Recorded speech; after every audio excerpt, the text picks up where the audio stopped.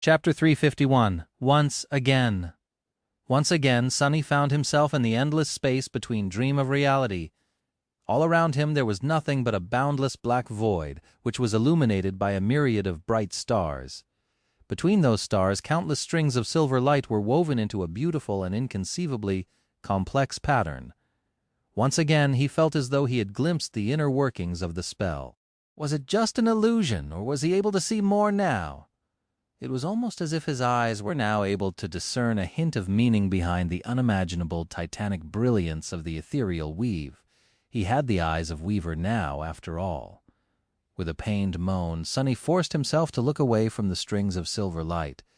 The magnitude of the secret hidden in this cosmic pattern was so immense that just thinking about it could drive him mad. The forgotten shore had taught him an important lesson, and it was that one had to be careful about what they looked upon. Some things were not meant to be seen by humans, not to mention that he had other things to think about. Curse it. Curse it all. Curse all of you. His voice disappeared into the darkness, full of indescribable fury, bitterness, and sorrow. No one was there to hear it except for the spell, which chose to tactfully remain silent. Breathing heavily, Sunny clenched his fists and closed his eyes. He didn't know what brought him more rage and pain, the fact that he had lost Neff, or the fact that his secret had been revealed. Both were too bitter to swallow. All that time, all that suffering, and for what? He had outsmarted and defeated so many powerful enemies, only for his true name to be discovered by an ungrateful, weak, blind girl after everything he had done for her. Cassie's betrayal, perhaps, had hurt him the most. Curse her, once again. He was a slave. He made a full circle and returned exactly to where he had started, in shackles. Only instead of nameless slavers, Neffis had become his master now. Neffis Sunny gritted his teeth and groaned, a storm of conflicting emotions tearing his heart apart. Why did she have to do it? Why? The pain of losing her, the hope of finding her again was just as strong and overwhelming as the hope that she would die and disappear forever in the unforgiving hell of the dream realm, so that they would never have to meet again, so that he would be free. He clawed at his face, not knowing how to process this conflagration of feelings. For someone who had spent most of his life alone, not caring for anything, this was all just too much. Luckily, time in this boundless void was a strange concept, so he had an eternity to try and come to terms with his new reality. The spell kept silent, as though giving him a chance to do just that. After a while, maybe hours, or maybe days, or maybe just a single second, Sunny sighed. Some time later he opened his mouth and whispered, "I won!" He had survived. Who could have thought? Slightly more than a year ago, he was thrown into a region of the dream realm that no human had ever escaped. And now he was not only returning to reality, but as low doing so as one of the most powerful sleepers in the history of the human race, maybe even the strongest one, or the second strongest.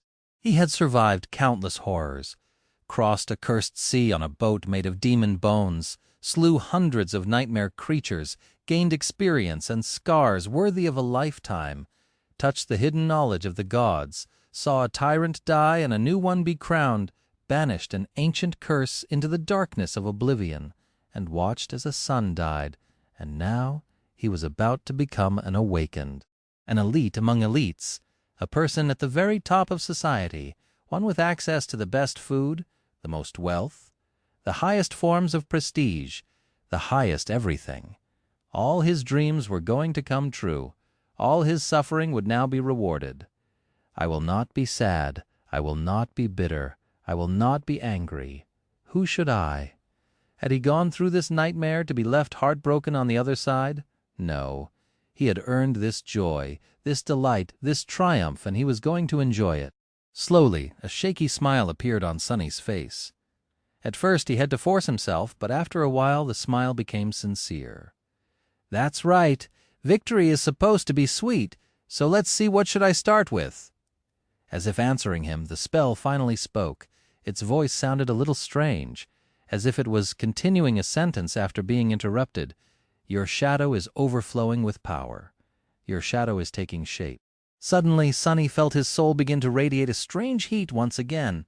"Crap! Your shadow is complete." Something inside of him exploded, drowning his whole being with indescribably suffering. With a startled yelp, Sunny fell down. How come I end up on my ass every time I come to this place? The first time Sunny had appeared in the void, he was so shocked to discover the divine rank of his aspect that his legs buckled. And now, due to the painful transformation happening to his soul, he ended up in the same situation again.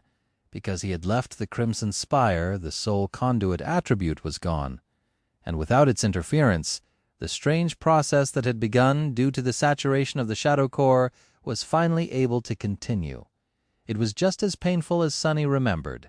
Gritting his teeth to prevent himself from screaming, Sunny tried to endure that terrible agony. He was no stranger to physical pain, but this was something different. It came from the soul itself, and for that reason was so much worse. Arg, damn it all.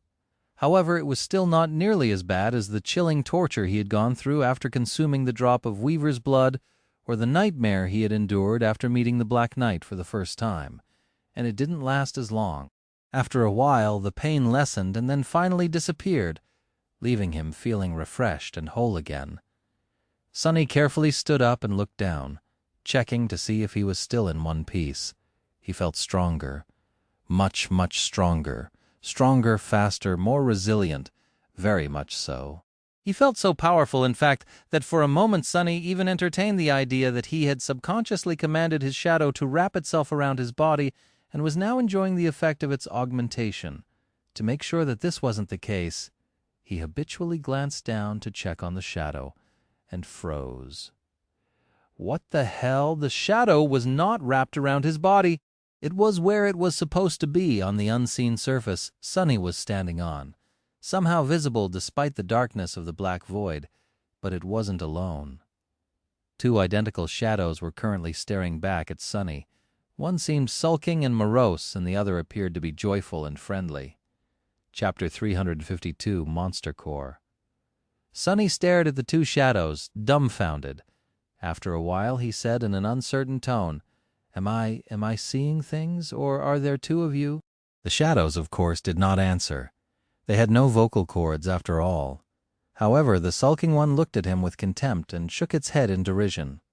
The friendly one, meanwhile, looked down shyly and slightly shrugged. What is going on? Frowning, Sunny lingered for some time, and then dove into the soul sea. With the soul conduit attribute gone, it was back to its usual tenebrous appearance. The surface of the water was tranquil and still, and hundreds of motionless shadows stood silently in the darkness. Above him, shining spheres containing the memories were circling around the Sunny raised his head, then flinched. Where the black sun of the Shadow Core had once loomed above the quiet sea, there was now two. Two identical Shadow Cores hovered in the dark sky, shining with lightless black radiance. He blinked. There's two of them. A few minutes passed, or at least something that felt like a few minutes. There's two? I have two cores. Why do I have two cores? Humans only ever had one soul core. That was a fact. Only nightmare creatures had more. Sunny looked down at his hands, then made them into fists, feeling newly gained strength course through his muscles. Then he scowled and looked up again. Your shadow is taking shape. Your shadow is complete. So the spell was not speaking about the bad-tempered shadow that had accompanied him for so long. Initially, Sunny had assumed that the shadow and his core were going through a transformation due to the acquisition of the 1000th fragment, perhaps evolving or even awakening. But the spell actually meant to say that his second shadow, and thus a second shadow core, were complete. They had been assembled from the 1000 shadow fragments he had collected, making him a what? Sunny hesitated for a bit, then ordered the shadows to wrap themselves around his body. The sulking one seemingly rolled its eyes before obeying the command. The friendly one seemed extremely delighted to do as he asked. Both flowed up and covered his body. Immediately, Sunny felt his already considerable strength double, and then triple. His mouth hung open. Too powerful. This is too powerful. This was incredible. To experiment further, he commanded one of the shadows to return to the surface of the tranquil water. A moment later, he had a shadow once again, but still enjoyed the familiar augmentation, even if it grew weaker, returning to its previous strength. He then summoned the midnight shard and ordered the second shadow to wrap itself around its blade. Now, both his body and his sword were augmented. Then he sent the sulking shadow to join the friendly one. His body was not enhanced anymore, but the austere Tachi felt much sharper, more lethal, more deadly. Finally, he commanded one shadow to leave the midnight shard and cover the puppeteer's shroud. 2 memories were augmented at the same time. Holy hell, this was just too good. Sunny stood silently for a while, staring into the distance. So this was it. This was the most unique, most powerful side of his aspect. A divine aspect, after all, was not necessarily more powerful than a lesser one, but it had much more potential. With the second core and a second shadow, the gap between Sunny and the other awakened was going to increase. And if he was right about it, if he was right, this was only the beginning. Because if there was a second core, there would most likely be the third one, and then the fourth. Suddenly, it all made sense. Why Nephis never seemed to be able to saturate her soul core, no matter how many shards she absorbed, no matter how many nightmare creatures and humans she slew. Why she had been incapacitated after killing Gunlag. Why she was so much stronger, faster, and more powerful than him, even at his peak. It was because her aspect was divine, just like his. But she had discovered its secret much sooner than him. As a dull pain appeared in his heart, Sunny banished the image of changing star from his mind and summoned the runes. He had to make sure that his guess was right. Name, Sunless. True name, Lost from Light. Rank, Dreamer. Below that, new runes were shimmering in the darkness. Sunny's eyes widened. Class, Monster, Shadow Cores, 2-7. He stared at the glowing runes, his face calm, his heart engulfed by a dark fire. Monster, 2 out of 7. He was right after all. His progression path was indeed different from all of humanity. It was harder, larger, but also so much more promising. The promise of it was as vast as it was frightening. He was reluctant to even try to imagine the pinnacle of what he would potentially be able to achieve. The possibilities were simply limitless. What would a human with 7 cores and the might of a titan be capable of? What obstacles would they be unable to conquer? Who would dare to stand in their way? Who would dare to call them their slave? Of course, the road to creating 5 more cores would be long and arduous. It would take him years, if not decades, if he even manages to live that long. In fact, the magnitude and scale of such an ambition were nothing short of insane. After all, the stronger he grows, the stronger enemies he would have to face to collect their shadow fragments. It seemed all but impossible. Almost. Was he really going to try? After some time, Sunny lowered his gaze and continued to read the runes. His face looked like that of a madman. There were simultaneously a deep frown and a wide smile, somehow coexisting on it, making for a strange sight. But then the wide smile disappeared, leaving only the frown behind. There was something even more important waiting for him in the glow of ethereal runes. Something even more frightening. Reaching the lowest part of the field of runes, he read, Aspect, Shadow Slave. Aspect rank, divine, aspect description. You are a miraculous shadow left behind by a dead god. As a divine shadow, you possess plenty of strange and wondrous powers. However, your existence is empty and lonesome. You mourn the passing of your former master and long to find a new one. Right beneath it was the description of the part of the aspect that had cursed his life, turning it into a nightmare. Innate ability, shadow bond. Ability description. Find a worthy master and let them know your true name. Once they recite it out loud, you will be bound to their will, unable to disobey any command. It is improper for a shadow, let alone a divine one, to walk around without a master. However, the runes describing Shadow Bond were gray and lifeless, as though the ability was now inactive. Makes sense. He had a master now, after all. He wasn't free to walk around without one anymore. And speaking of it, right below, new runes were now shining in the darkness. Master, Changing Star. Sunny stared at those 3 words for a long time. Who knew that just 3 words could bear such a crushing weight?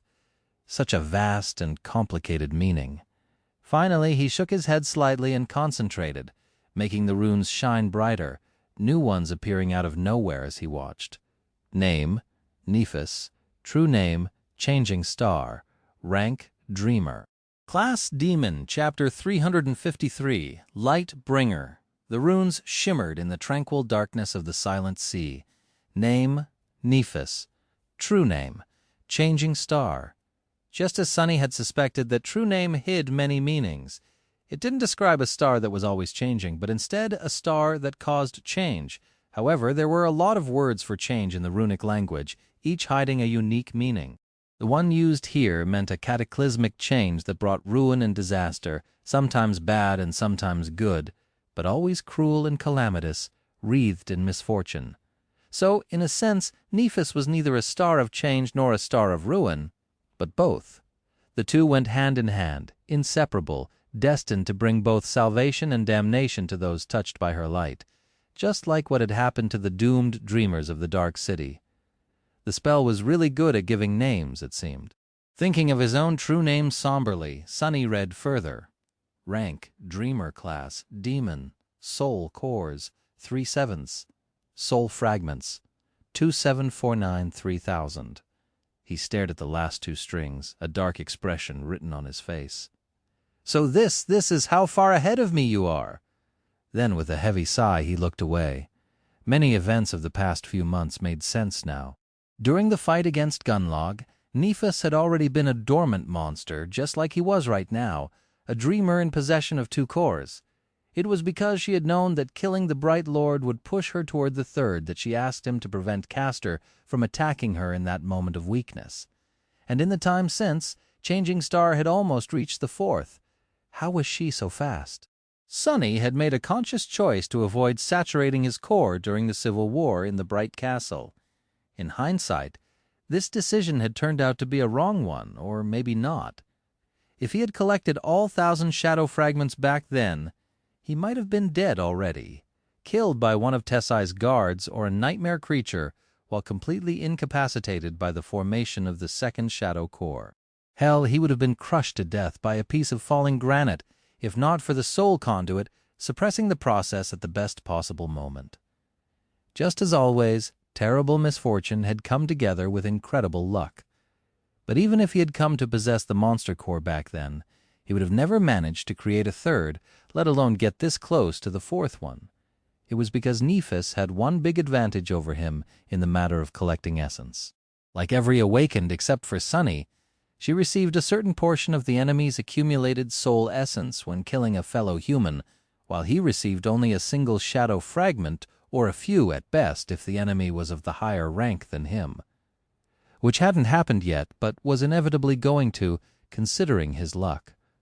The war against Tessai and Gemma must have been a true feast for Changing Star, especially when slaying those experienced members of the host that had long saturated their cores themselves. She was always on the front line after all, fighting, killing, leading her followers. Sunny grimly stared into the darkness for a while, then slowly turned back to the runes. His eyes slid lower memories.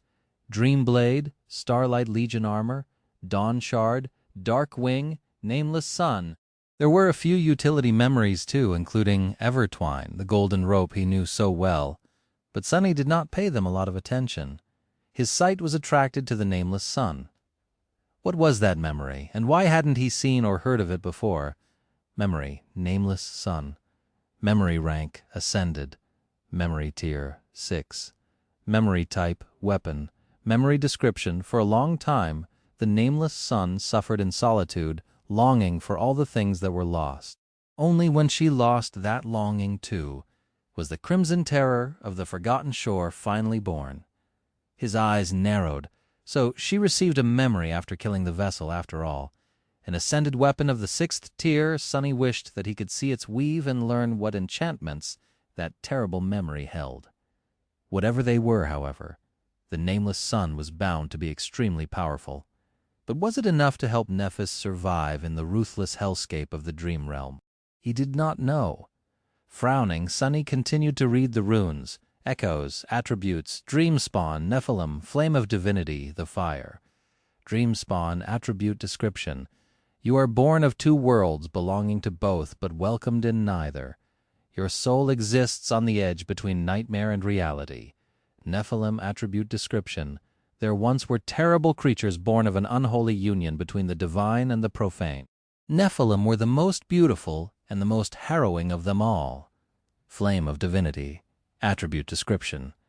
Your soul is a flame with the light of divinity. The fire attribute description. You have inherited the lineage of Sun God. He hesitated for a bit, studying Neph's attributes, the one that was at the center of all the rest, the core of her being, just like his trait. He often thought that it was tied to drive, battle prowess, or will, but it was not. Instead, Neph's innate attribute was called dream spawn, and tied to her nature as a child of a hollow mother. In a sense, she was connected to the dream realm and the nightmare spell from before she had even been born. Her core trait was duality. If his guess was correct, that duality was further expressed after Nephis had conquered her first nightmare and received her aspect, as well as a new attribute, Nephilim. Once again, it described a half-blood creature, half divine, half profane. Half deific, half unknown? Suddenly he remembered how Changing Star had stopped and stared at the depiction of a radiant being engraved into the walls of the ancient mine below the hollow mountains. Was that creature one of the Nephilim, or a fallen angel from whom Nephilim were supposed to be born? After all, the similarity between that creature and her own powers was hard to deny, and then there was the last attribute, the fire. Sunny rubbed his face. A lineage attribute, somewhat similar to his own blood weave. Finally, the meaning behind that word became clear. Lineage memories akin to the drop of Icar were able to impart awakened with unique attributes that, unlike the usual ones, seemed to be hereditary.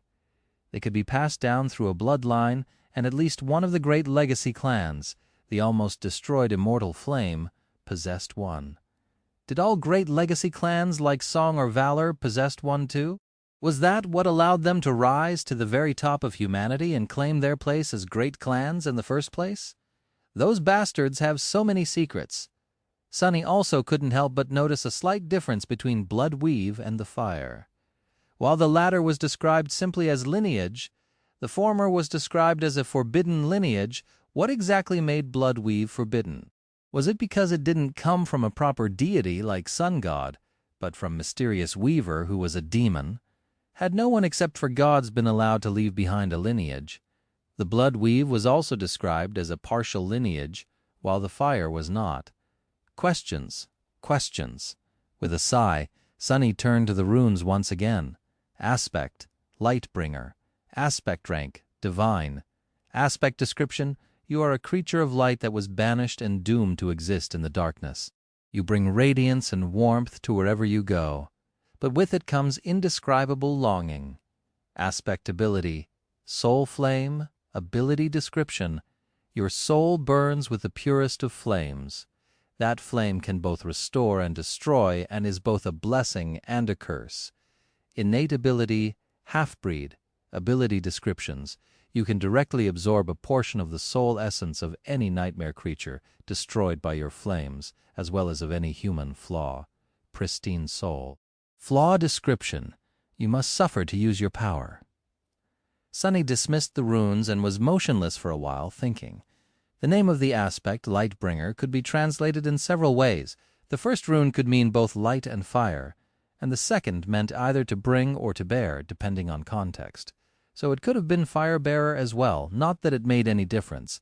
The rest he had already known or suspected, so it didn't surprise him much. Only the strange innate ability, Halbreed, was somewhat new. Nephis had mentioned once that she was capable of doing something like that, but without sharing any details.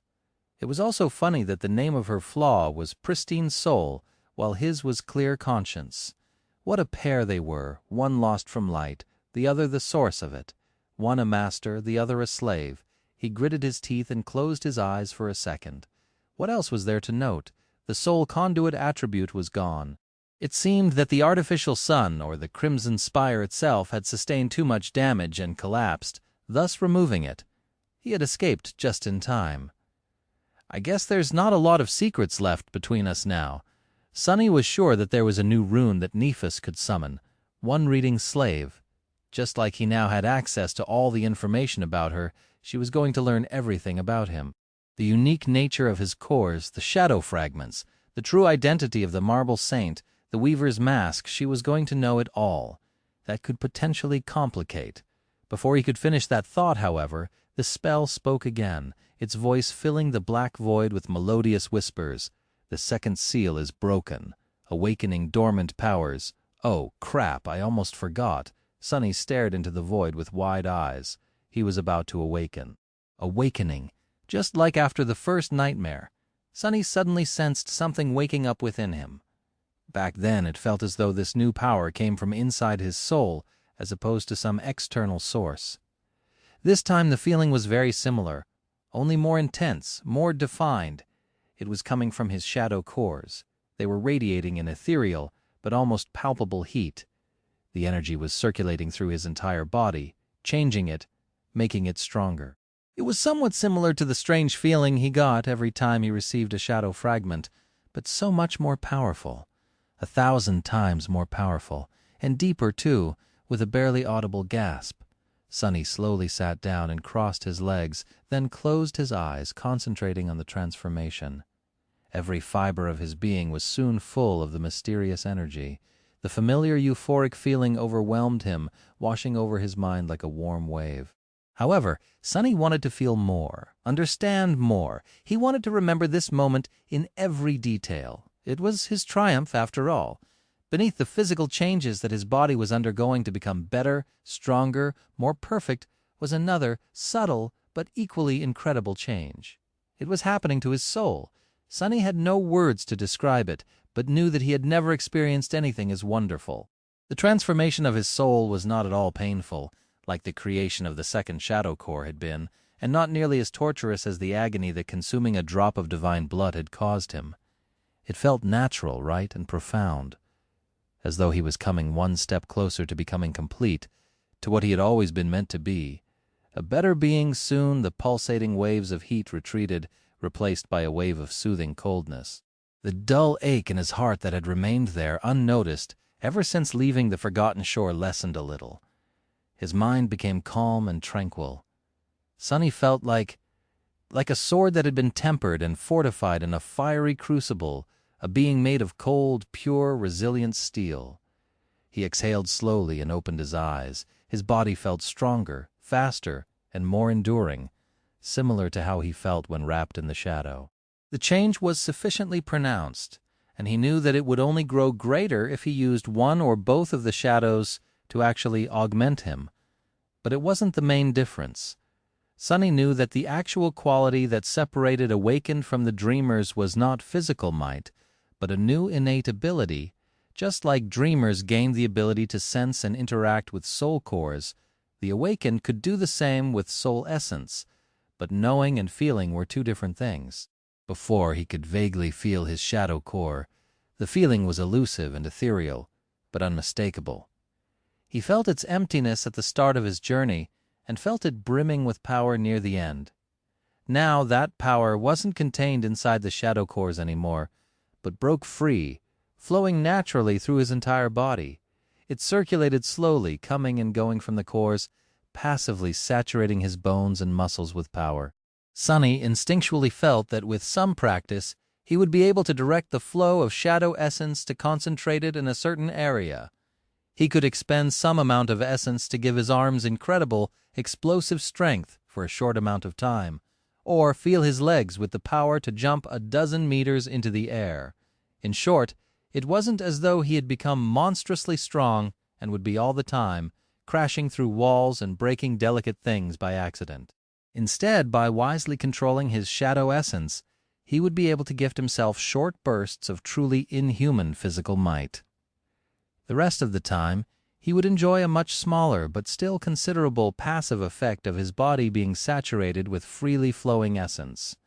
More training, Sunny could now control the shadow essence by instinct, but if he wanted to truly master it and do it more efficiently, he would have to learn from experienced awakened. Some instructors at the academy existed for the sole purpose of teaching newly awakened just that, after all. And then there was a whole nother layer of combat strategy that he would have to understand and master. Sleepers thought much like mundane humans, only with more power and tools, but battles of the awakened were much more tactical. While essence always restored itself to the core's maximum capacity, it took time. In the reality of a battle, it was a finite resource. Because of it, one had to be smart and careful about how and when to use it. He would also have to absorb as many shadow fragments as possible to increase the capacity of his cores. Luckily, he now had 2 of them, which already gave him a big advantage over the rest of the awakened. But this new amazing quality he had received was not the end of the awakening. The main event was yet to happen. The spell spoke again, filling him with anticipation. Awakening aspect ability acquired. Aspect ability name, Shadow Step. Sunny blinked, then hurriedly summoned the runes. Name, Sunless. True name, Lost from Light. Rank, Awakened. Class, Monster. Shadow cores, 2/7. Shadow fragments, 0-2000. Just as expected, both of his cores were not dormant anymore, instead becoming awakened.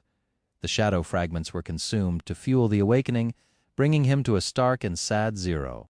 1,000 fragments gone just like that. He wasn't really disappointed, though. The amount of essence consumed during the awakening directly corresponded to the starting capacity of the core, and thus the extent of the physical transformation that a sleeper would go through. By collecting 1,000 fragments and fully saturating his first core, Sunny not only received a second one, but also made sure to gain the best benefits a sleeper could dream of.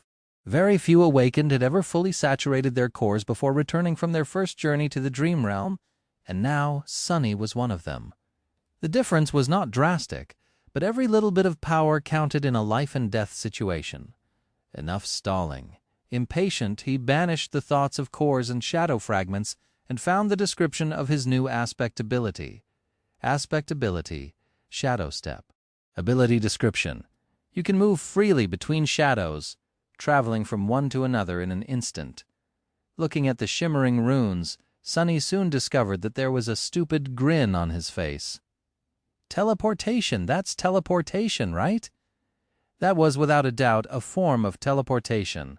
An ability such as this was a game-changer. His mobility would become truly incredible. Not only would he be able to apply it to traversal, making his future ventures into the dream realm easier and safer, but it could also play a decisive role in a battle. What was more deadly than an assassin capable of appearing out of nowhere and disappearing from sight in a blink of an eye? Not many things, really. Of course, he would have to experiment and learn the true extent of this amazing ability. What was its range, for example? Would he be able to jump to any shadow in sight, or to any shadow in the range of his shadow sense? Did a shadow have to be deep and large enough for him to fit through? Or would even the smallest and faintest of them do?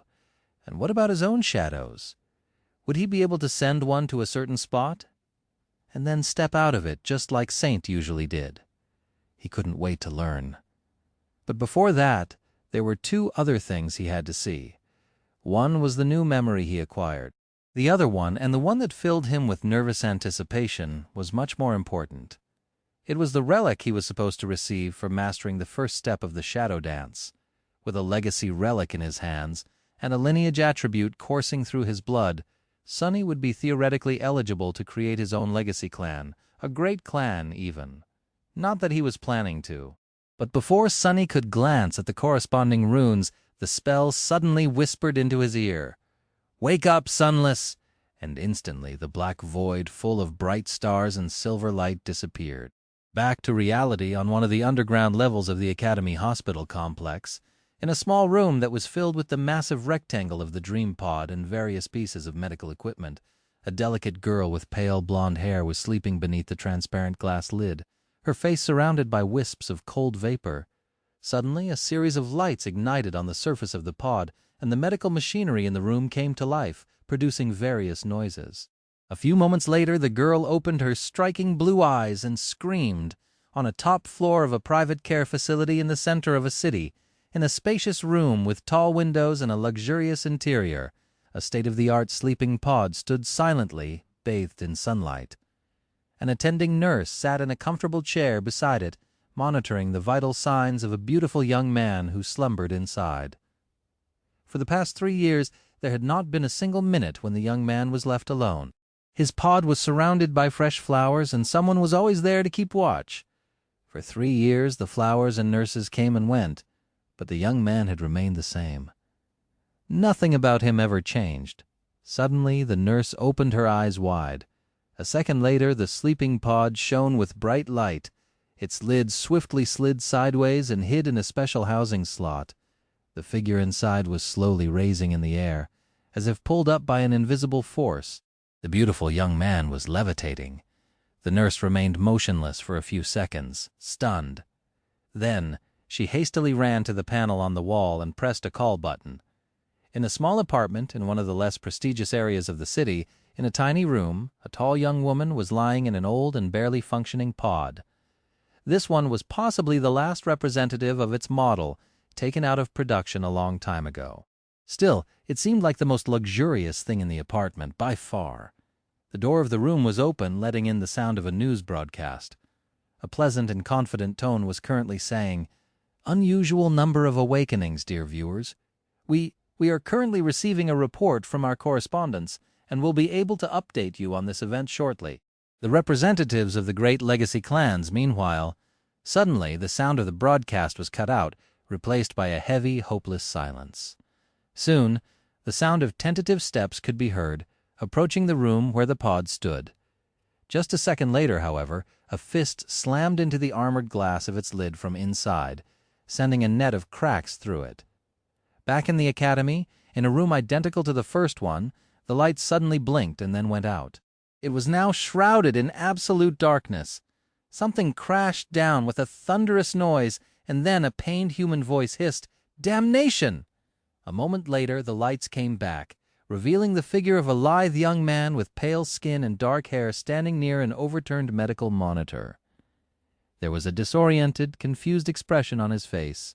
The lid of the sleeping pod was still closed. However, it was empty. And a few hundred meters away, hidden even deeper underground, there was another room. This one was slightly bigger and much better guarded than all the others. In it stood a simple sleeping pod. Beneath its transparent lid, a young woman with ivory skin and long silver hair slept, undisturbed by anything. Despite the growing commotion outside, inside the tranquil room, it was quiet and peaceful. Nothing changed. The pod did not shine with bright lights. The medical equipment remained silent. Imprisoned in the glass coffin of the sleeping pod, the young woman continued to dream, as if cursed to remain in her nightmares forever. Sunny looked around the small room, slowly realizing where he was. Academy. He was back at the academy. He had returned to the real world. He looked around, noticing the medical equipment and the sleeping pod, all of which were currently ablaze with the light of alarms. The pod was still closed. How the hell did I get out? Speaking of which, looking down, Sunny realized that he was naked. To avoid any awkward situations, he summoned the puppeteer's shroud. Once the armor weaved itself out of black strings and covered his skin, he felt a lot better. He did, however, have to force himself to not summon the Midnight Shard as well. His instincts screamed, demanding him to arm himself in an unfamiliar environment, but this was the real world. He had to adjust his behavior.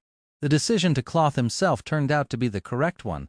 Just a few moments after he had made it, the door of the room opened, and a woman in a white coat rushed inside.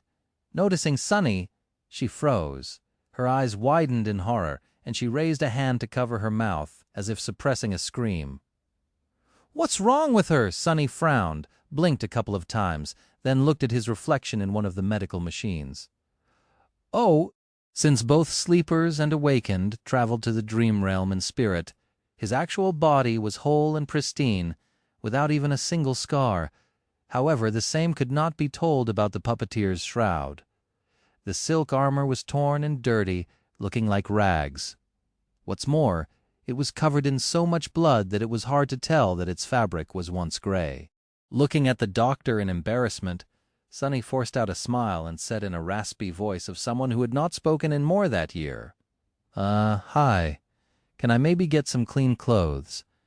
The woman stared at him for a few moments, then said in a trembling voice, "Slee, awakened Sunless? Sir, you are awake?" "Sir? Did she just call me sir?" Sunny grinned. "I sure hope so. I've been sleeping for a year and 2 weeks after all." The doctor finally. She smiled slightly and said, her voice full of sincere admiration, "Welcome back to the real world, sir." Chapter 355, Back to Reality.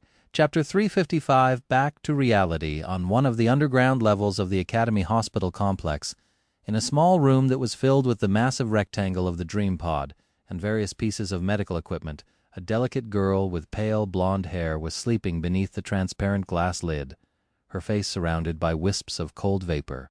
Suddenly, a series of lights ignited on the surface of the pod, and the medical machinery in the room came to life, producing various noises. A few moments later, the girl opened her striking blue eyes and screamed.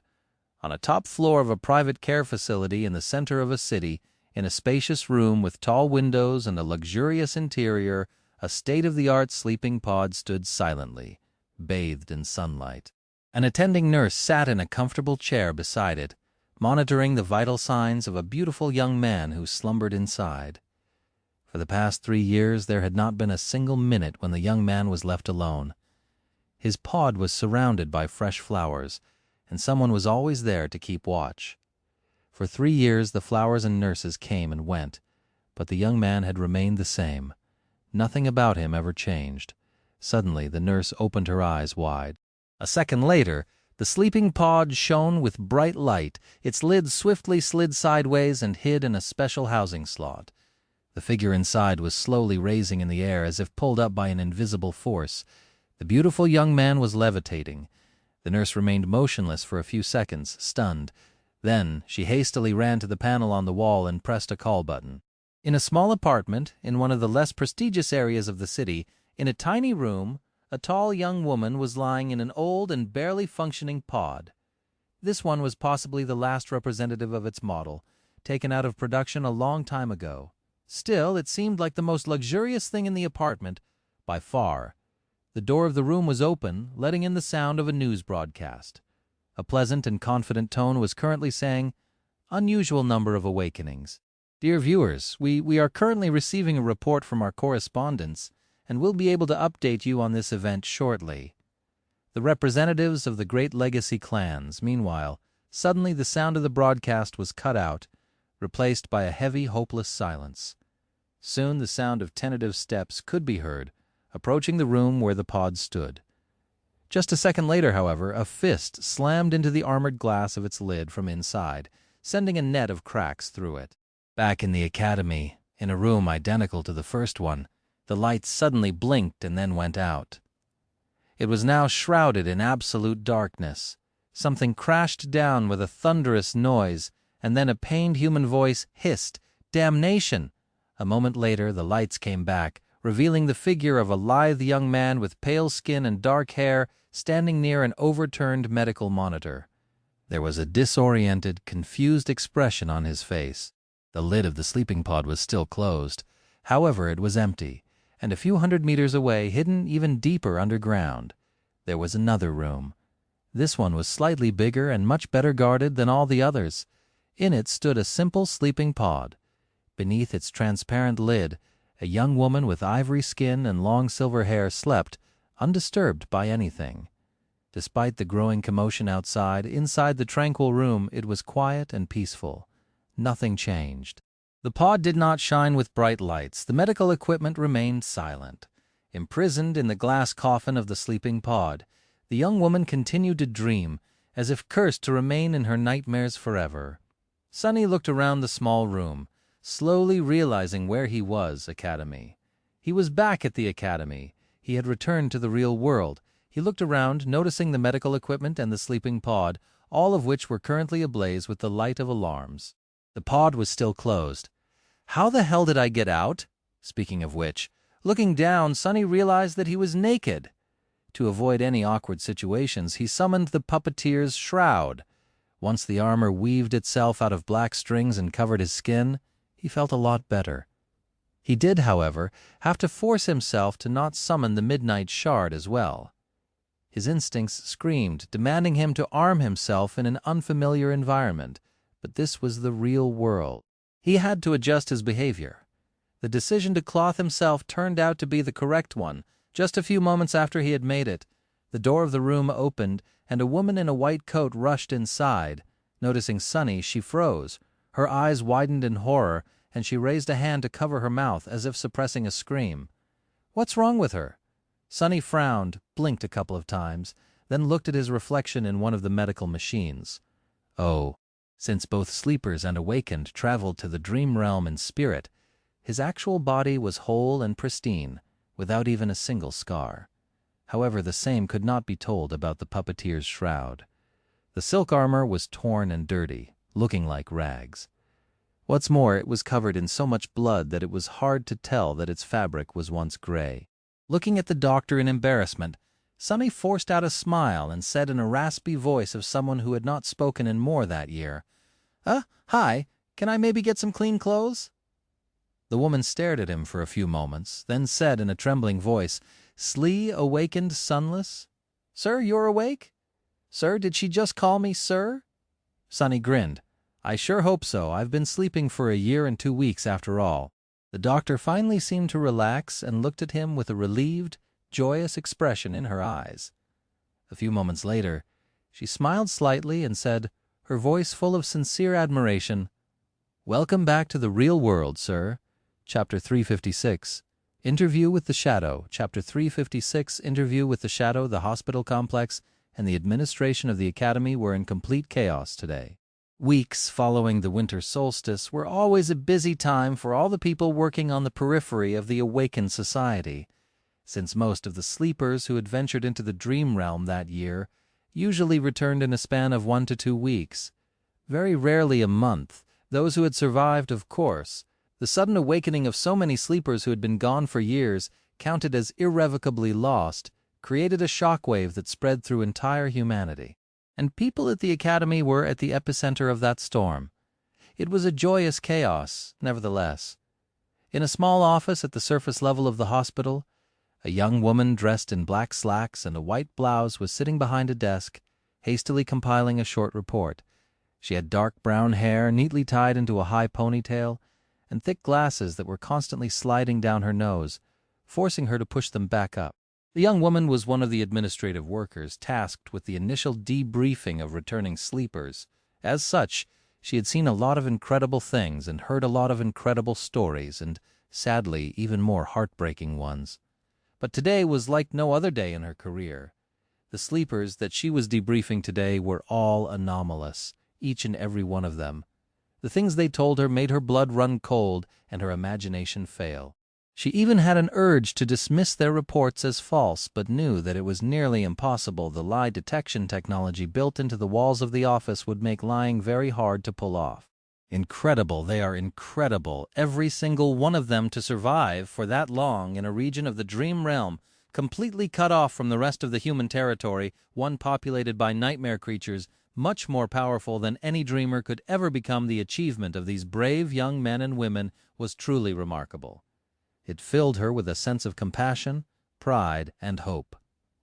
Humanity received an unexpected but wonderful gift today. Finishing the report and sending it to her superior, the young woman pressed a button to let the next sleeper know that it was their turn to come in. The door of her office opened, and a pale young man with dark hair entered the office. Because of the nature of her job, she was accustomed to interacting with incredibly attractive people. Almost every awakened was pleasant to look at, after all. The young man in front of her was far from being the most outstanding in terms of appearance among them, and yet, for some reason, she was unable to look away for a couple of moments, a natural smile somehow finding its way onto her face.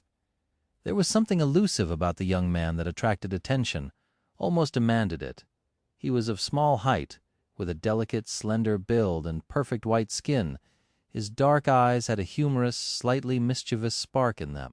The young man wasn't exactly handsome, but due to his small stature, pale complexion, and dark hair, he looked like a beautiful porcelain doll, and there was a subtle strangeness about him. The young woman couldn't quite put it into words, but it seemed as though his every move, every word was ever so slightly not exactly how they should have been. Not really wrong, but also not completely right.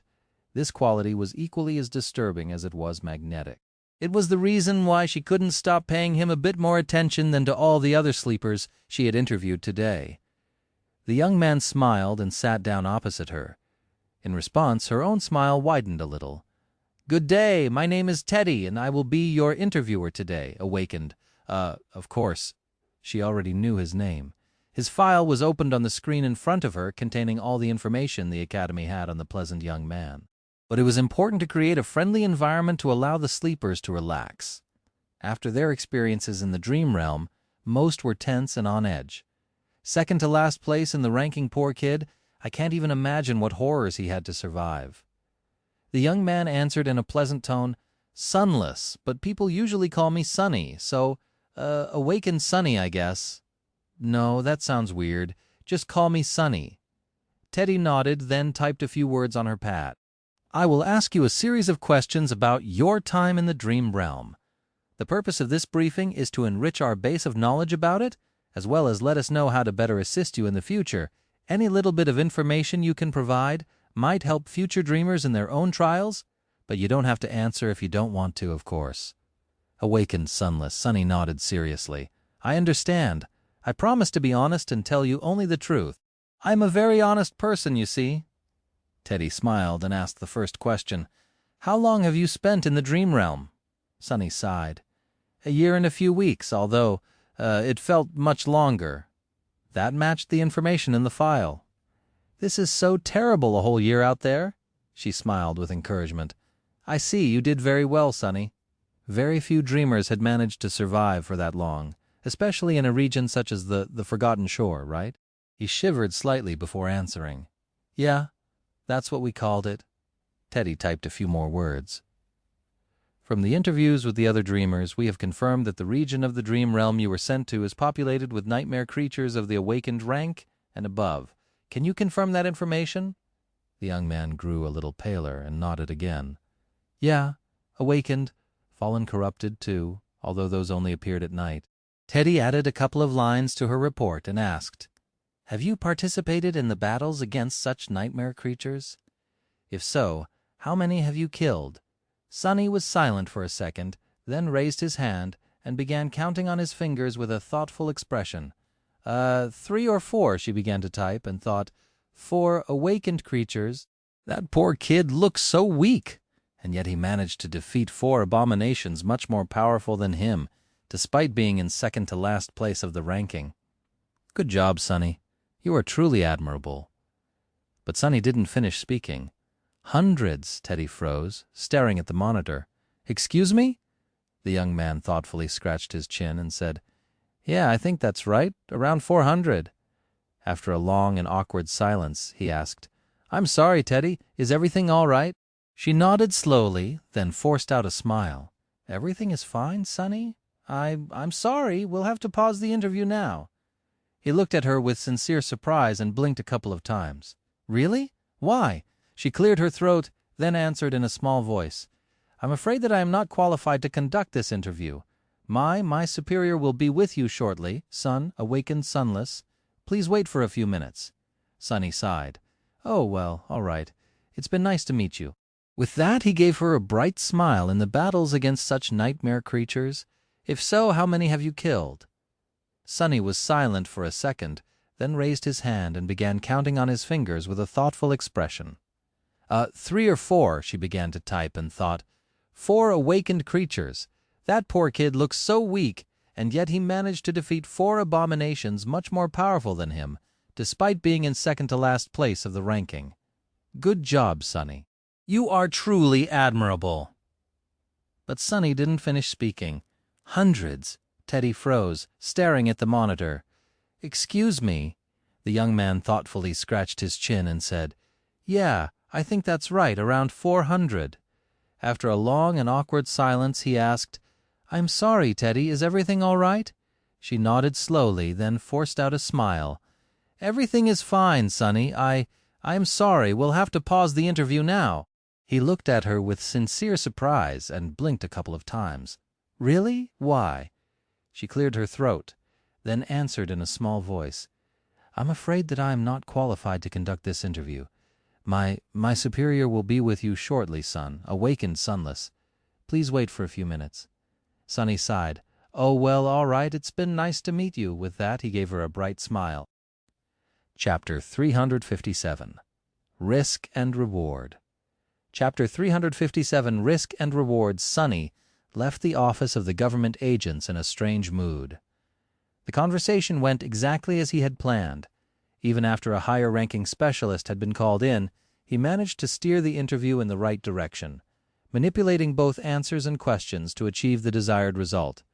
In the end, he wanted everyone to know that he was someone exceptional, but not so exceptional as to overshadow the best of the best.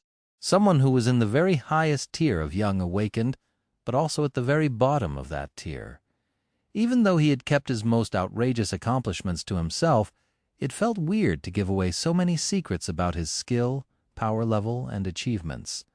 Sunny had grown so used to pretending to be a pathetic clown that removing that mask to reveal another, less outlandish mask was not easy for him, and yet it was something he had to do. After he had awakened, there was not a single moment for him to properly think things through. He had to go through a series of medical and psychological tests, followed by a lengthy debriefing. However, he had been able to realize one thing very clearly. His situation had fundamentally changed.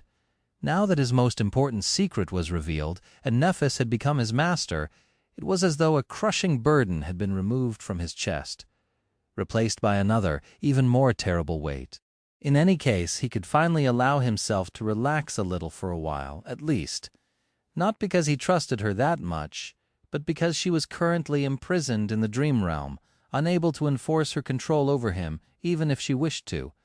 In a sense, as far as his worst nightmare becoming reality went, this was the absolute best version of how things could happen. He had a lot of time to think about countermeasures and prepare for whatever the future held after all. Walking through the corridors of the hospital complex, Sunny was engrossed in thought. One thing he was sure about was that a divine shadow like him could only have one master, so he didn't have to worry about someone else finding out his true name and enslaving him, not anymore. The guillotine blade that had hung above his neck all that time was now gone. However, he still kept the existence of his true name a secret for one simple reason. He didn't know what was going to happen if Noctis died. Would he be free forever, or die with her? He felt that neither of these theories was correct. Firstly, because the description of the aspect described him as a divine shadow that had lost its master, which probably meant that he could lose another one and remain alive.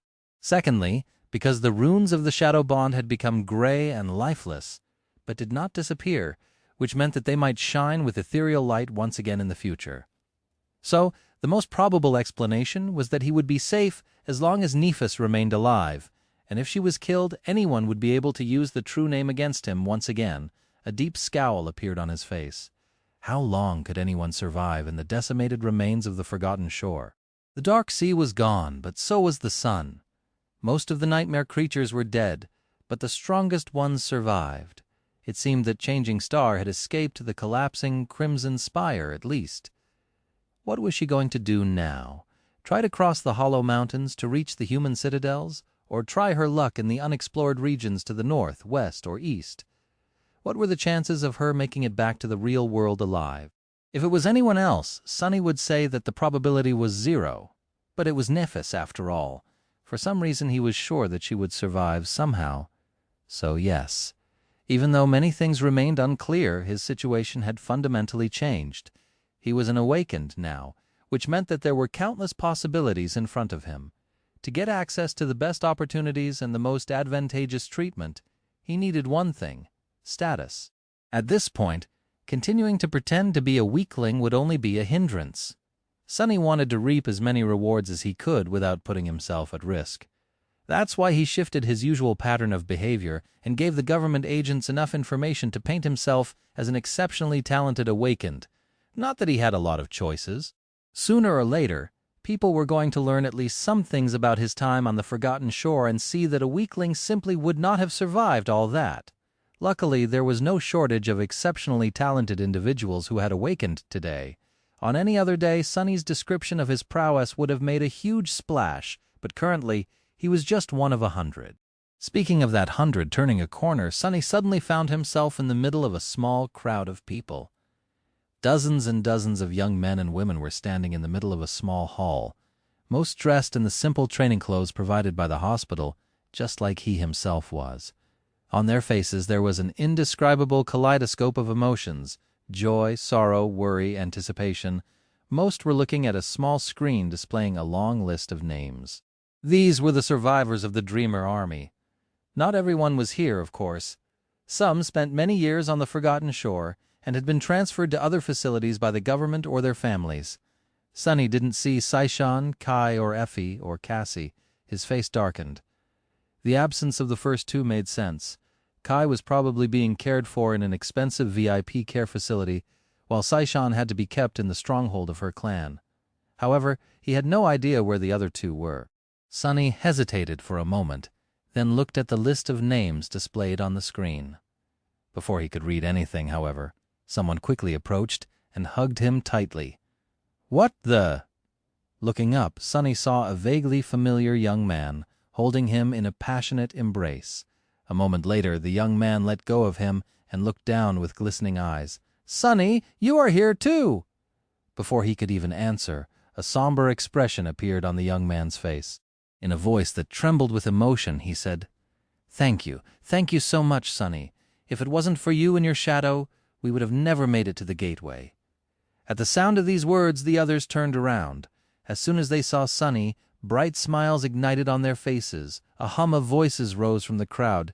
"Guys, it's Sunny! Thank you, man! We will never forget what you did for us!" Sunny stared at them, dumbfounded. Weird! This is so weird! Ever since he had come to his senses near the sleeping pod, mundane humans were treating him with the utmost respect. They even went so far as to use honorifics, calling him Sir or Awakened Sunless. And now this, why was everyone so friendly and happy to see him? He had never experienced anything like this before. Was this what it was like to be an Awakened? After dozens of young people came closer to shake his hand or happily pat him on the shoulder, he awkwardly smiled. It's nice to see you too, guys." The young woman who was currently facing him smiled in response. Then, however, her face turned dark. "Have you heard anything about Lady Nephis after coming back?" He stiffened, then shook his head. "No." Have you?" She turned back to the screen, tears appearing in her eyes. "Nothing? None of us did. Out of everyone who made it to the spire, only 2 are unaccounted for. We think she is still inside." Sunny remained silent for a while, then asked, "Who is the second?" The young woman sighed. "Sir Castor? No one had seen him near the gateway. He must have gone to help her hold back the terror and her voice trembled. Someone said that he died. Oh gods, what if Lady Nephis dies too?" Sunny lingered for a few seconds, a grim expression on his face, then squeezed her shoulder lightly and quietly walked away. Chapter 358, Shadow Step. Chapter 358, Shadow Step. The hospital staff had provided each of the newly awakened with a small room at one of the underground levels of the complex to have a place to rest and get accustomed to their new abilities while waiting for more permanent accommodations, if they were going to remain at the academy, of course. It was also a place they could take their families to talk and spend time together in privacy. Currently, many emotional reunions were taking place in similar rooms around Sunny's, made especially joyous and heartbreaking because the survivors of the Dreamer Army had spent long years on the Forgotten Shore. They had gone through hell indeed, but their loved ones in the real world had suffered a great deal as well. Not that Sunny would know anything about that. No one had been waiting for him to return after all. In any case, the room he had been provided with was sufficiently comfortable. There was an area for training, a desk with a pitcher of water and some snacks, a sofa, and even a bed. None of the returned were going to sleep, of course. Not for a few days, at least. At the very end of the field of shimmering runes, Sunny could now see a new string of symbols. Gateway. Usually, the name of the gateway that an Awakened had last used would be written there. This was their anchor in the dream realm. Every time an Awakened fell asleep, They would be transported to the gateway they were anchored to, spend some time in the dream realm, either as much as they wanted or as little as possible, only until their soul was ready to travel between worlds once again, and then go through that gateway to wake up back in reality. However, the gateway of the Forgotten Shore had been destroyed. For that reason, every single survivor of the Dreamer army now had no anchor in the dream realm. That didn't mean that they would remain in the waking world forever, though. Rather, it meant that they were going to be transported to a random one as soon as they fell asleep. Just like during their first journey into the land of nightmares, the prospect of being at the mercy of the spell once more was nothing short of terrifying. Especially for Sunny, who had the misfortune of always finding himself in only the most extreme of circumstances. However, the situation wasn't really that bad. There was a way for a newly awakened to change their anchor without relying on chance. It was to acquire the services of a saint who would be able to take them to the dream realm without involving the spell appearing near the saint's own anchor. Of course, that anchor would most likely be situated in one of the human citadels, allowing the awakened to anchor themselves to a gateway in human territory. There were just a few dozen saints alive across all of humanity, so for an average awakened, their help was not easy to get. However, Sunny was not an average awakened. In fact, none of the survivors of the Dreamer army were. Every year, the most promising of the newly awakened were recruited by powerful citadels and provided the means to anchor themselves to their gateways. Everyone profited from this arrangement. The talented awakened received a chance to change their anchor if they wished to do so, while citadels received new powerful defenders or useful craftsmen to enhance their living conditions and infrastructure. With how extraordinary the 100 survivors of the Forgotten Shore were, and how unusual their circumstances turned out to be, there was going to be a small recruitment war happening in the next few days. Prosperous citadels were going to fight for the right to add these outstanding young people to their populations, promising better and bigger rewards, as if during an auction. The government would inevitably get involved, too, helping those who for some reason failed to find a citadel to call home.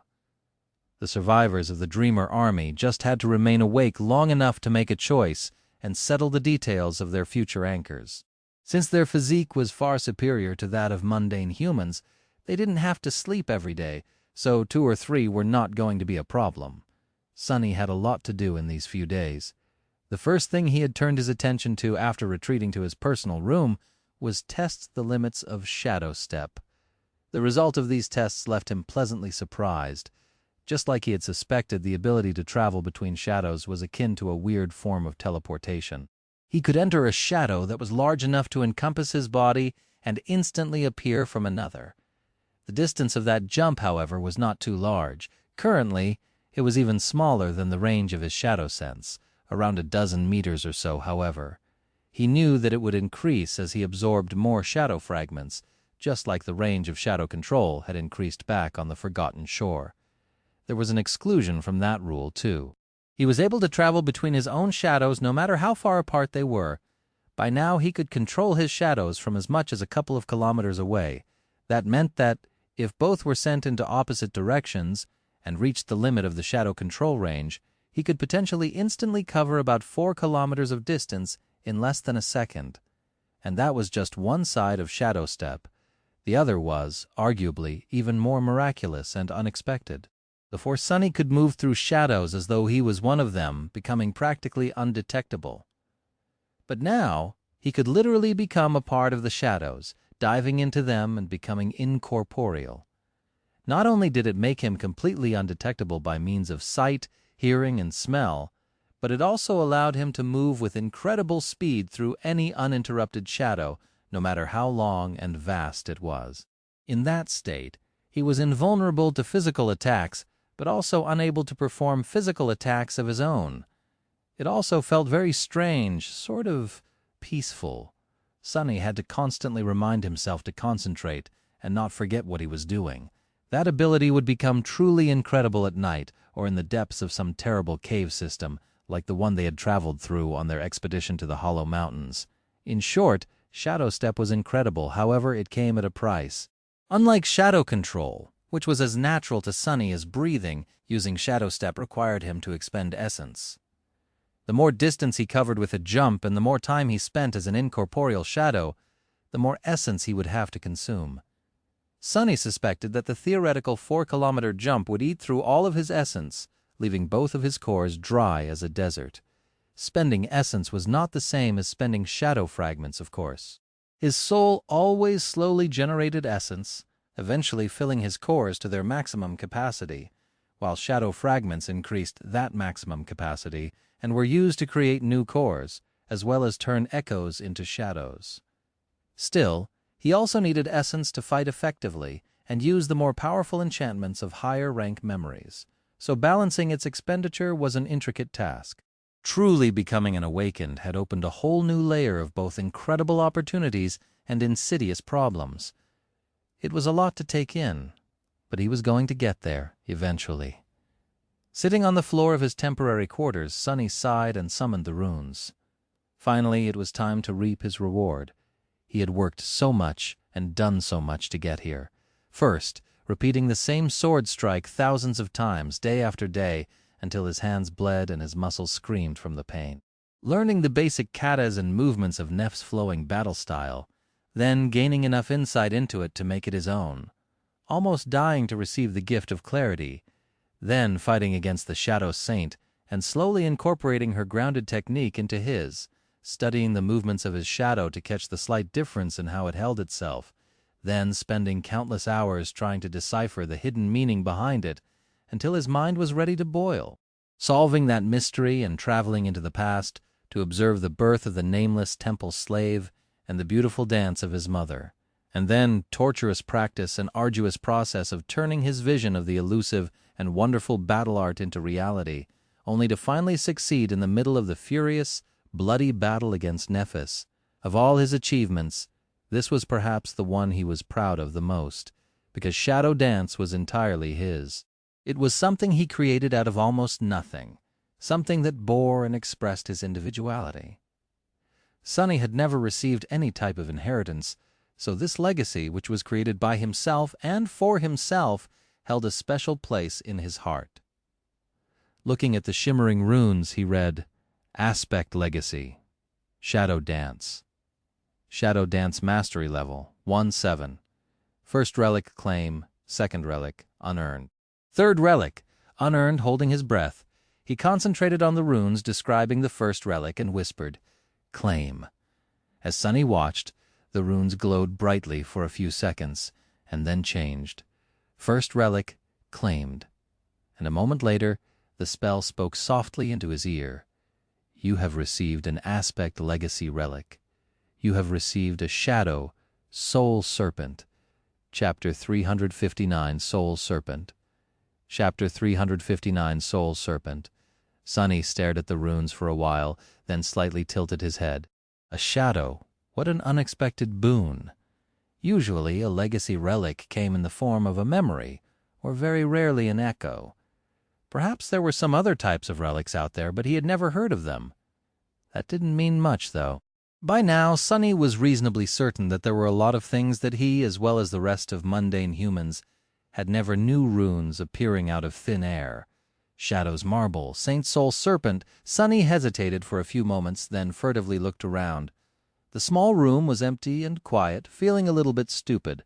Sunny shook his head and summoned his new shadow to take a good look at it. A slight breeze moved his hair, and in the next second, nothing happened. Sunny frowned and looked around the room, then scratched the back of his head. What the hell? Where's the damn snake he had hoped to see a giant serpent made out of shadows appear in front of him, with black scales as thick as plate armor and a mouth wide enough to swallow his enemy's whole, or an average-sized snake at least. But there was nothing. He even checked to see if a new shadow joined his two invaluable helpers, but no. Both rested on the floor, one seemingly content, the other bored and in a perpetually bad mood. Weird. He raised a hand to rub his eyes but froze at the last moment. What is that? There was something dark on the skin of his wrist, peeking out slightly from beneath the sleeve. Following intuition, Sunny hastily stood up and took off the top of the training suit provided to him by the staff of the hospital complex, left naked to the waist. He then looked at himself through the eyes of the shadow. Out there on his pale skin, an intricate image of a black serpent was tattooed so detailed that it almost seemed alive. The serpent coiled around his arms and his torso, its tail resting just above his right hand, its head just above his left. Would I have a tattoo now? In the darkness of the small room, the serpent almost seemed to move under his skin, two curved fangs threatening to break its surface. It was striking, beautiful, and disturbing, of course. Sunny recognized the serpent immediately. Both the nameless temple slave and his mother had a very similar image marking their skin, after all. It was the shadow god's mark, but why did his new shadow turn into a tattoo? Confused Sunny. Listened to his body and soul, trying to feel if something had changed about them, and soon he did notice a small difference. The flow of the shadow essence through his body had changed. If previously it had circulated naturally, now it seemed to follow the coils of the serpent, moving faster and with more intent. As if directed by them, Soul Serpent, does that thing enhance my shadow essence control? To experiment, Sunny poured essence into his limbs and then performed several movements of shadow dance. After that, he jumped from one shadow to another, a few times expending even more essence. He felt the difference instantly. Not only was he able to control the essence better, but it also seemed to be consumed at a slightly slower pace, and restored at a faster one. Soul Serpent served as a channel for it, existing both on the material and the spiritual plane. As such, it was connected both to his cores and to his body, creating a strange bridge that allowed Sunny to use his shadow essence with better efficiency. This is a very useful shadow. Those words were an egregious understatement. Sunny had already understood how important and vital managing essence was for the awakened. Any tool that could enhance that aspect of their power was truly precious, and he got such a marvelous one practically for free. He was also sure that the serpent would only get more powerful in the future, provided he kept it well fed, of course. But how was he supposed to feed memories to a tattoo? Perplexed Sunny thought for a bit, then finally concentrated on the runes. Once again, Shadow Soul Serpent, Shadow Rank Dormant, Shadow Class Monster, Shadow Attributes, Shadow Guide Soul. Perhaps it wasn't a coincidence that it was a monster. Sunny was a monster himself, after all. So maybe the serpent would not evolve its class like Saint had, by consuming the soul core of a suitable nightmare creature. Most likely it would grow alongside Sunny himself, but why was it of the dormant rank while Sunny had already become an awakened? Maybe its rank was not tied to Sunny's soul, but to his comprehension of the shadow dance. Currently he had mastered only the first of the 7 steps of the battle art, and the serpent belonged to the first of the 7 ranks. Would it evolve to a higher rank if he mastered more steps? Full of thoughts, Sunny sighed and turned his attention to the shadow's attributes. Shadow Guide Attribute Description. Soul Serpent guides shadow essence as it flows through your body. Soul Weapon Attribute Description. Soul Serpent can assume the form of a weapon.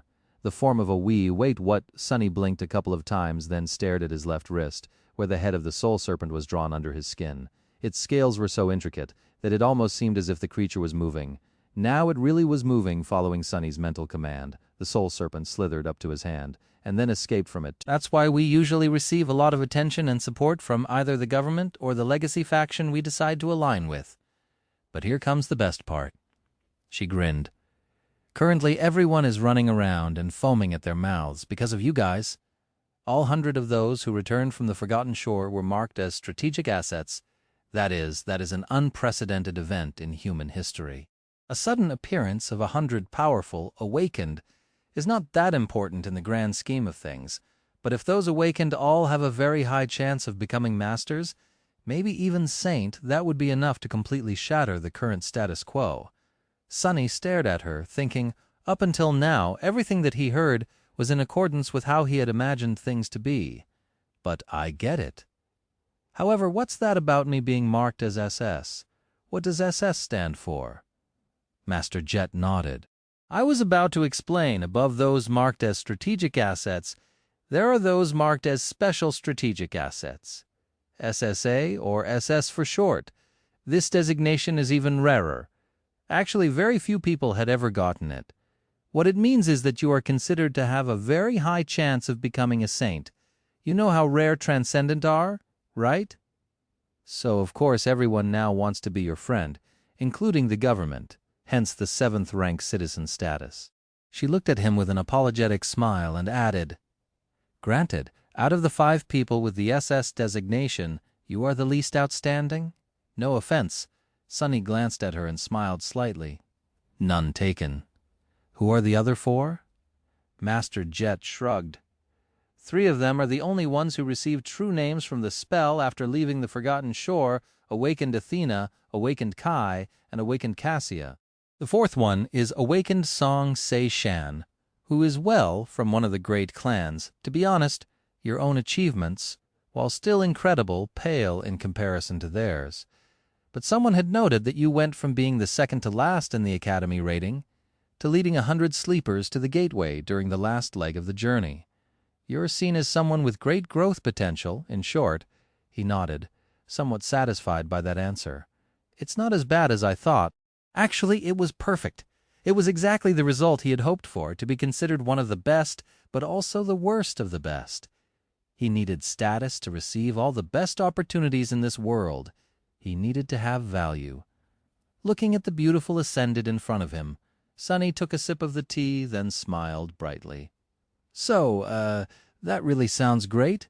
A great honor and so on. But what I really want to know is, what exactly can I get thanks to being the 5th most incredible person of an entire generation? Master Jet laughed and glanced at him with approval. Good. Straight to the point. Well, that depends.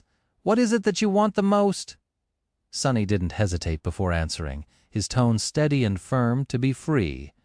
The smile disappeared from her face. Looking down at her tea, Master Jet lingered for a while and then said wistfully, Then you're out of luck. I'm sorry, but freedom is just a myth, Sunless. No one is free in this world. Mundane humans have to toil and struggle to remain alive. Even if they are fortunate enough to reach the height of success and acquire great wealth, their lives still belong to the awakened who protect them from the nightmare creatures. But the awakened we are not free, too. Our lives belong to the spell. She paused, then added with slight sadness, If we want to survive its trials, we need to tether ourselves to others, be it powerful clans or the government, or even just the members of our cohort. We have to depend on our allies and companions, and they in turn have to depend on us. All of us are chained to one another, Sunless, and that is the only way we can survive. So think again about what you want. Think carefully. Sunny stared at her for a long time, his eyes full of a dark, deep, heavy emotion. After a while, he sighed slowly, then said, If that is the case, then I want to be strong. Chapter 365, Young Prospect. Master Jet looked at him for a while, then smiled. Perfect. That is a good goal to have, especially for people like us. She took a sip of tea, then closed her eyes for a few moments. All right. There are many ways to become strong, some more straightforward than others. Ideally, you would want a powerful organization backing you up, but that is not the only way. In fact, such a partnership is a double-edged sword. You gain a lot, but also have to give a lot in return. I'll provide you with the basic information, and you can decide for yourself. Sunny straightened a little and listened to her attentively. Master Jet thought for a few seconds and then said, In this next few days, you will have to decide what citadel to go to. That is not the same as joining a faction, but closely tied to it. Usually, young awakened have to compete for the right to join a desirable faction and therefore be taken to the citadel it operates from. Your case is different, though. Everyone wants you, and I mean everyone. So you can pick any of the human citadels in the dream realm to call home. She paused, yawned, and then continued. As you should already know, there are 3 great human citadels in the dream realm, as well as many smaller ones.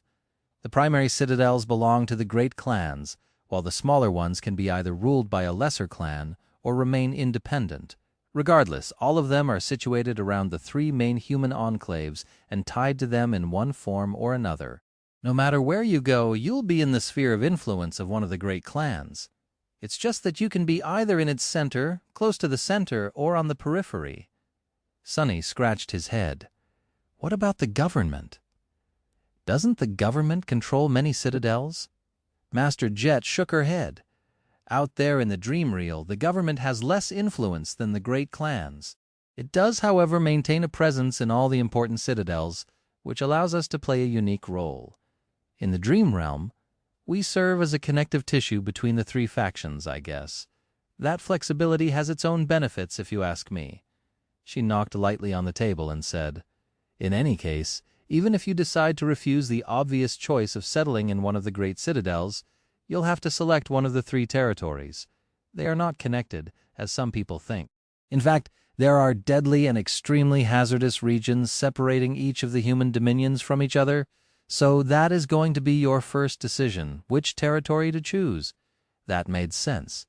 If Sunny chose to go to Bastion, for example, he would have the opportunity to build a relationship with the great clan Vale, which ruled it or any of the lesser clans in its sphere of influence. He would lose the opportunity to be recruited into the great clan Song, though, or any other clan that existed in a separate human territory, and so on. Master Jet finished her tea and looked at the empty cup with a solemn expression. "Oh, yeah. This is where I was supposed to give you the recruitment speech and try to convince you to join the government forces.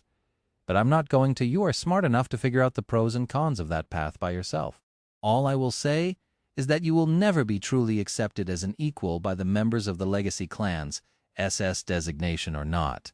Maybe they won't say it to your face, but you'll always be treated as someone a tiny bit lesser at best."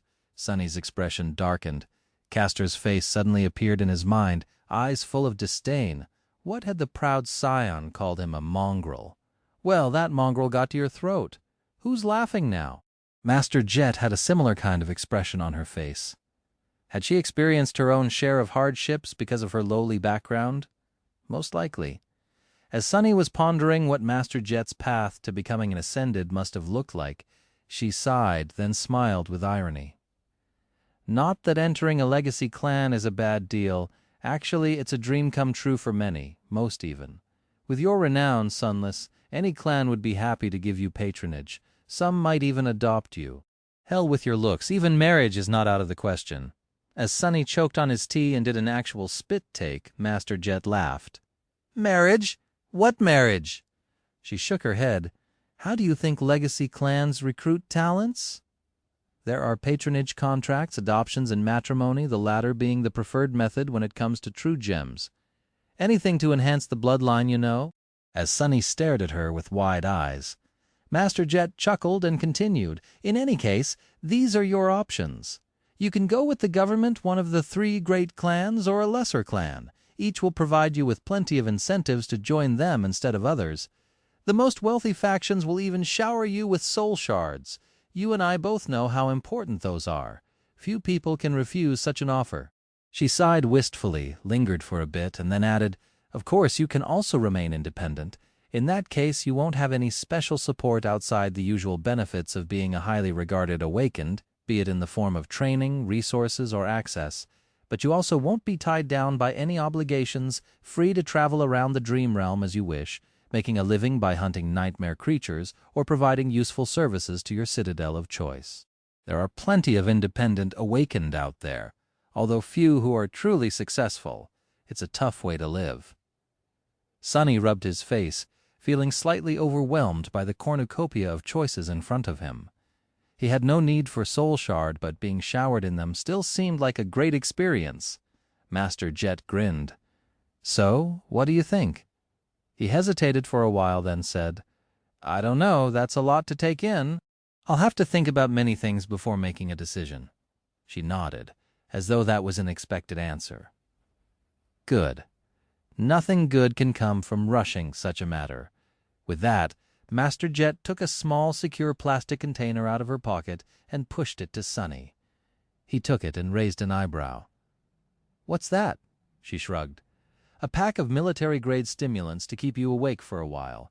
Don't use more than 1 patch at a time. Wait, why am I explaining this to you? You're from the outskirts, so your knowledge of stimulant use must be extensive. In any case, with that, you'll be able to stay lucid for about a week. Contact me when you're ready to make a decision, and I'll arrange the rest. Oh, also feel free to call me if you have any questions. Scratch that. Not any questions, just important ones." She stood up, stretched a little, and gave him a little smile. "Well, it's been nice seeing you awaken, Sunless. You did well staying alive out there. Warms my heart to know that another one of us did. I'll be off then. Time waits for no one. And all that." She turned around to walk away, but Sunny stopped her. Master Jet?" She glanced at him in confusion. "Yeah." Sunny hesitated for a bit, then raised his newly issued, expensive, slick communicator. I don't have your contact." Master Jet stared at him for a while, then grinned. "Want to get my number, huh?" Feeling his ears turning slightly red, Sunny coughed but then took hold of himself and said with an easy smile, "Yes. How else am I going to call you when I've made a decision?" The beautiful woman shook her head, then took his communicator and entered her contact information into it. Returning the communicator to Sunny, she looked at him and said, "Can't wait to hear from you, awakened Sunless. See you later, then." With that, Master Jet walked away, leaving Sunny alone at the table. Looking around, he sat in silence for a while. Finally, he said quietly, "I wonder, can I get another of everything I ate? That'd be great." Chapter 366, Lessons of History. Sometime later, Sunny exited the instructor's lounge. The clear winter day welcomed him with chilly wind and tiny snowflakes dancing in the sunlight. Despite being dressed very lightly, his skin was covered only by the soft fabric of the simple training suit provided to him by the staff of the Academy Hospital complex. Sunny did not feel too cold. "That's being awakened for you, I guess. If it had been a year and a few months ago, he would have been desperately searching for shelter, hoping that he would not freeze to death overnight, or even worse, get sick. But now, Sunny felt great. He wasn't even uncomfortable. Pulling down his sleeves to hide the Serpent tattoo, he inhaled the cool, perfectly filtered air, smiled, and started walking. Decisions, decisions. The conversation with Master Jet had been useful, but left him with more questions than answers. Each of the choices presented to him had alluring benefits, but also very serious drawbacks. Great clans, lesser clans, government or independent. Sunny tried to imagine himself as a legacy and silently shook his head. All that prestige, all that wealth, the admiration of the masses being a legacy, meant being a part of the nobility, the elite above all elites. It was the exact opposite of what Sunny had been all his life. But who said that he had to remain the same in the future, from a pauper to a prince? That would be a nice transformation. Lord Sunless that had a nice ring to it, didn't it? There were serious disadvantages to making such a choice, of course. Working for the government offered its own advantages, but at the cost of not receiving as much funds and resources, while being tied down by too many obligations. Both times Sunny had met Master Jet. She seemed busy and overworked. He couldn't imagine pursuing his goals with such a schedule. One of the functions of the awakened forces in service to the government was hunting down rogue members of their own kind. Awakened were people, after all, and there were criminals among them, too. Especially because many were traumatized and driven to the edge of madness by their experiences in the nightmares and the dream realm. If Sunny could absorb the essence of those humans he killed like all the other awakened, that path could have offered him a faster track to saturating his cores. But as it was, he didn't see himself putting on the uniform, unless there were new gates opening every day, thus providing him with the endless supply of nightmare creatures to hunt. By the way, how many gates were opening in a given year, on average? Suddenly, Sunny realized that he had no idea. The propaganda never mentioned concrete numbers, only the fact that Valiant Awakened had the situation under control. Did they really? The last option was to remain independent. That choice was seemingly in contradiction to his desire to acquire status and as many benefits as possible, but only on the surface. In fact, Sunny had already received most of what he wanted by becoming a high-ranking citizen and getting a free pick of any citadel. Of course, not having the vast resources of a legacy clan or the government would be a huge loss, but it would also provide the best chance he had to keep all his secrets to himself. All three options were worthy of being considered in the end. It all came to the fact that he simply didn't have enough information to make a decision. So, getting information was his first priority. But how? What was it called? A library. The Academy has to have one of those, right? Sunny, of course, had never been to a library, but he was familiar with the concept. There were similar types of public terminals in the outskirts, too, although using them cost credits. He had never had any to spare, so his visits were few and far between, and he went there for entertainment, not to study. Now that Sunny had himself a state-of-the-art communicator, he could access a lot of information from the network, but doing so would doubtlessly leave a digital trail behind. Considering that some of the topics he wanted to research were rather dangerous, he wanted to remain as anonymous as possible. A library it is. 10 minutes later, he approached a square white building. Like most of the Academy, its walls were made out of smooth, pristine alloy, with wide windows that could be covered at any moment with reinforced shutters. There weren't many people in sight, so Sunny assumed that the library was not a popular destination among the awakened. Why would it be if most of the information stored there could be accessed remotely? He was the weirdo for coming here in person. Entering through an automatic door, Sunny looked around and blinked a couple of times. Everywhere he looked, tall shelves full of paper books stretched into the distance. Between them stood tables meant for study, with several young men and women reading behind them silently. Most of them were using terminals to take notes, but some were actually writing by hand. What the hell is that? All those books, of course, were printed on synthetic paper, but why have them printed at all? Wouldn't it be way more convenient to read from a terminal like all normal people did? He had never seen a physical book in his life. The very idea of using one was mind-boggling. But then it made sense. Digital data storage technology was highly advanced, but susceptible to various types of damage. During the dark times, which came before the even darker times of the nightmare spell back when humanity had been consumed by an endless series of devastating wars and cataclysmic natural disasters, a lot of knowledge had been lost due to over-reliance on digital mediums. Whole layers of culture were irrevocably gone as the result. Paper was still the safest way to preserve knowledge. It's just Sunny had never thought about it before. Still weird? Trying to not show his confusion, Sunny furtively looked around and noticed a member of the library staff. It was a young man, no, wait, a young woman, a young person, with short black hair and intelligent brown eyes, who was currently reading a vintage-looking book. There was a badge on her chest with the name Wren written on it. At least Sunny thought that it was a name. Maybe it was some weird title among the librarians. Who knew what kind of strange customs they had here?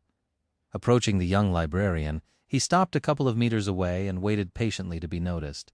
However, Wren continued to read, fully engrossed in whatever story the book told, eyes full of deep emotion. Curious, Sunny looked at the title on the cover. Free Fall sounds familiar. Must be a really great book. Maybe I should read it someday. Hey, can I get some directions? Wren lingered for a couple of seconds, then reluctantly put down the novel and looked at him with a neutral smile. Of course. How can I help you? He lingered for a bit, then said with uncertainty, How can I read about the dream realm and the current state of human expansion into its various regions? Wren blinked a couple of times, then asked politely, Can you be more specific? Sunny sighed. I want to see a map and a list of all the citadels out there, as well as learn who owns what and why, I guess. The librarian smiled brightly. Ah, you are a lover of history as well. Of course, you have come to the right place. We have all the records you'll ever need here. Nickel, Sunny flinched. Nickel? What does nickel mean? What is happening? Suddenly another young librarian appeared out of nowhere. This one was definitely a guy, wearing a wrinkled white shirt and a brown vest. He was tall and handsome, with slightly disheveled red hair, scruffy bristle on his chin, and a friendly face. There was a badge on his vest, too, with the word Nickel written on it. The two were a strange pair. Nickel, could you please escort this young man to the Dream Realm History section? The tall librarian glanced at Sunny and gave him a wide smile. Sure, please follow me. They headed into the depths of the library, leaving Wren behind. A few moments later, Sunny heard the rustle of paper pages coming from behind. The smaller librarian was once again engrossed in the book. Yeah, I should definitely check that novel out. A citizen of the 7th rank should be well read, right? Nickel led him through the library, asking a few questions to narrow down the search. Soon, they arrived in front of a particular set of shelves full of books having to do with the dream realm and the history of humanity's slow exploration of it. The young man helped Sunny select a few, wished him luck, and disappeared as quietly and swiftly as he had appeared. Sunny looked at the spot where Nickel had been just a few moments ago, then slowly shook his head. A librarian, that guy could have been an assassin instead. Well, maybe he was. Come to think about it, working in a library could be a perfect cover for clandestine operators. Maybe I should become a librarian, too. Making sure that no one was watching him, Sunny put his books on a nearby table and walked back to the shelves. There, he stared at a certain book that he had noticed a few minutes ago. Its title was simple, The Immortal Flame. Sunny hesitated for a bit and then took the book off the shelf. He was pretty sure that the sovereigns were at least partially responsible for the fall of Nef's clan, If so, there had to be some hints of their identity in the history of the immortal flame. This has to be a good place to start looking for some answers, right? Chapter 367, Fog of Time. Chapter 367, Fog of Time. Chapter 367, Fog of Time. Sunny brought the book back to the table and sat down, looking at the plain cover with a complicated expression. Of course, he knew a few things about the Immortal Flame Clan. Everybody did, considering how prominent the achievements of its members were, even though Sunny missed out on receiving a proper education. The legendary figures of Changing Star's father and grandfather had long ago found their way from the pages of history into the popular culture. Their names were pretty much synonymous with heroism and the indomitable nature of the human spirit, famously painted with a tinge of tragedy. Immortal Flame was the first awakened to become a master, and Broken Sword, his son-in-law, was the first master to become a saint. Of course, they had not done so alone. Each had a group of powerful companions to share the burden of challenging the spell. So, a more proper statement would have been that they were the leaders of the first cohorts to conquer the second and third nightmares. However, the names of their comrades were not as well known. Sunny was sure that kids learned about them in school, but a street rat like him only had a general impression of who they were. Mostly, he just remembered that some of them would go on to establish the great clans. But that was the thing about heroes. Suni had once told Effie that one had to die to become a hero, and that was not a joke.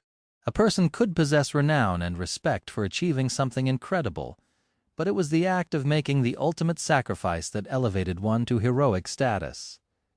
That's why the Immortal Flame Clan was revered much more than the other great clans, not only because the leaders of those cohorts came from it, but also because it had a tragic end. Or had it? If Nephis did manage to return to the real world, the fame of her clan would burn bright once again, perhaps even brighter than ever before. The survivors of the Dreamer army already treated her like a deity. With a sudden frown, Sunny awkwardly opened the book and started reading. Accustomed to reading off a screen, he struggled for a bit with the printed text, but then quickly got used to it and engrossed himself in the illustrious history of the famed clan. The first part was dedicated to Immortal Flame himself, and although it was interesting, there was not a lot of information there that Sunny could use. He already knew that Neff's grandfather had been among the first wave of people infected by the nightmare spell, and that he fought against the nightmare creatures during the initial mayhem that followed its appearance. Back then, millions of people were suddenly thrust into the first nightmares and died, resulting in millions of nightmare creatures entering the real world. Of course, almost all of them were only of the dormant rank, but even that turned out to be too much for the armies of the already reeling humanity to handle. Whole nations were destroyed, and for a while the planet was submerged into absolute chaos. It was only thanks to people like Immortal Flame, who had not earned his true name yet back then, of course, that the situation changed. There were those who had survived the first nightmare, then entered the dream realm and carved their path to gateways. After returning to the real world, they united and fought back against the tide of nightmare creatures, eventually establishing a new world order. The one that existed to this day. They were tough, tough people. Becoming an awakened was hard enough even today, with all the accumulated knowledge about the spell being freely accessible to everyone. Back when it first appeared, people like Immortal Flame didn't know anything. They didn't know what an aspect was, how many ranks and classes of the nightmare creatures were there, what they meant, what the memories and echoes were, what a gateway was. Most important of all, they didn't even know if saving humanity was even possible. And yet somehow they learned and fought back. Sunny couldn't imagine how dark and hellish that time must have been. Truly, they deserved his respect. But sadly, they didn't deserve his time, at least not now. He had much more pressing things on his plate. So Sunny just skimmed through the pages describing Immortal Flame's life, his eventual triumph over the second nightmare, and heroic death. The legendary master died, defending the evacuating cities from the onslaught of terrible creatures that entered the real world through a Category 5 gate. That happened just a year or so before Sunny was born and had cost humanity an entire continent. It was also the event that led to Neff's mother becoming hollow. Although that tragedy was not described in the book in great detail, all that was said about it was that Smile of Heaven died during the disaster while protecting civilians. Sunny sighed. then concentrated on reading about Broken Sword. Neff's father was not a legacy by birth. In fact, he came from a very humble background and rose from absolute obscurity to the very pinnacle of prominence thanks only to his talent and battle genius. He was a pauper who had won the heart of a princess and became the heir of the most venerated clan in human history. The narrative of the book framed the history in a way that suggested that Broken Sword had been heartbroken by the death of his wife, and that it was this loss that drove him to rise even higher and challenge the third nightmare. Miraculously, Broken Sword succeeded, becoming the first saint. There was no happy end to his story, though just a few years later he perished in the Dream Realm while exploring a region that would later be categorized as a death zone. The book ended with a long-winded tribute to the two legendary heroes and an explanation of how important their contributions were to the survival and future prosperity of the human race. Sunny closed the book and shook his head. What a load of crap! He might not have been educated, but like most people in the outskirts, Sunny had the instinctive skill of recognizing propaganda and reading between the lines of official statements. And this was what the book was. An embellished, partially fictional version of events that the government liked to feed to people. The truth was hard to come by. There were several things about the supposed history of the Immortal Flame clan that didn't make a lot of sense to Sunny. The first one was the circumstances of Smile of Heaven's tragic death. On paper, everything seemed fine, but Sunny knew that she was not, in fact, dead, not in the traditional sense of the word at least. She was hollow, but how could she become hollow? According to the book at that point in time, Broken Sword had already become a master. The two of them were partners both in life and in battle, leading their cohort together. That would suggest that Smile of Heaven was a master too. But masters traveled to the dream realm physically as opposed to in spirit like sleepers and awakened did. There would have been no soulless body left behind if she had died there. So how was it possible? The timeline doesn't add up. The second questionable point was Broken Sword's own death. Saints were extremely powerful beings, and killing one was not an easy task. Even when met with an overwhelming foe, a saint should have been able to at least escape. Saints simply did not die unless they had a reason to stand their ground and fight to the last breath. The only creatures that could kill them instantly were too powerful and rare to stumble on one randomly, even when exploring an unknown region of the Dream Realm. Would Broken Sword have been so reckless and stubborn, knowing that he had a daughter who needed his care and protection? The legendary swordsman didn't strike Sunny as someone who would allow himself to die easily unless some other forces were involved, and finally there were the other members of his cohort. Sunny whispered their names. Broken Sword, Smile of Heaven, Asterion, Keysong, Anvil of the Valor clan. Asterion, Keysong, Anvil of Valor, Aster Song Vale. Chapter 368, Aster Song Vale. Chapter 368, Aster Song Vale. Sunny spent several hours reading the book about the history of the Immortal Clan book, and now, finally, he was starting to feel sleepy. Not to the point of needing to use the stimulants provided to him by Master Jet, but enough to make it harder for him to concentrate. Rubbing his face, he mentally repeated the names of Broken Sword's companions, the brilliant warriors who had become the first saints of the human race. Asterion, Keysong, Anvil of the Valor clan. Were they the Aster Song and Vale?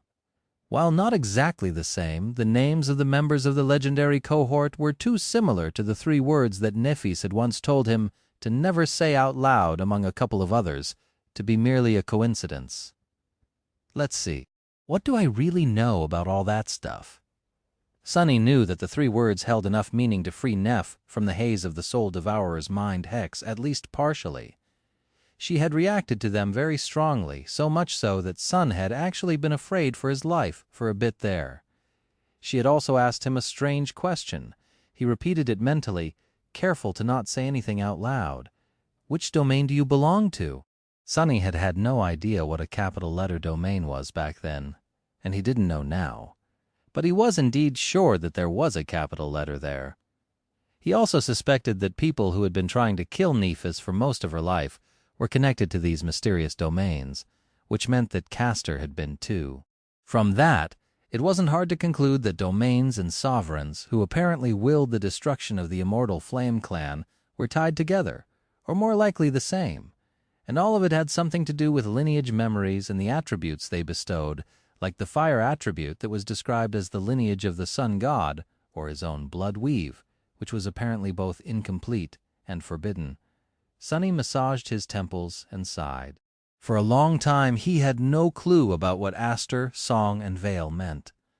But after meeting Seishan, an adopted daughter of the great clan Song, he began to suspect that they were the names of the 3 legacy clans responsible for the numerous attempts on Nef's life, and maybe even the deaths of her parents, and the downfall of the immortal Flame clan.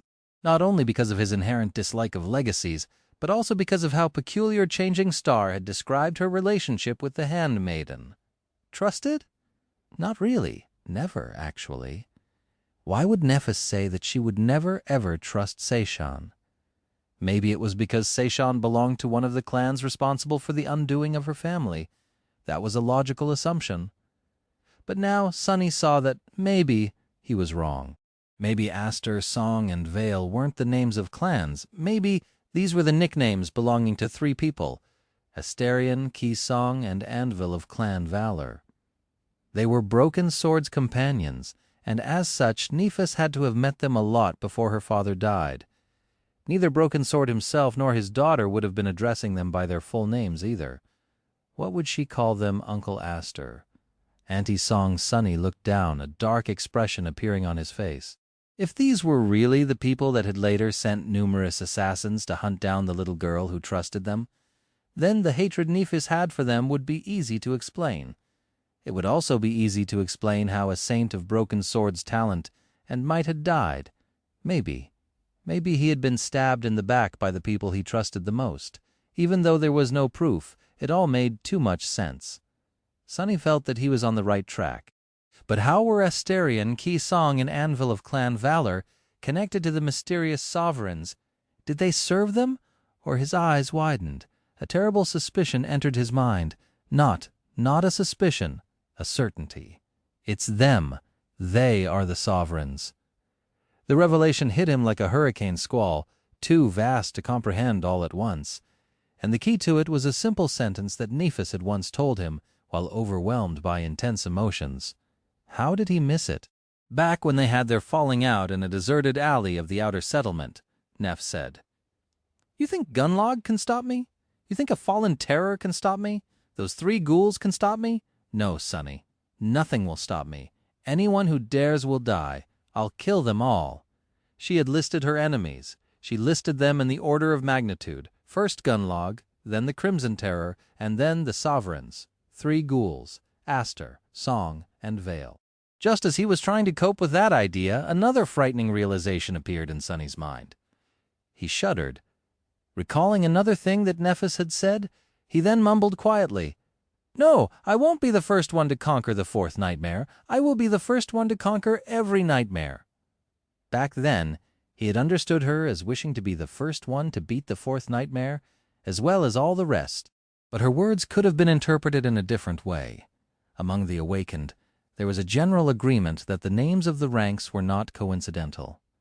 Many people thought that the words used by the spell described the ascent toward godhood or the descent into profanity, as far as nightmare creatures were concerned. In many ways, these 2 paths were reflections of each other. A person of a 3rd rank was described as ascended, since they were rising above their human nature. A creature of the same rank was called fallen.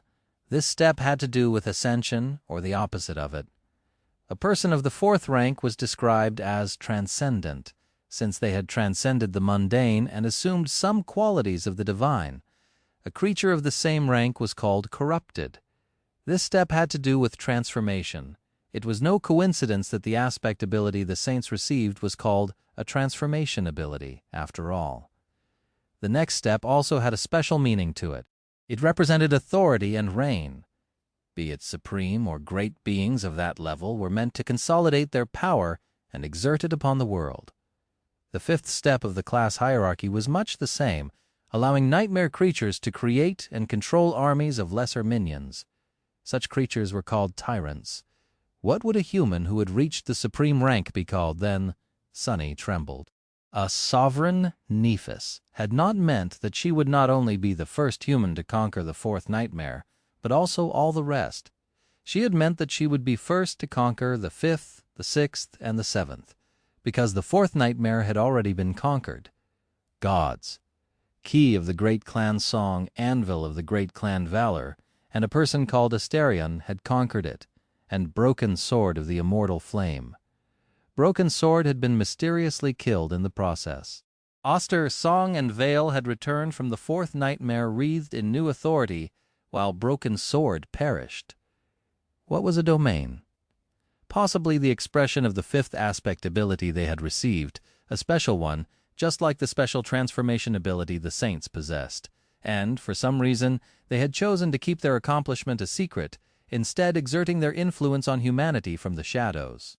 Wasn't it strange that their names seemed to practically disappear from the pages of history after Broken Sword died? They, too, were the first to become saints, after all. Not if they had chosen to keep them hidden? Wasn't it strange that Castor of Han Li clan seemed so loyal to the mysterious sovereigns who had ordered him to kill the last daughter of the immortal Flame clan? Not if they were the real power behind the great legacy clans, to which his own lesser clan was beholden. Wasn't it hard to believe that there were words that could kill just by becoming known to a person? Not if those words were the names of the three supreme rulers that preferred to remain nameless? Sunny moaned slightly, then covered his face, his hands. Crap, crap, crap! Why did I have to go and get myself involved in all this crap? He had a feeling that his life had just become much more complicated.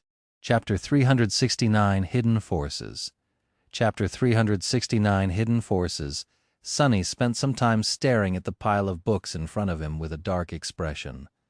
After a while, he sighed heavily. So there were hidden forces out there that exerted influence over the entire human race. The authority was as invisible as it was frightening, and now he knew their names. The sovereigns were at least as powerful as the government, or maybe even more so. The exact relationship between these two hegemonic powers, one official, the other secretive, was not clear. But for now, knowing the full extent of the authority resting in the hands of the sovereigns was not that important. However, it was important to know that the world was not at all as he had imagined. It was much more dangerous. Why? Because if there was one thing that all wielders of authority shared, it was the animosity toward others encroaching on their power. That was just human nature. Among the strong, only one entity could be the strongest. And so that entity was always apprehensive of others growing stronger. Bosses of criminal gangs in the outskirts were always paranoid of their lieutenants usurping them, and tended to violently get rid of those who were too successful. In the Dark City, Gunlaug reigned with an iron fist, destroying anyone who dared to be strong without submitting to his rule, and sovereigns would be much the same. Since Sunny was already powerful beyond reason, for a person of his age at least, and had an even more frightening potential, the sovereigns would never allow him to exist outside their control. Luckily, they did not know the true extent of his strength yet. But since his main goal was to become stronger, as strong as he possibly could, as fast as he possibly could, to not fall behind Nephis, that was going to be a problem. Suddenly, some things about the awakened society became more clear. A long time ago, Sunny had learned that Master Jet had no chance of ever becoming a saint.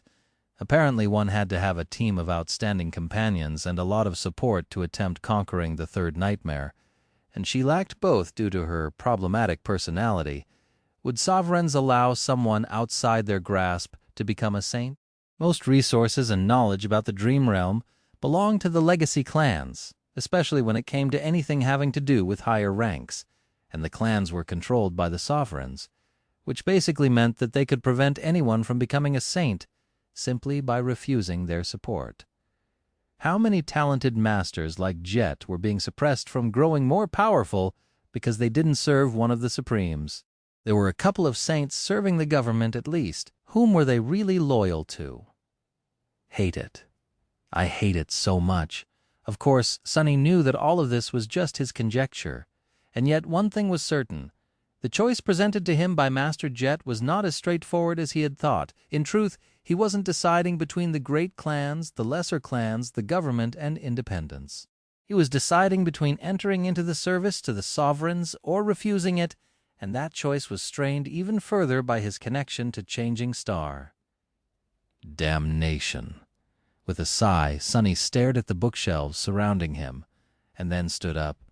He had to get a few more books to read. Many hours later, he tiredly put the last one away and rubbed his face. Now that he had absorbed a lot of knowledge about the current geography and situation of the Dream Realm, a seed of a plan began to form in his mind. However, he still needed more information.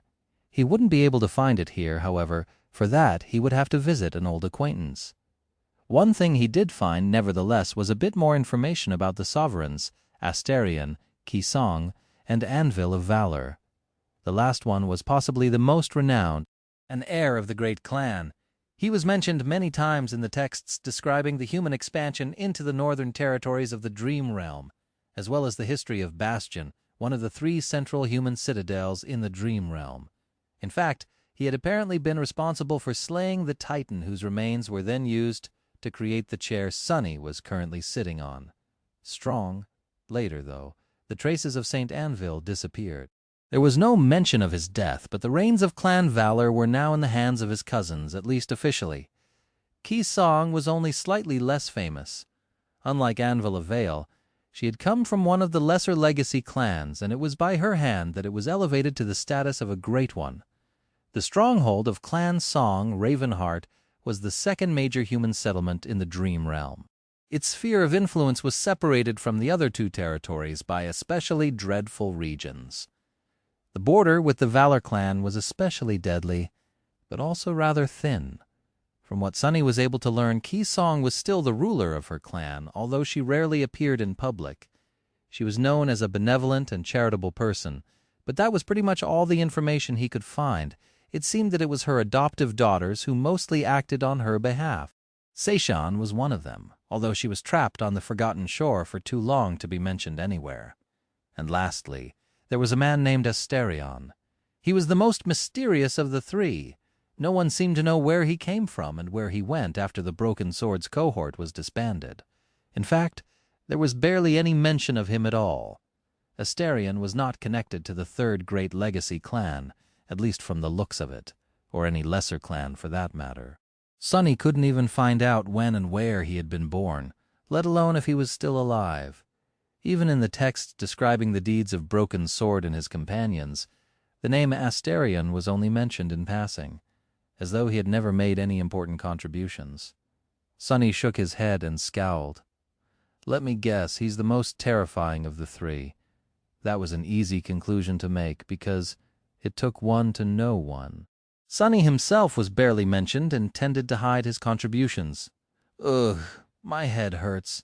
The worst part was that this was only half of all the research he had to do. He had learned enough about the human position in the Dream Realm and the sovereigns. Now he had to learn as much as he could about the gods, the daemons, and the unknown. It was time to pay Teacher Julius a visit. Of course, Sunny couldn't visit his old instructor with empty hands.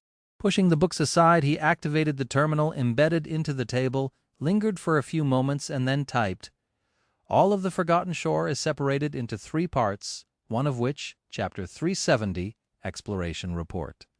Chapter 370, Exploration Report. It took Sunny the rest of the night to compile all of the information he had gathered about the Forgotten Shore into a succinct, comprehensive report. Knowing how passionate Teacher Julius was about researching the Dream Realm, Sunny tried not to miss any important detail. He had described the geography and environment of the region to the best of his ability, including all the notable landmarks he visited or heard about, as well as the peculiar nature of the Dark Sea and the Labyrinth. He also described most of the nightmare creatures he had seen, met, or fought, writing down everything he knew about their powers, behavior, and weaknesses, writing through the lens of his own experience where he could. When possible, he included the information received directly from the spell, complete with the descriptions of memories and echoes he knew about. Of course, he provided those texts both in the human tongue and in the runic language. Lastly, he had written down the results of his exploration and studies into the history of the Forgotten Shore, describing in detail every engraving, every mosaic, and every mural he had seen. He also added his theories about what had happened to the ancient civilization, as well as his observations on how the ancient people of the Forgotten Shore had lived before the fall. Of course, there were things that he had kept to himself. Sunny omitted anything having to do with the nest of the vile thieving bird, the weaver, and the underground chamber beneath the ruined cathedral. He did not mention the stone saint, firstly, because he wanted to keep her existence a secret, and secondly, because she was connected to the unknown. He also avoided mentioning his battle against the coral golems and the banishment of the cursed sea, as well as the eventual fate of the Crimson Terror and the destruction of both the artificial sun and the spire itself. As far as everyone was concerned, Sunny had left through the gateway with the rest of the dreamers. No one had paid attention to his whereabouts in those last minutes, and he wanted to keep it that way. Well, no one except for Effie and Cassie, but he was reasonably sure that they would be discreet about certain things. And even if they failed to keep their lips sealed, Sunny had ways to explain his actions without revealing the truth. Finishing the report, Sunny leaned tiredly on the back of his chair and glanced at the screen. There, a long title was shown: Exploration Report on the Forgotten Shore by Awakened Sunless. I think that's good enough. Sunny had no idea how to write an academic paper or a proper field report for that matter. So he had written and structured this document in a way that would have been the most helpful for his younger self a year ago, when he had entered the Forgotten Shore without knowing anything about it. A manual such as this would have made so many things easier. With a sigh, Sunny sent the report to his communicator, then turned off the terminal and stood up. Stretching his tired body, he swayed a little and yawned. It was already 2 days since his return to the real world, so the fatigue was slowly accumulating. Soon he would have to start using the stimulants provided to him by Master Jet, but that moment had not come yet. Sunny walked away from the table, then hesitated a little, and came back. Picking up several books from the orderly pile, he returned them to the proper shelves. After every book was back to its intended place, he nodded with satisfaction and finally left the library. What a fascinating place. I like it there. Looking back at the unassuming building, Sunny breathed in the cold winter air and remembered the description of Weaver's mask. Weaver believed that knowledge was the origin of power, and so always hid behind numerous lies. What would the demon of fate think about this place? It was, after all, a palace of knowledge. Sunny remembered the deceptive pages that presented a washed, polished version of history and smiled. Yeah, but it is also a palace of lies. It was weird returning to the sleeper compound. The low, fortified building was much like he remembered, only weighed down by more snow. Sunny had not spent a lot of time here, but those days before the winter solstice were some of the most memorable in his life. So much excitement, so much dread. Who knew that he would not see it again for more than a year? Entering the familiar hall, he looked around, half expecting to see a crowd of nervous sleepers. But of course there was no one around. Everyone had already left for their first venture into the dream realm, and it was too early for the next year's dreamers to arrive. Walking through the empty halls, he found his way to the lower levels of the compound and approached the Wilderness Survival Classroom, which also served as Teacher Julius's office. Opening the door, he saw the spacious and tastefully decorated room where he had spent most of his short stay at the academy. Suddenly, Sunny was overwhelmed by a wave of nostalgia. Are you crazy? You're too young to be nostalgic about the good old days. His mentor was not at his usual place, sitting behind the wide wooden desk. Instead, the old man was standing in front of a glass case, studying the skull of a ferocious creature stored inside and taking notes. He hadn't changed at all. Teacher Julius was still old, with messy gray hair, absent-minded eyes, and a pair of bushy eyebrows that seemed to have a life of their own. His posture and expression were full of quiet melancholy. However, as soon as he heard someone entering the classroom, his face changed, becoming lively and curious once again. Turning around, the old man stared at the visitor with confusion. Then his face suddenly lit up with a bright, infectious smile. "Sunny, my boy?" Chapter 371, Academic Achievement. Chapter 371, Academic Achievement. Teacher Julius was just the same, but Sunny's perception of him had changed. Not only because of how instrumental the things he had learned from the old instructor turned out to be for his survival, but also because of the history books he had just read. How old is Teacher Julius, anyway? Sunny had never thought about it, but after learning more about Immortal Flame and the first generation of the Awakened, he couldn't help but see his mentor in a new light. Teacher Julius must have been, if not of the same age as those legendary figures, then at least of the same generation. Those people had lived through much darker, much more violent times. They had survived the end of the world and built a new one from the ruins. Sunny, my boy, before Sunny could react properly, he was subjected to a passionate hug. Then Teacher Julius unceremoniously pushed him to the nearest chair. Finally, you're back. I never doubted that you would return, not even for a moment. No student of mine would allow himself to die easily, you know. Wait, what am I talking about, of course? You know, you're one of my students yourself, after all. Sunny couldn't help but smile while listening to the excitement in the old man's voice. Before coming here, he was slightly worried that Teacher Julius would not even remember him. Despite the fact that his course was not the most popular at the academy, the eccentric instructor must have mentored thousands of sleepers throughout his career. What was one more? But luckily, Sunny had been wrong. But my boy, a whole year. Did you like it in the dream realm so much that you didn't want to return? Did you not think that your old teacher would be worried sick? In the name of the gods, what happened? Sunny hesitated a little, then said apologetically, Well, Teacher Julius, you see, I ended up in an unexplored region of the dream realm, and the only gateway there was guarded by a fallen terror. The old man blinked. Heavens! How horrible! So what did you do? Sunny shrugged. Well, in short, I met two beautiful girls, escorted them to an ancient castle, spent a few months exploring a cursed city, went on a long and arduous quest to find a magic crown, killed a devil, helped a princess become a queen, participated in a war or two, climbed an evil tower, and finally ended up near the gateway. Basically, I survived. Just how you taught me to. Teacher Julius listened to him very carefully, then nodded a few times. Great, you did great, just as expected from one of my students. But Sunny, the old man's eyes suddenly shone brightly, full of excitement.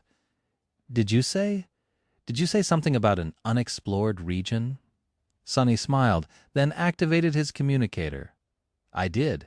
In fact, I have compiled a lengthy report about things I have seen, fought, and discovered there. Would you like to take a look? I can send it to you. Teacher Julius looked down with embarrassment. A report? Oh, you shouldn't have. You must be so terribly busy right now. However, even while he was saying that, the old man was already opening the file. As soon as he started reading, his eyes widened, and a delighted smile appeared on his face. Brilliant! This is brilliant! Wait, what's that? You even remember to include citations in the original runic? That's my boy. Marvelous! Huh? Well-preserved ruins? A whole city? There is! Oh my! It took Teacher Julius some time to skim through the report. Throughout the whole process, he continued to mumble under his nose in an increasingly excited tone. Some remarks Sunny understand, while some went completely over his head, like Greystone architecture? Possible connections to the third wandering archon? Or which era of the Babel script would that correspond to? Or rats, that'll show that smug bastard Sando how wrong his universal origin of rituals ramblings were. The old man's eyes gradually grew wider and wider. Finally, he deactivated his communicator, looked at Sunny with an expression of profound exhilaration. You've done exceptionally well, Sunny.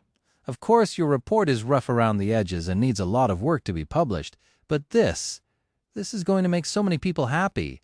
I can name at least a dozen theories that can be expanded, confirmed, or refuted thanks to all the new data you provided, and that's just off the top of my head.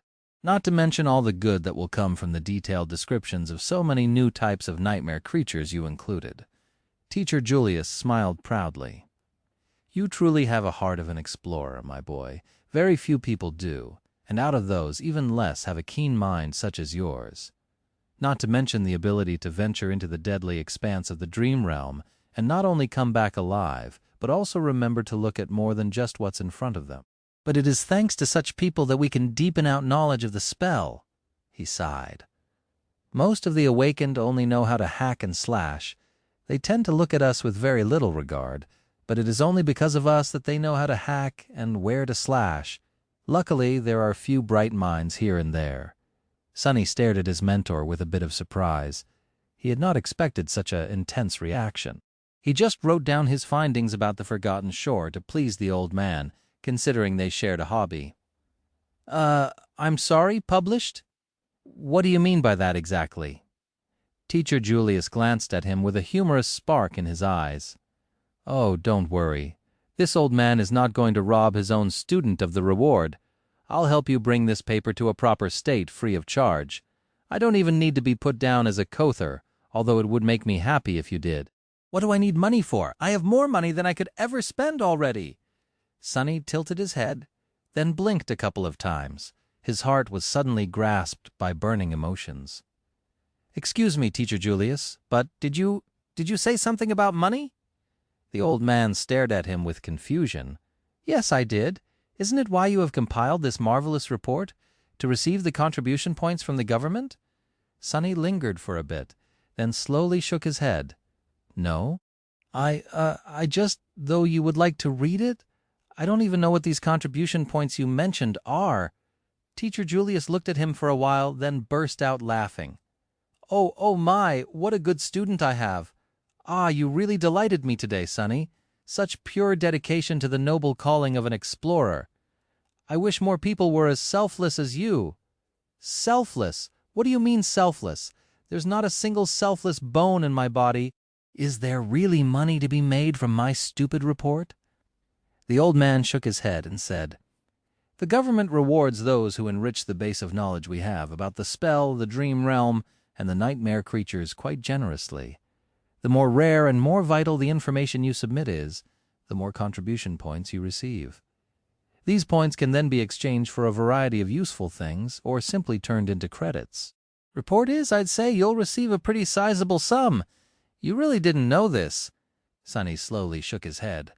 How? How sizable are we talking? Like if I want to rent an apartment? No, a house. If I want to rent a house in an area of the city with clean air? How many weeks would this reward buy? Teacher Julius gave him a strange look. Rent a house? What a strange example, Sunny. With how unique the data you contributed is, you don't need to rent a house. Wouldn't it be easier to just buy one? Sunny? Sunny couldn't respond immediately, though. He was in the process of falling out of his chair. Chapter 372, Names of the Gods. Chapter 372, Names of the Gods. After a while, he regained enough composure to continue the conversation. Sunny and Teacher Julius chatted for a while, discussing the exact process of publishing the report, what changes would have to be made, and how they would work together to bring the project to fruition. All of it, of course, was going to have to happen only after Sunny had settled in the dream realm and found a citadel to anchor himself to. Right now, he did not exactly have time to work on an academic paper. Teacher Julius also shared some of his knowledge about the human settlements in the dream realm and his views on how to decide on a proper citadel. All his advice, however, could be described in one sentence: find one with good plumbing. Sunny wasn't sure what to make of it, but judging by the pained expression on the old man's face, it was indeed an important factor. Finally, he managed to turn the conversation toward the things he really wanted to learn about. Speaking of that, I'm really unclear on one thing. While exploring the Dark City, I found a few places of worship, however. The deities they worshipped seemed to be different from the ones I heard about in my first nightmare. Did the native humans of the dream realm all have different gods? Teacher Julius looked at him and smiled. Ah, the gods! That is an interesting subject indeed, he thought for a few moments, then said, yes and no. The gods worshipped in different regions had different names, but from what we can tell, those names all describe the same entities. The current consensus is that the gods of the dream realm were in fact actual beings, perhaps creatures of the divine rank. Sunny nodded. Really? Then where are they now? The old man sighed. That is the strange thing about the gods. They are dead, just like everything else in the dream realm is dead. They seem to have been alive in the time periods of many of the nightmares, but the ruins we have encountered and explored mostly describe them as being destroyed by what or whom we do not know. We also don't know if they existed before or after the nightmare spell itself appeared. He lingered for a bit, then added, "But we do know a few things about the gods. For example, how many of them there were." Sunny smiled. "Let me guess 7. Teacher Julius chuckled. "You would think that, right? But no, there were only 6 gods. Their most common names were Sun, War, Beast, Storm, Heart, and Shadow. Although those names don't do them justice, truth be told." Sunny raised an eyebrow. "Really? How so?" His mentor rubbed his chin, then said doubtfully, "Well, a god is too vast of a being to be described with one word. Take the goddess of war. Oh, yes, their gender seems to be very mercurial. The war god is supposed to be the deity of warfare, and in a sense he or she is, but he is also the god of life." What? How does it make any sense?" The old man smiled. "War is synonymous with struggle, and what is life if not a constant struggle for survival? So the goddess of war can also be called the goddess of life. She is also the goddess of progress, technology, craft, intellect, and through all of this the patron goddess of humanity." Teacher Julius got engrossed in his favorite field and went on a small tangent. "Or take the beast god. He is also often described as the goddess of the moon, as well as hunting, carnal desire, blood beauty, and the cycle of birth and death. The sun god is also the lord of light, a manifestation of fire, passion, creation, and destruction.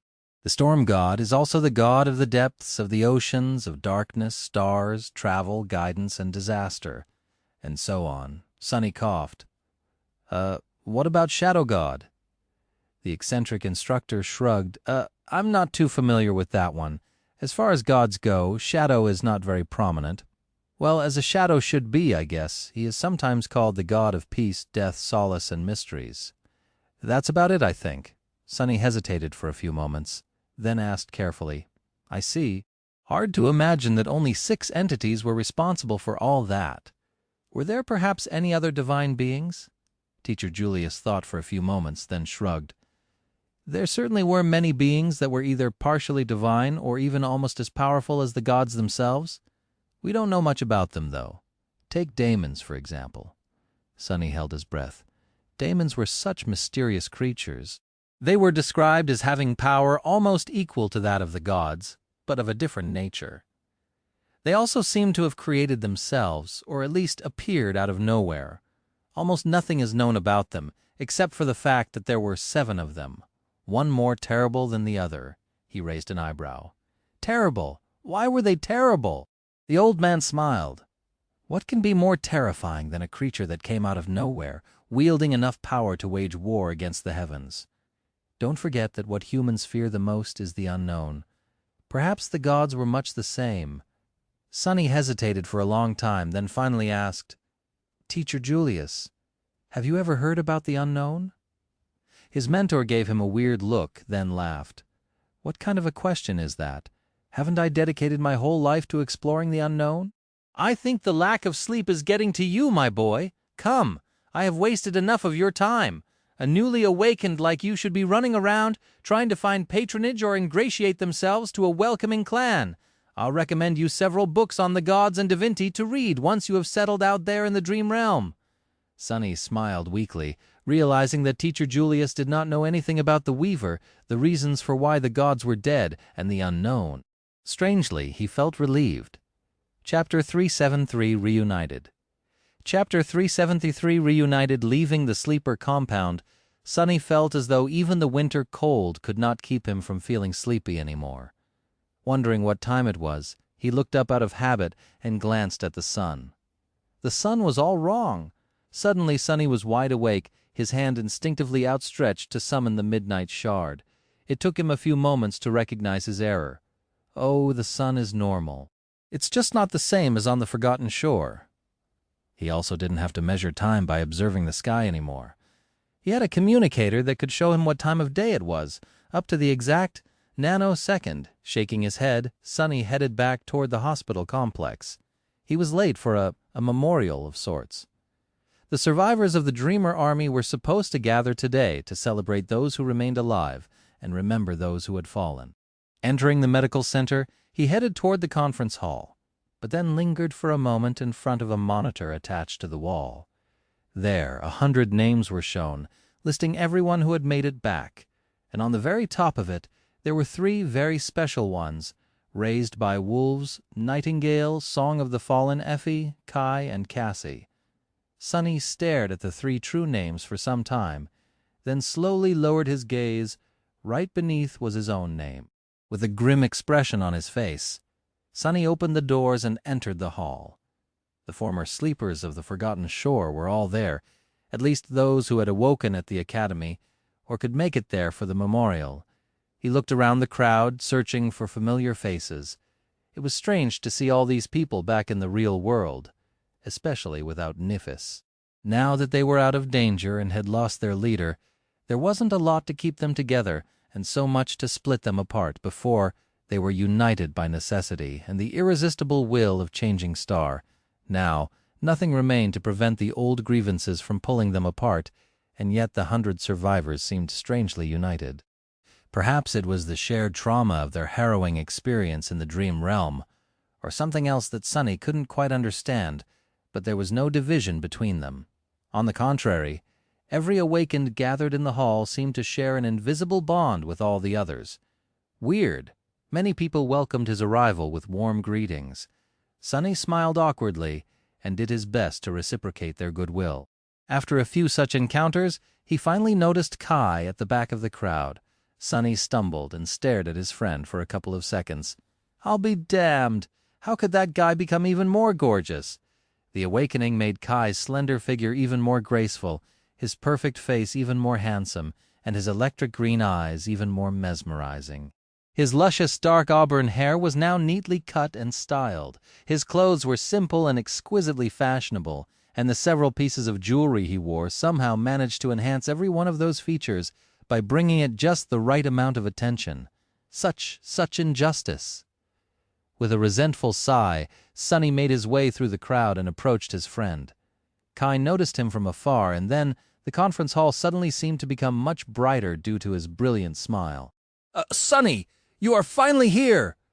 Sunny wanted to answer, but then froze for a second, noticing a stranger next to the charming young man. A sickly, terribly gaunt young woman was sitting in a wheelchair, staring at them with a tired expression. There was clearly something defective about her body. She was unhealthily thin, with pale skin stretching over brittle bones and a strange twist to her spine. Her legs seemed lifeless and weak, tucked awkwardly on the step of her wheelchair. Her neck was clearly struggling to support the weight of her head. It was only when the young woman smiled mischievously did he finally recognize her. "What's the matter, doofus? You've been struck dumb by my beauty?" With a giggle, Effie spun her wheelchair as though giving him the chance to take a good look. "Effie, that's Effie." Sunny stared at her for a couple of moments, trying to connect the image of the mighty huntress he knew, tall, strong, beautiful, and full of vigor, to this weak, gaunt young woman. He only spoke when the pain of the flaw pierced his mind. "Not really. What the hell happened to you?" Effie smiled and shrugged. "Nothing. That's how I've always been in the real world." Something moved in Sunny's memory. He remembered how the two of them sat on the support beam of the ruined cathedral, talking in whispers. For some of us, the real world was more of a hell than the dream realm. That was what Effie had said back then. Noticing the strange expression on his face, she grinned. "Ah, don't worry about it. At least now that I'm awakened, I can move my hands. Look at this." She grabbed the handles of the wheels, then balanced her chair at an angle and spun it around again. "See, ain't that the coolest thing you've ever seen?" Sunny hesitated for a bit, then said quietly, "Yes, one of the coolest, by far." Effie gave him a smile, then glanced at Kai. "See, Knight, your celebrity aura got nothing on my burning charisma." The young man looked at her but didn't say anything. Instead, he suddenly took a step forward and gave Sunny a big hug. "Sunny, thank gods you're alive." Sunny squirmed a little, but then surrendered to being embraced. With a resigned expression, he endured for as long as he could, and then said through gritted teeth, "Why shouldn't I be alive, fool? I wasn't the one whose unconscious, lanky body had to be dragged all the way to the gateway." Kai squeezed him even tighter, then finally released his hold on him. Taking a step back, the charming young man hesitated for a couple of seconds and sighed. "Still, With your luck, I am surprised that the whole spire didn't just fall on your head." Sunny froze, then forced out a smile. Yeah, that would have been terrible, wouldn't it? Chapter 374, Dinner with Friends. Chapter 374, Dinner with Friends, soon. Several instructors appeared. In a solemn and sonorous atmosphere, each of them gave a small speech congratulating the survivors of the Dreamer Army on overcoming the immeasurable hardships and returning to the real world alive. They also spoke about those who had fallen and offered words of solace, saying that their sacrifice would not be forgotten by mankind. After all, mankind only continued to exist because of young men and women like them. To Sunny, those words rang hollow and empty, but they affected many people in the crowd. He saw a few people crying, the others trying to keep a brave face. Everyone had lost a friend, a companion, or a loved one during the tumultuous last days on the forgotten shore. Finally, Instructor Rock took the stage and spoke in length about the meaning of being an awakened, their duty to safeguard humanity, and what they should do and expect in the next few days. However, at some point he was interrupted. "Lady Nephis, tell us what happened to her." A hum of voices rose above the crowd, everyone joining in that plea. Instructor Rock sighed. "Calm down, Awakened. I'll tell you everything we know." The survivors of the Dreamer Army grew silent, staring at him with piercing intensity. The mighty man hesitated for a few seconds, then said, "As all of you know by now, the gateway of the Forgotten Shore seemed to have been destroyed. Changing Star, who took it upon herself to distract the fallen terror, to allow her people to escape, did not make it through in time." A heavy, tortured tension hung in the air. The young men and women gathered in the hall kept silent, but their faces betrayed the storm of painful emotions raging in their hearts. Instructor Rock continued, "However, she is still alive out there in the dream realm. Her vital signs and brain activity readings are all stable. It seems that Lady Nephis managed to escape the terror, at least." He didn't need to say the rest. Everyone understood what it meant. She was trapped in the dream realm, with no way to come back. Sunny glanced at the newly awakened around him, wondering what their reaction would be. Guilt? Sorrow? Fury? However, he was surprised by what he saw. A few moments later, a voice resounded from the crowd, full of adamant belief. "She will return. If anything can do it, it's Lady Nephis." A wave of voices then joined that first one, all expressing their agreement. "That's right. She is Changing Star of the immortal flame. She won't die. Who says that she escaped from the terror? I bet that Lady Nephis is currently roasting its meat, looking at a map and thinking where to find another gateway. Exactly. Immortal flame cannot be extinguished." There was no guilt, sorrow, or fury. Only hope. Only faith. Uncomfortable, Sunny turned to Effie and Kai. Both seemed to be a little bit sad, but strangely calm. What do you guys think?" Effie hesitated for a few seconds, then shrugged. "I sort of agree. If anyone can make it out alive from there, it's Princess. It sounds impossible, but, I mean, it's her. You know how she is." Kai remained silent for a bit, then nodded. "That's what I believe, too, or at least try to believe." Saying those words, he looked around with concern and said, "But Cassie must be devastated. Have you seen her?" Sunny stared at him grimly, then turned away. "I did earlier. She is." Strangely, today, the blind girl was nowhere to be found, to his relief. Kai sighed, then rubbed his face. "I really want to sleep." "It's tough, staying awake for that long. What about you guys?" Sunny shrugged. "I'm fine for now. I also have a pack of military-grade stimulants to keep me awake for a few more days." Effie glanced at them and grinned. "I'm not sleepy at all. However, to be honest, I am dying from hunger. There has to be food here somewhere, right?" Sometime later, they were in the cafeteria of the hospital complex. Sunny and Kai were already done with their dinner, and observed with dark fascination as Effie was finishing her fourth serving. There was a small mountain of empty plates in front of her. Finally, the huntress was done with the food and leaned back tiredly in her wheelchair, full of satisfaction. "Ah, that's life, Sunny. Go bring me something to drink." He stared at her with a dark expression and asked, "I already brought you the last 3 trays. Why don't you ask Kai?" Effie grinned. "Aren't you the youngest? Respect your elders, brat. Also, Kai and I are big shots now, way out of your league. Why would I ask a valiant, true name awakened to serve me food when there's a nameless gremlin like you loitering around?" Sunny gritted his teeth, then obediently stood up and went to bring the young woman a few drinks. When he returned, Kai looked at him apologetically. "Sorry about that, Sunny. Actually, I'm really surprised that you didn't receive a true name as well. No one deserves it more than you, in my opinion." "Really?" Sunny shifted uncomfortably and said, "Yeah, well, you're not wrong. I do deserve a true name, don't I?" "What a travesty," Effie giggled. "Hey, Knight, what do you think Sunny's true name would be?" Kai blinked a couple of times, though for a bit, then said with a smile, "I'm not sure. Something like famous last words." He chuckled lightly and then added, "Or no, really, that happened. What about you, Effie? What do you think?" Effie glanced at Sunny, then smiled with mischief. "Looks good in a dress." He stared at her with murder in his eyes. "Hey!" While the gaunt young woman was laughing, Sunny turned to Kai and frowned. "Speaking of true names, Effie I can understand, but Nightingale?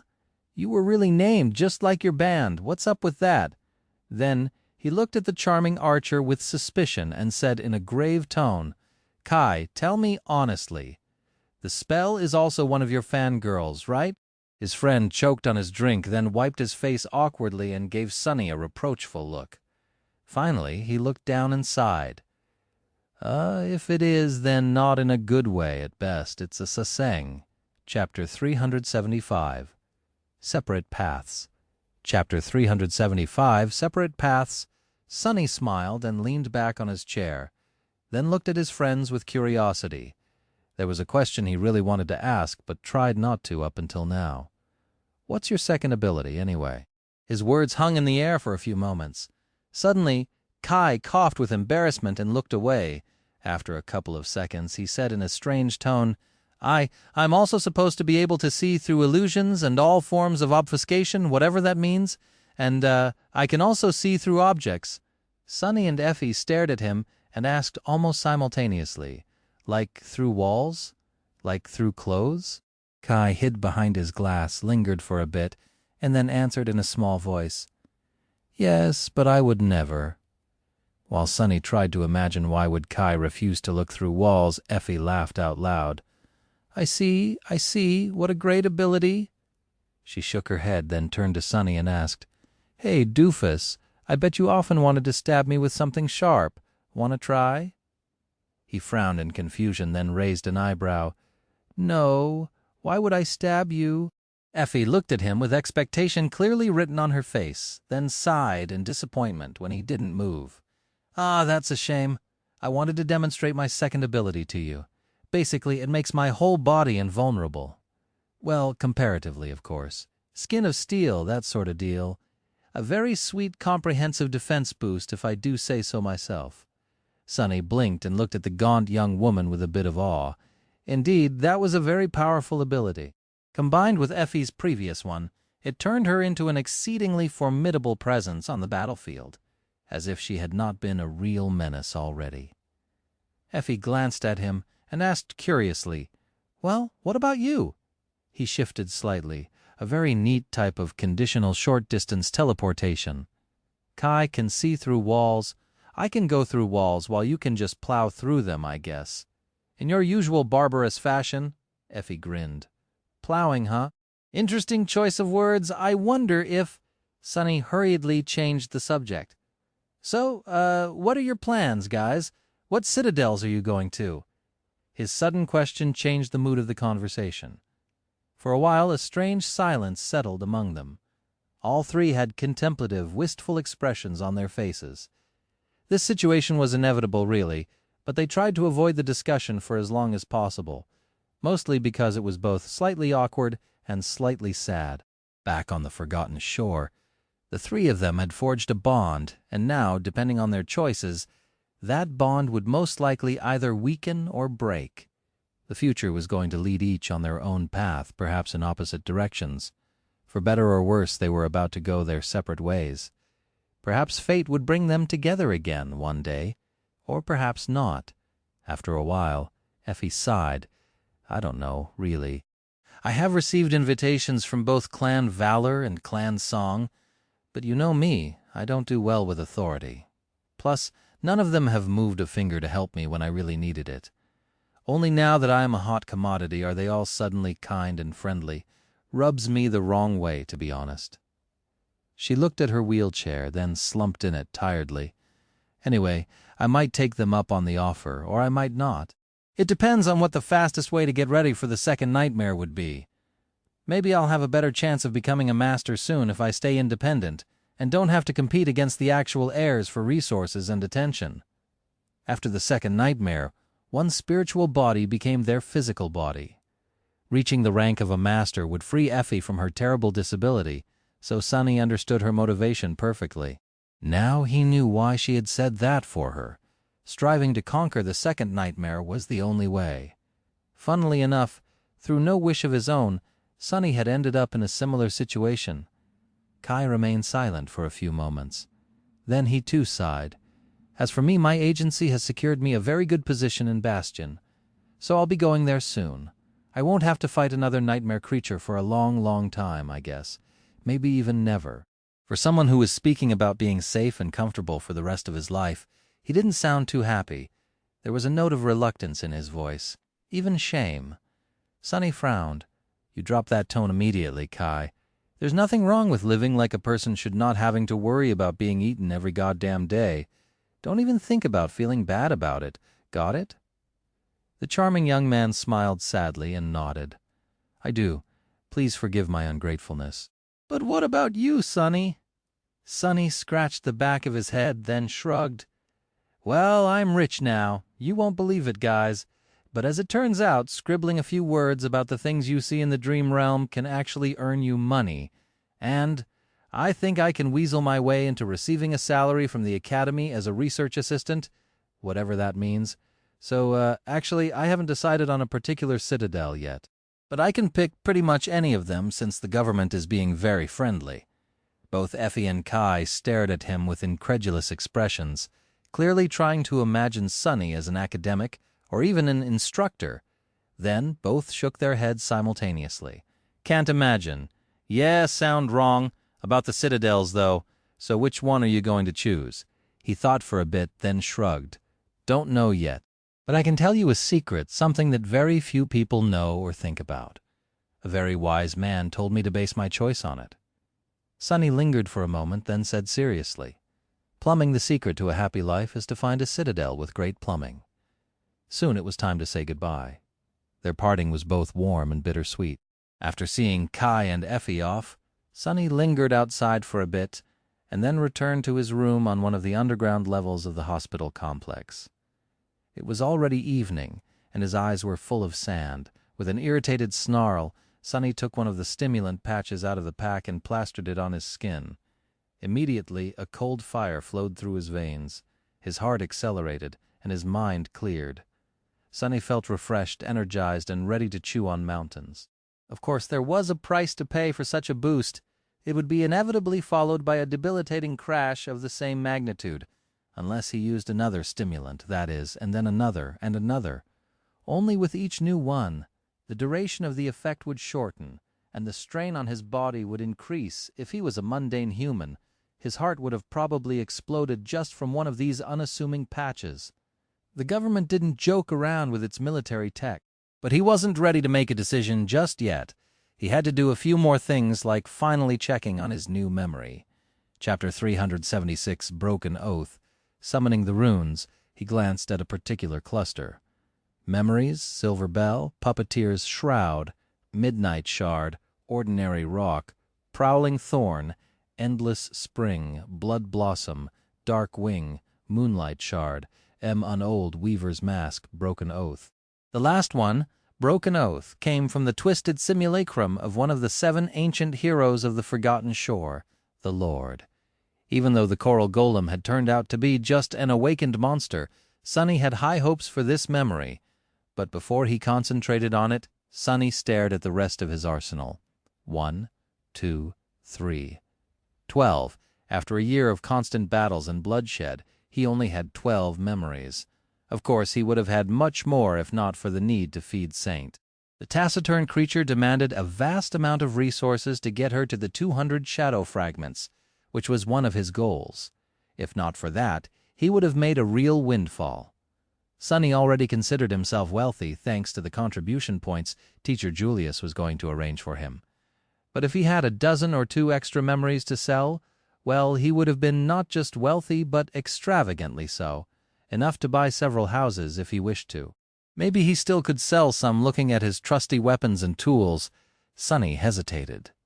Now that he could use Shadow Step to blink from one place to another, he didn't need to enhance his mobility that much. So Prowling Thorn and Darkwing were potential candidates to be auctioned off, maybe? They still had their uses, though. The rest he couldn't even imagine selling, at least not before finding better alternatives. Even the Silver Bell, which wasn't really all that useful but had something of a sentimental value. The little bell was the first memory he had ever received, after all. And its description was, it touched something in his heart. Curses, I just used the stimulant. Why is my mind so scattered? With a frown, Sunny finally concentrated on his new memory. Memory. Broken Oath. Memory rank? Awakened memory tier? Aye. Memory type? Charm. His eyes widened slightly. Jackpot. Another charm, such luck. Excited, Sunny read further. Memory description. They made a terrible oath to destroy the curse, or be consumed by it. Those who have broken the oath were consumed by the curse, and those consumed by the curse have broken their oath. In the end, none could escape their promise. Morbid, I guess. I guess that's how the Carapace Legion was born? He looked at the next string of runes. Memory enchantments. Oathbreaker. Enchantment description. The broken oath erodes souls of all those who approach it. Sunny held his breath for a few moments. A soul attack. Both the nightmare creatures and the awakened had many ways to destroy their enemies. Kinetic damage, called physical for simplicity, was the most common, but there were many others. Among them, soul damage was the rarest and hardest to defend against. It was no coincidence that Soul Reaper Jet, whose aspect allowed her to strike directly at the soul, was so feared. And now Sunny had a soul attack of his own in the arsenal. There was one problem, however. Wait, erodes souls of all who come near? Will it affect me then as well? A deep scowl appeared on his face. Sunny hesitated for a while, then sighed, and summoned the memory into existence. Soon a glistening gem made out of polished crimson coral appeared in his hand. A second later he suddenly shuddered and groaned. As soon as the broken oath appeared, a sickening sensation permeated his entire being. It was as though someone was slowly draining the very life out of him. Not only that, but he also felt weaker. Looking down, Sunny saw his shadows ripple and react. The surly one stared at him with outrage and waved its hands in the air angrily, while the friendly one was hugging itself pitifully and pacing. Damnation! He had recognized the debilitating feeling that the gem produced. It was the same aura that had weakened him when he fought the coral golem. It was also the infinitely weaker version of the annihilating soul attack of the artificial sun. Gritting his teeth, Sunny dismissed the broken oath. Only when it disappeared completely could he breathe freely again. Crap. That was one serious side effect. How was he supposed to use his new charm if it would be slowly killing not only his enemies, but also Sunny himself? Drop it on the ground, use Shadow Step to blink away, and hope for the best. Sunny sat quietly for a while thinking. Then a tentative smile appeared on his face. Wait, that should work, right? Turning away from the runes describing the soul-destroying gem, he concentrated on the description of his loyal shadow demon. Shadow, Marble Saint, Shadow rank, Awakened. Shadow class, Demon, Shadow attributes, Battlemaster, Stalwart, Spark of Divinity. Shadow abilities, Weapon Sage, Underworld Armament. Shadow fragments, 80-200 concentrating on the Underworld Armament ability. Sunny read, Shadow Saint's armor can accommodate a charm memory to inherit its enchantments. His smile widened. Good, that's the first part. Looking a bit higher, he found another string of runes. Attribute, Stalwart. Attribute description. The stone saint is highly resistant to all forms of damage, as well as being fully immune to mind and soul attacks. Fully immune to mind and soul attacks, yes. Sunny let out a satisfied sigh. The broken oath was pretty useless by itself, but when combined with Saint's special ability and attributes, it would make his shadow even more lethal. That was because Saint was a very special kind of demon, one whose will couldn't be intruded upon or shaken. Both her mind and her soul, well, the shadow that inhabited her body instead of a soul were utterly indomitable. He only had to make sure to not be anywhere near the living statue while she had the crimson gem set into her armor. Tricky but doable. And speaking of armor, he was not done exploring his memories yet. In fact, he had left the best for last. Looking at the shimmering runes, Sunny concentrated on a particular string, one that looked broken and incomplete. Memory. Unold. Now that he was awakened, he could finally restore the broken onyx armor he had bought from Steve for a measly handful of soul shards. The ascended suit of armor of the 6th tier, the most powerful memory he owned, or seen even summoning the Unold, Sunny strained his muscles and with some effort managed to place it on the floor in front of him. Even now that he was an awakened, the weight of the stone memory was not something he could endure easily without using both of his shadows or wasting essence to enhance his strength. Breathing a bit heavily, Sunny studied the damaged memory. The suit of ancient plate armor was jet black in color. Its design was intricate and solemn, radiating a feeling of dark resolve and stalwart, adamantine grace. Its glossy surface seemed to absorb and devour any light that fell on it. All parts of the armor were perfectly fitted to one another, creating an almost seamless barrier of impenetrable steel. Well, not steel yet. Stone. The ancient armor looked extremely similar to the one Stone Saint had worn, and now that the shadow was a demon, they were even more alike. The onyx armor in front of Sunny was still more impressive, though, more regal, as if created for a being of a higher status. And just like the armor worn by the Saint, it would only transform from actual stone into the miraculous stone-like alloy if risen from its passive state. It couldn't be done yet, though, because its spell weave was damaged.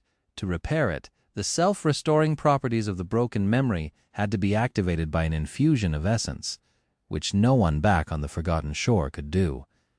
Now, however, things were different. Now Sunny was an awakened. Not only could he control the flow of shadow essence inside his body, he even had the soul serpent to help him guide it. Placing his hands on the cold surface of the onyx breastplate, Sunny closed his eyes and sent the essence into the onyx armor. Chapter 377, Mantle of the Underworld. The shadow essence flowed through the coils of the soul serpent into his left hand, then surged into the cold black onyx. There was no resistance that Sunny had to overcome to transfer it from his body into the stone armor. After all, the armor was his memory, and as such could be considered to be a part of his soul. The surge of energy rushed through the ancient armament, then returned to his body through his right hand. Soon a stable cycle was established, with a constant current of shadow essence circulating through both Sunny himself and the onyx armor.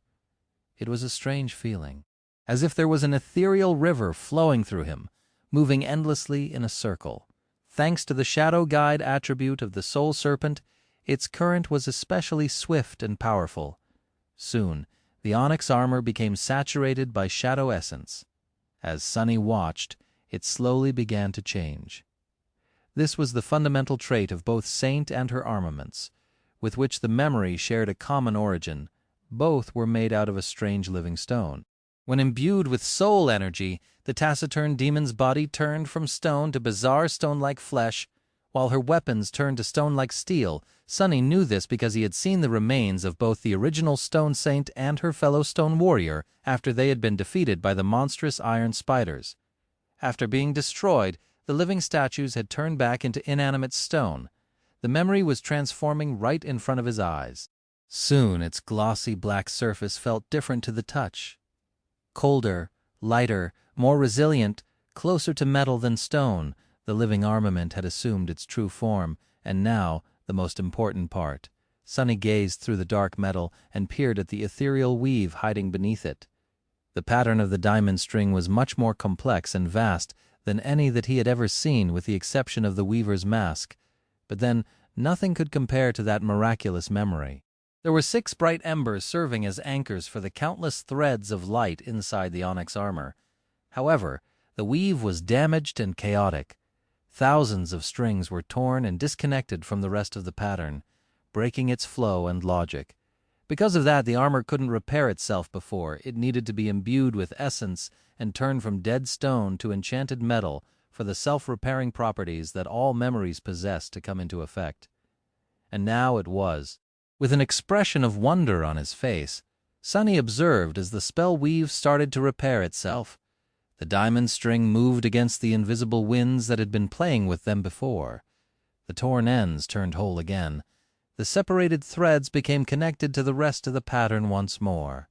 Thousands upon thousands of ethereal strings moved in unison, their motions full of strange symmetry and grace. Watching the beautiful weave restore itself filled Sunny with a deep feeling of satisfaction. He smiled. This feels right. He continued to pour essence into the ancient armor and watched as it slowly returned to its intended state, and then it was finally whole once again. With a content sigh, Sunny removed his hands from the breastplate of the onyx armor and retrieved the shadow essence back into his body. After the memory turned back into stone, he dismissed it. After that, not wasting any time, Sunny dove into the soul sea, walked a stand between the 2 shadow cores, and summoned the memory down. As soon as the silhouette of the ancient armor appeared from the sphere of light, he glanced at the runes surrounding it. "Come on, be good, be great. I've waited for this moment for so long." He read the first string of runes. Memory, Mantle of the Underworld. Whoa, sounds awesome. But Underworld, that word again. One of Saint's abilities was called Underworld Armament. Her own runes also described the creator of the living statues as residing in the cavernous halls of a dark domain, as well as being the last child of the unknown. Was Saint made by the ruler of the underworld, or something? Sunny shivered slightly, then glanced at the intricate black armor with a solemn expression.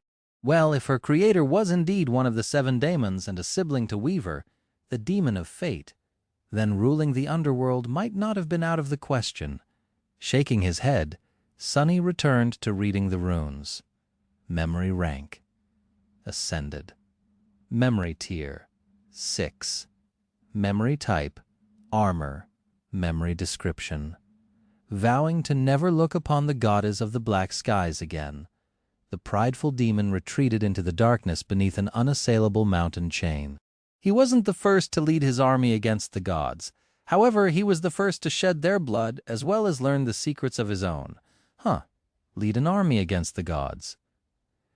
When Teacher Julius mentioned that demons had enough power to wage war against the heavens, Sunny had thought of it as a figure of speech. But maybe it was not. Perhaps a few of them had really tried. And what was that about the secrets of the blood? Endless questions, like always. Shaking his head again, Sunny turned away from the description and continued to read memory enchantments.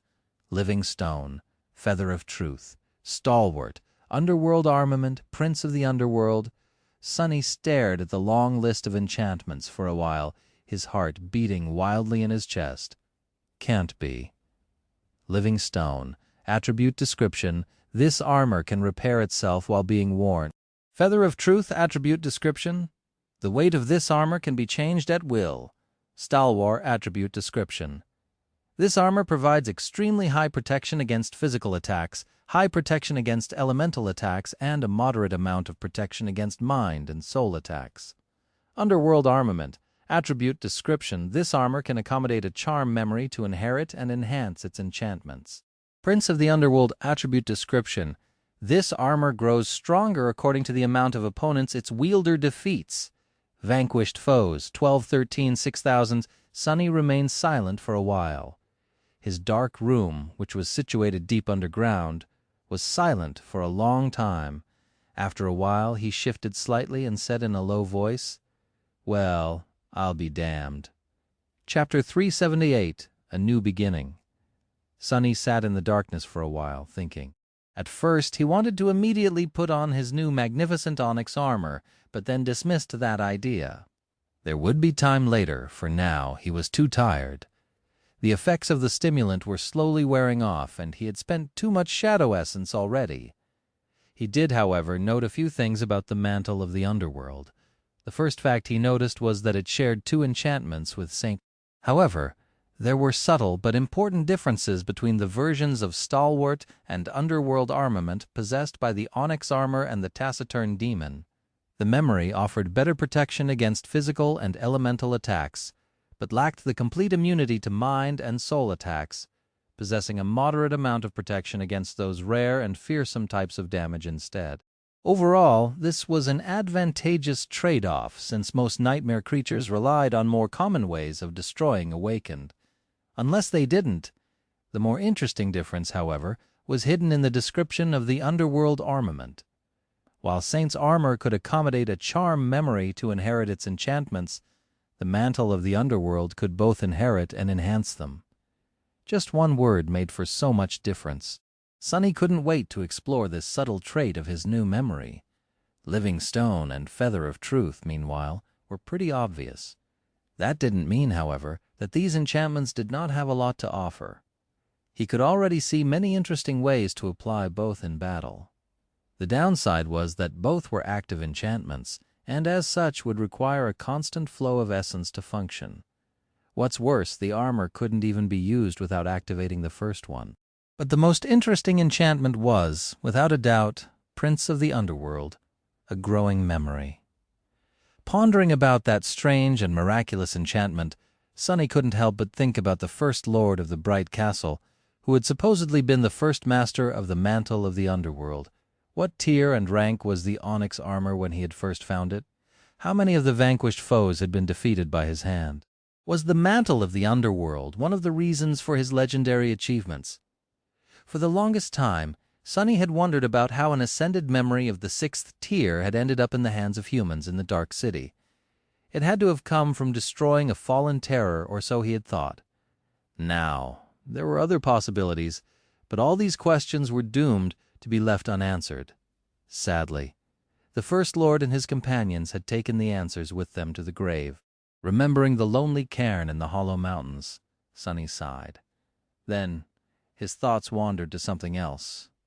The goddess of the black skies, Storm God. Teacher Julius had described Storm God as being the deity of the depths of the oceans, of darkness, stars, travel, guidance, and disaster. He also said that the gender of the gods was subject to change. Stars, darkness, and storms were somewhat related to black skies. Frowning, Sunny remembered the runes describing the Mantle of the Underworld. Indeed, black skies could also be translated as skies covered by storm clouds or the night sky. Interesting?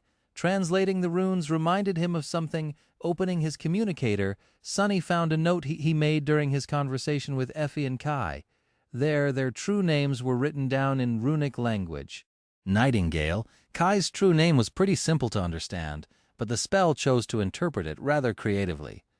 Even though Sunny had no idea if the Dream Realm had actual nightingales, the runes described a pretty similar bird, probably translated literally.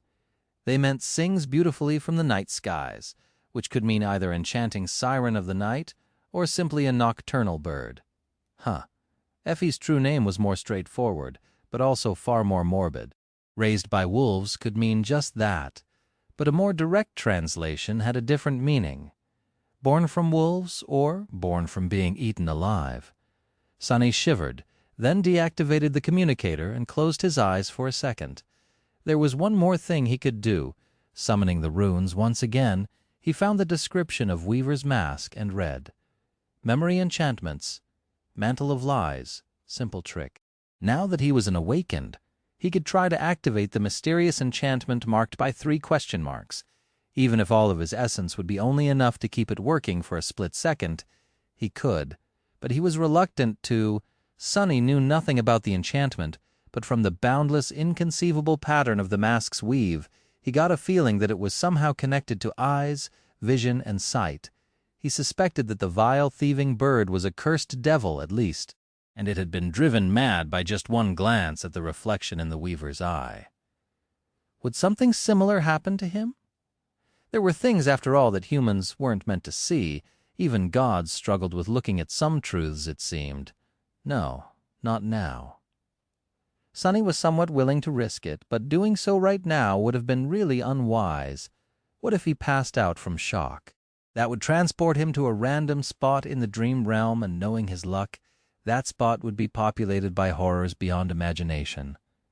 With a sigh, he dismissed the runes and took out another stimulant patch. Some other day, when I am much, much stronger, with that, he removed the old patch and put another one in its place. Time to put all I learned together and make the final decision. What should I choose? Stability or danger? Safer road or an unknown path? 2 days later, Sunny was sitting on a bench opposite the entrance to the Academy Hospital complex with a cup of bitter, dark coffee in his hand. In his other hand, he was holding a slick communicator. Taking a sip of the terrible drink, Sunny grimaced, then lingered for a few moments and sighed. Finally, he pressed the call button to contact Master Jet. She answered after a couple of seconds. Her voice sounded a little tense, and there were strange, barely audible whispers mixing with the background noise of the call. "Ah," awakened Sunless. "What? Wait, give me a second." Something crackled violently, and in the next moment the background noise was gone. "Much better. So, have you decided?" Sunny took another sip of coffee and said, "Yeah." He hesitated for a bit, then added, "As far as joining the legacy clans or the government, I've decided against it. I don't know enough and have no leverage to ensure a good deal. Plus, that option will remain open for me in the future, even if I stay independent for now. The reverse, however, won't necessarily be true. In any case, it's a serious matter, one that should not be decided upon in a span of just a few days, while suffering from sleep deprivation and stimulant abuse to boot." Master Jet turned on the video function of the call and smiled. The smile was bright and beautiful, but Sunny couldn't help but notice that right behind her, something was currently on fire. Makes sense. So then, which citadel? That was the real question. While Sunny decided to remain independent for now, while leaving himself an opportunity to join a powerful faction later, his choice of an anchor was going to limit which factions he would be able to interact with later on. He was silent for a bit, then said, "Clan Valor territory." Master Jet nodded. "Solid choice, Bastion, or a smaller citadel?" Sunny drank some more coffee, then spoke the name of the citadel he had chosen into the communicator. Jet's eyes widened slightly. She didn't say anything for a while, then asked with a bit of surprise in her voice, "Are you absolutely sure?" He nodded. "Yeah, I thought about it long and hard." Master Jet stared at him with a slight frown for a few moments, then shrugged. "Well, okay then. But that might take a couple of days to arrange. The place is too far north, and there's not a lot of saints in those parts, but I'll find a way." Sunny smiled. "Thanks, I really owe you one." She smiled in response and then winked at him. "Be careful with what you say, Sunless. I might just take you up on the offer and come knocking on your door one day, asking for a favor." He took a sip of coffee and shrugged. "Sure, no problem. Oh, and call me Sunny, please. Everyone does." Master Jet blinked a couple of times, then grinned. "All right." Turning away from the camera, she quickly glanced at something beyond the screen and then added, "Chained Isles, huh? Good luck, Sunny. I hear it's a real hell." Chapter 379, Chained lsles. In the vast, empty darkness, myriads of distant stars were shimmering with ethereal light. The vista of the night sky was boundless and stark, full of promise and mystery. Above it was another sky. This one blue and bright, full of sunlight and gentle winds. White clouds flowed across it, telling enchanting stories with their movement and shapes. Between the bright sky and the dark sky, an island floated in the air. It was surrounded by freely levitating pieces of rock and ancient masonry, its surface awash in the soft radiance of the sun, its underbelly veiled by impenetrable darkness. Several gargantuan chains stretched away from the island, cracking thunderously as it slowly rose and fell. The clangor of iron was almost loud enough to drown Sunny's voice almost. "Arg! Drop dead, bastard! Damn you, crap!" Sunny had a good reason to be screaming bloody murder. because he was seconds away from being eaten alive. Near the edge of the flying island, where the forest covering its surface made way for a narrow expanse of patchy grass, a massive wolf-like beast was currently trying to swallow him whole. The nightmare creature was the size of a small truck, with fur as tough as steel wire and a long, terrifying muzzle. Its jaws were wide enough to bite a human in half and strong enough to crush both bones and armor into dust. Currently, those jaws were trying to close on Sunny, and the only thing preventing them from doing so were his hands. He held the upper jaw of the beast with one and the lower jaw with another, trying with all his strength to keep them open. His muscles felt as though they were about to explode. The abomination was also trying to bite down on the hateful human with all of its tremendous might, but for the moment, neither of them could overpower the other. It was just a matter of time, though. Sunny was burning through his essence to augment his physical strength, and those reserves were not endless. When the well of power ran dry, he would lose this contest. Not good. About 2 months had passed after he had chosen to come to this place, and now Sunny was starting to seriously doubt his decision. Why didn't he just go to Bastion? He would be safe and sound behind its walls right now, maybe even in the embrace of a beautiful... As though trying to add insult to injury, the nightmare creature interrupted his thought by letting out a deafening growl and doubling its efforts to devour him. Sunny felt a putrid wind brush past his face and grimaced miserably. The stench coming out of the beast's maw was unbearable. Just don't faint. His hands trembled, and the terrible fangs of the beast came a few centimeters closer to sinking into his flesh. Sunny gritted his teeth and then yelled, "Saint! A little help here, damn it!" But the taciturn demon was nowhere to be seen. She was a good couple 100 meters away, standing atop a low hill. Sunny groaned and tried to push the jaws of the abomination away, but it was useless. The damn creature was just too strong. A few seconds later, though, something hissed past his shoulders, and 2 menacing black arrows sunk into the feral eyes of the beast. They arrived almost simultaneously. Thanks. Using the momentary shudder that ran through the wolf's body, Sunny pushed the jaws sideways, allowed them to close with a loud crack, and poured as much essence as he could into a vicious throw. The massive body of the nightmare creature flew for good 10 meters and crashed into a trunk of an ancient oak, plowing straight through and turning it into splinters. Sunny fell to his knees and drew in a shaky breath. Then he quickly glanced back. Far in the distance, a graceful dark silhouette was outlined against the bright sky. Saint held a powerful memory bow in her hands, its limbs made out of horn and polished black wood. 2 ruby eyes burned behind the visor of her helmet, and a crimson coral gem was set into the center of her obsidian breastplate. Nice shots. She wouldn't be able to help him any further, though, at least not for a dozen seconds. Sunny was pretty sure that the shadow had spent all of her arrows while they were fighting with the pack, and now she had to dismiss and summon them anew. At least the leader of the monstrous wolves was now blind, probably. Not that it was going to stop the bastard. The nightmare creature was already rising from the ground, howling furiously, "Curse you," panting. Sunny crawled a few steps and picked up the midnight shard. The austere tachi was as sharp and deadly as ever. The problem was that the last remaining abomination was clearly of the fallen rank, so the stalwart blade was having trouble breaking through its hide. Still, Sunny had to work with what he had. Making sure that the sun was behind him, he stood up and leaned on his sword, watching tiredly as the massive beast turned its ugly head and faced him. The dreadful wolf lowered its muzzle to the ground, then growled with murderous rage. Bits of saliva flew from its maw and fell to the ground. Then, pushing with its mighty hind legs, the nightmare creature lunged at Sunny, covering the distance between them in an instant. The beast brought its terrible jaws on the tiny human once again and bit on emptiness. In the place where Sunny stood just a moment ago, there was now nothing but air, light, and shadows. Appearing from the nightmare creature's own shadow, Sunny dove between its hind legs and thrust the midnight shard upward, aiming at the soft belly of the fearsome beast. The tachi pierced the pale skin without much problem and sunk into the flesh of the abomination. As blood poured to the ground, the creature staggered and fell. A low whine escaped from its mouth. Very soon it was all over. Falling onto the ground in complete exhaustion, Sunny tried to catch his breath and listen to the silence. Soon he heard the sweet sound of the spell whispering, "You have slain a fallen monster, Dreadwolf. Your shadow grows stronger."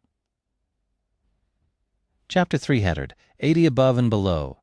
Sunny lay still for a while, then summoned the runes and looked at the dreadful number. Shadow fragments, 197/1000. He sighed. The task of pursuing power had turned out to be much more difficult than he had anticipated, and for one simple reason: after becoming an awakened, he now received fewer fragments from killing nightmare creatures. If before he could get 2 by slaying an awakened monster, now it was 1. If before he could receive 4 by slaying a fallen monster, now it was 2. What's worse, his hopes of growing strong by hunting down scores of dormant creatures had been mercilessly crushed because he didn't receive any fragments from killing those weaker than him at all, which was a real disappointment. Who didn't love punching down? Sunny was at the very bottom of the power structure for most of his life, so he had been really looking forward to having an opportunity to bully something weaker than him for a change. Alas, it had turned out to be a waste of his time. Of course, Sunny had also become tremendously more powerful. He could handle himself in a fight with fallen beasts, and even monsters, especially with the help of Saint. That was the only reason why he had not fallen off behind Nephis, who was still alive somewhere in the dream realm and growing more powerful with each day. He had not managed to diminish the gap between them by a lot, but at least he was not worse off than at the start of this. Thinking of changing star, Sunny looked into the distance. A somber expression appeared on his face. Think about something else. There was only one bright side to all of this. While dormant creatures did not bring him any shadow fragments, they did bring him memories, and those memories could be fed to Saint. Her own counter now showed shadow fragments, 157/200. Not bad. A low, eerie sound of giant iron links scraping against each other interrupted his thoughts. The island Sunny was currently on seemed to have entered the ascending phase, so his time here was running short.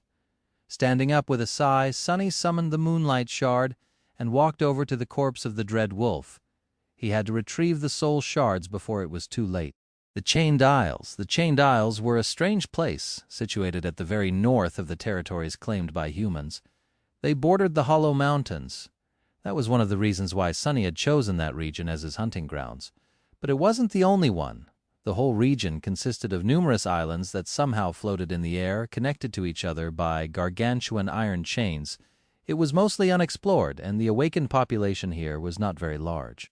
Notably, there were not a lot of masters and saints here, especially those associated with the legacy clans, be it great or lesser. What the Chained Island had in abundance, instead, were the nightmare creatures of all kinds, from dormant ones to awakened, fallen, and terrifying corrupted abominations. Each island had its own menagerie of horrors, and the level of threat differed from one to another. Most were utterly deadly, though.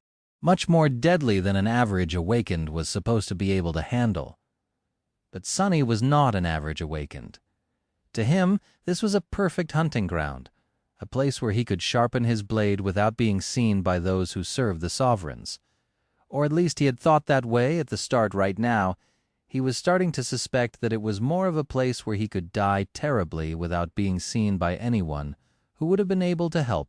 Just like Master Jet said, the Chained Islands were a hellish land, and not only because of the nightmare creatures.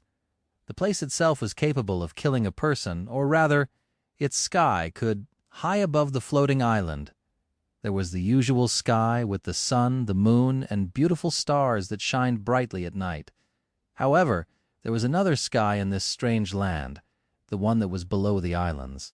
It was always dark, and the ethereal lights burning at an unimaginable distance in its vast expanse only looked like the stars. No one really knew what they were.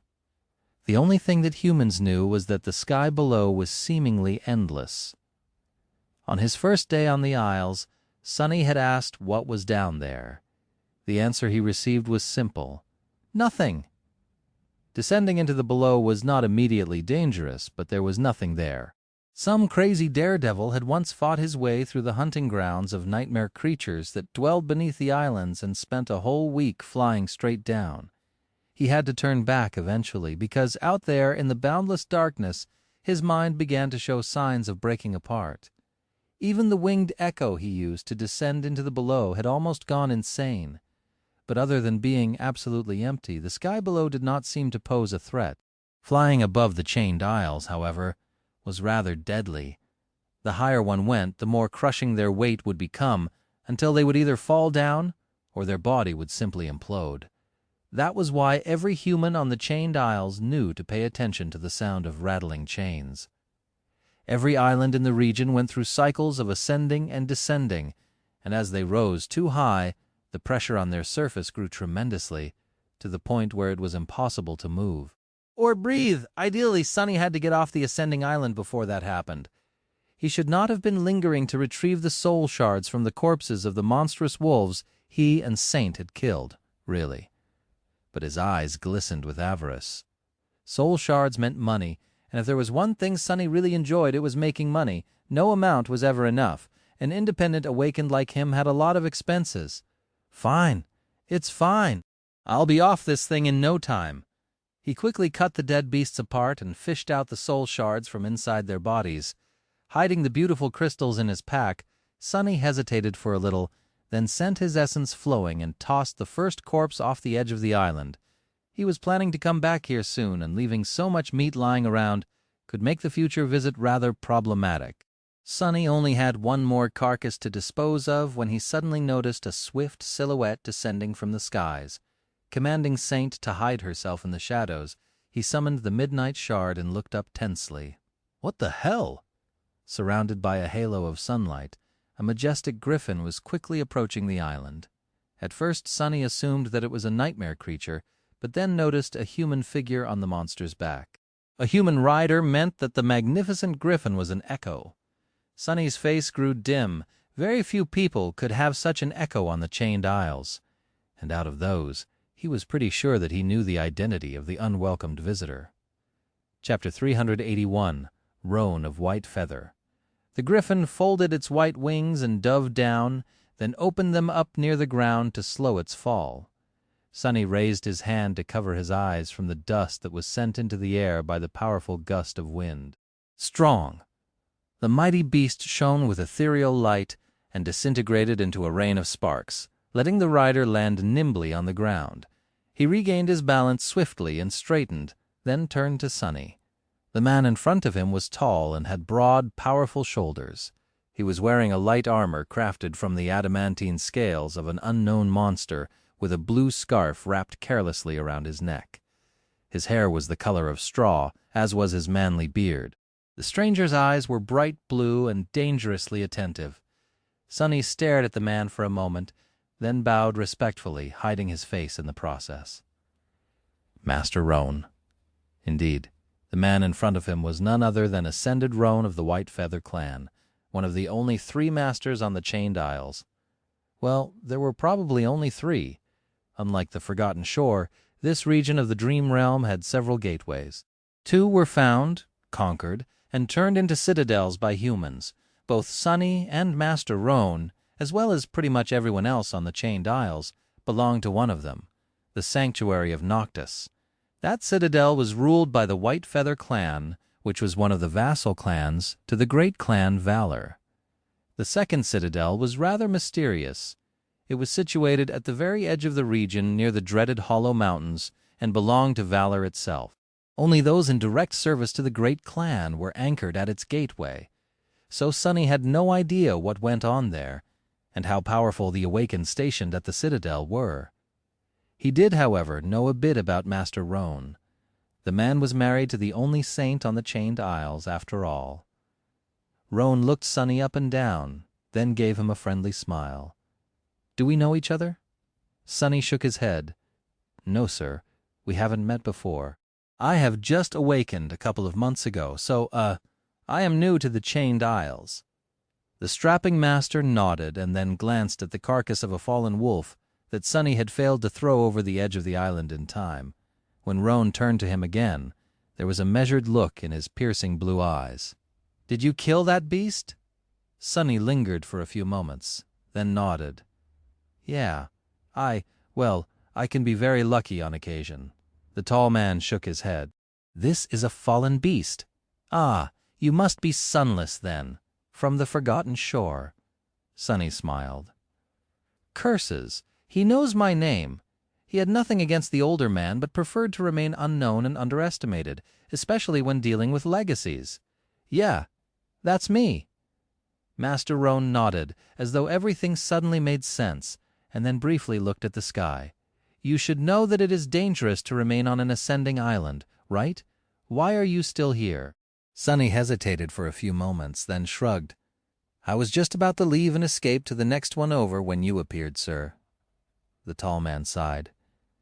"Yeah, that's what I figured. You've spent all your luck on that beast, though, it seems.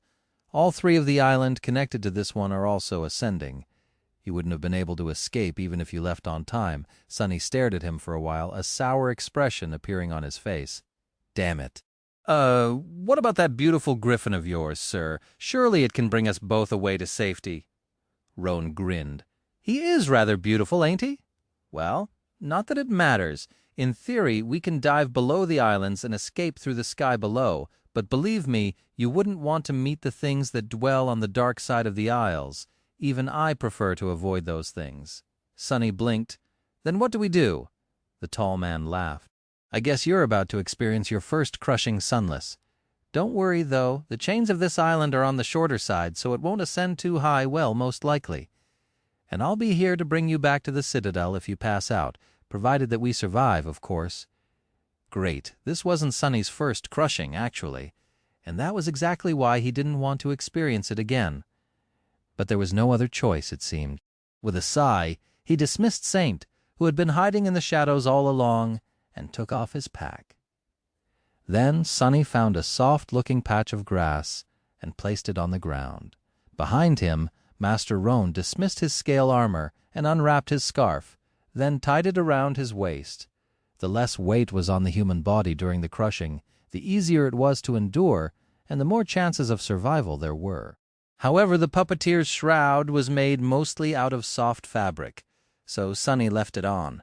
He also wanted to neither reveal nor dismiss the soul serpent, as the giant chains groaned and rang thunderously, and the island rose higher and higher. The two of them lay on the grass and prepared to be crushed. Master Roan stared at Sunny's slender physique, then at his own mighty muscles, and sighed with envy. The Chained Isles was one of the very few places in the dream realm where being small and light was an advantage. If you feel like passing out, turn your head to the side. Wouldn't want to suffocate on your own spit or vomit, right? Sorry for being crass, kid." Sunny grimaced and thanked the older man in a suppressed voice. He was already feeling an invisible force pushing him into the ground. "This is going to suck." As if answering his thoughts, the invisible force suddenly grew stronger, crashing into him like a giant hammer. Chapter 382. The crushing laying on the soft grass. Sunny felt his body grow heavier and heavier still. The island continued to rise into the sunlit sky, and with each minute, the crushing pressure became slightly more unbearable. The ancient forest covering its surface bent, a rain of leaves falling to the ground. The mighty trees lowered their branches, almost as if trying to touch the ground. With a loud crack, a few weaker ones broke and plunged down, showering everything around with sharp splinters. Sunny grimaced, feeling his whole body struggle under the strain. He could still move and breathe without too much trouble, at least for now. Soon, the island would rise high enough to make any kind of movement almost impossible. And if he was especially unlucky, it would continue to ascend, eventually making it hard to even inhale. Hopefully the chains would draw taut long before that. The skies above the Chained Isles were beautiful, but also forbidden. Nothing could survive their crushing embrace.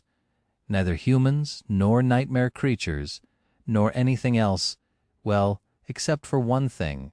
Shifting his gaze, Sunny looked straight up and found the shape of the ivory tower drifting high above the world, wrapped in a veil of clouds. The ivory tower was the only thing that seemed to be capable of withstanding the deadly pressure of the forbidden sky. It was a tall, magnificent pagoda built out of flawlessly white material that was neither stone nor wood. The island on which it stood was very small, barely wider than the base of the tower itself, and surrounded by drifting slabs of shattered marble. 7 broken chains hung from the soil of the island, swaying as it moved. The ivory tower was visible in the sky, both during the day bathed in sunlight, and at night glowing beautifully with the reflected radiance of the moon. No one knew what the mysterious structure was and why it remained untouched by the obliterating force that destroyed everything else that dared to rise above the chained isles, since no one had ever managed to withstand the ever-growing crushing to get anywhere near it. Many even believed it to be a mirage. Crap. The island on which Sunny had the misfortune of getting stuck had finally reached the highest point of its ascent and shook violently as the chains connecting it to other isles drew taut. The pressure at this height was torturous but not deadly. His bones were not breaking under the assault of the crushing, and he could still breathe, even if with great effort. It would have been better if Sunny could wrap the second shadow around his body, but he didn't want to appear too strong in front of Master Roan. Speaking of the devil, the mighty rider chose that exact moment to speak. His voice sounded a little strained. "Hey, Sunless, can you breathe all right?" Sunny gritted his teeth and struggled to speak. In the end, all he could manage was an affirmative grunt. "Good, good. This is actually not that rough as far as crushing goes. If we rose by another 100 meters, though, even I would be having a bad time." "Good to know." At this point, Sunny was regretting that they had not climbed on the griffin and dove into the sky below. The chained isles was a dangerous place, and the nightmare creatures living on them were fearsome and powerful beyond belief. However, the creatures living under the islands were much, much worse. Sunny had seen them from afar a couple of times, and the mere memory of those horrors was enough to send a shudder running through his entire body. Still, they could have fought their way through. Probably it would have been better than this diabolical torture, for sure. Arg. But there was nothing he could do now except grit his teeth and endure. Minute after minute, hour after hour, Sunny couldn't even think properly because of how terrible the pressure of the boundless skies was. All he could do was suffer silently and stare at the ivory tower. His shadow, on the other hand, was having a great time. It didn't move, reluctant to get noticed by Master Roan, but he could feel it stare at him gloatingly. "Bastard! I'm going to wrap you around the ordinary rock and make it scream without rest for 24 hours straight. Let's see who's going to be gloating then." The shadow hesitated for a bit, then awkwardly pretended to be interested in something else and looked away. "Yeah, that's right." Somewhere in the forest, another tree exploded with a loud crack. Sunny tried to turn his head to look in that direction, but it demanded too much effort. He didn't have to worry about being attacked by nightmare creatures in this helpless state anyway. They were currently hiding in their lairs, enduring the crushing the same way he was. Who could fight under this hellish pressure? Sunny felt as if there was a mountain on his chest. Every breath demanded his utmost effort to make. His whole being ached, and his vision had become blurry. Exhausted, he closed his eyes and circulated the shadow essence through the coils of the soul serpent to keep his slowly breaking body going. "Damn it! I'll be late to wake up, won't I? When were they going to call in the morning? Such an important call, and I'm about to miss it." He was starting to feel really hurt when the blessed sound of rattling chains finally reached his ears once again. Oh, thank gods! After about 4 hours, the island had finally begun to move again, entering its descent phase. Little by little, the crushing pressure began to grow weaker. Master Roan sighed with relief by his side. "The worst part is over. Just wait a little bit more, kid. You're almost there." Sunny glanced at the older man and sighed. He used to hate it when people called him kid, but not anymore, at least not as much. He just felt a little wistful. He didn't feel like a kid. Not for a long time now. Not since coming back from the forgotten shore. A dozen long and torturous minutes later, the island descended enough for them to move, and then slowly stand up. The crushing was over. Chapter 383, Cowardly Researcher. Sunny slowly rolled on his stomach, then rose to his knees. He was breathing heavily, and his whole body felt as if it had just gone through a meat grinder. Master Roan, on the other hand, looked almost unperturbed. The rider was already on his feet, tying the blue scarf around his neck with a relaxed expression on his face. The forest around them let out an almost human sigh of relief. The ancient trees creaked and cracked, rising their brancher back toward the sun. Those that had broken remained on the ground, adding to the nearly impenetrable layer of deadfall. Sunny glanced at the older man with a bit of envy, then stood up and tried to shake off his exhaustion. After spending a few minutes resting and drinking greedily from the endless spring, he almost felt alive again. Glancing at the tall man, he asked, "How are you able to fly up there on your griffin? I mean, no offense, but that seems like something only a crazy person would do." Roan laughed. "I don't rise too high unless I really have to. Usually you can fly above the descending islands without experiencing too much pressure. After a while, you develop a sense of how much your body can handle, and for how long." He massaged his broad shoulders and added, a note of pride in his voice, "Plus, I am a master, after all. I can withstand much more than an awakened would. You did exceptionally well, however. To be honest, I was pretty sure that I would have to abandon my patrol to bring your bleeding body back to the sanctuary at full speed, then throw it into the gateway. I guess it's true what they say about you Forgotten Shore kids." Sunny blinked a couple of times and asked cautiously, "What do they say?" The older man smiled, tough as nails, disturbingly indifferent to pain and fear, strong, almost scary. "Scary children," that was the exact phrase I heard. Sunny lingered for a few moments, then scoffed. Indifferent to pain and fear? What nonsense. I pride myself on being a coward as one should. What's wrong with being a coward? Fear keeps people alive while bravery gets them killed. As for pain, no thank you. I have been beaten, burned, crushed, drowned, cut, stabbed, pierced, bitten, chewed, and gutted enough times for several lifetimes already. As Master Roan gave him a strange look, Sunny raised an eyebrow. What?" The tall man shook his head, then scratched his chin and said in a wondering tone, "No, nothing. It's just, if that is true, Sunless, then what are you doing here on the Chains Isles? Shouldn't you be having a nice time in a safe place like Bastion?" Sunny looked away in embarrassment, then coughed. There are several reasons for that, actually, not the least of which is that—" He looked side to side, then lowered his voice and said in a gravely serious tone, "You won't believe it, but the government actually pays you money for writing down things about the Dream Realm. And since the Chained Isles are largely unexplored, they pay me premium for going around dusty ruins here and scribbling down a thing or two. I am technically a contracted researcher, believe it or not." He grinned and watched as Master Roan stared at him with an incredulous expression. Older man said, "You're a strange fellow, you know that?" Sunny shrugged. "Huh, everyone knows that, I think. Anyway, don't tell anyone about what I've just said. I don't want the competition."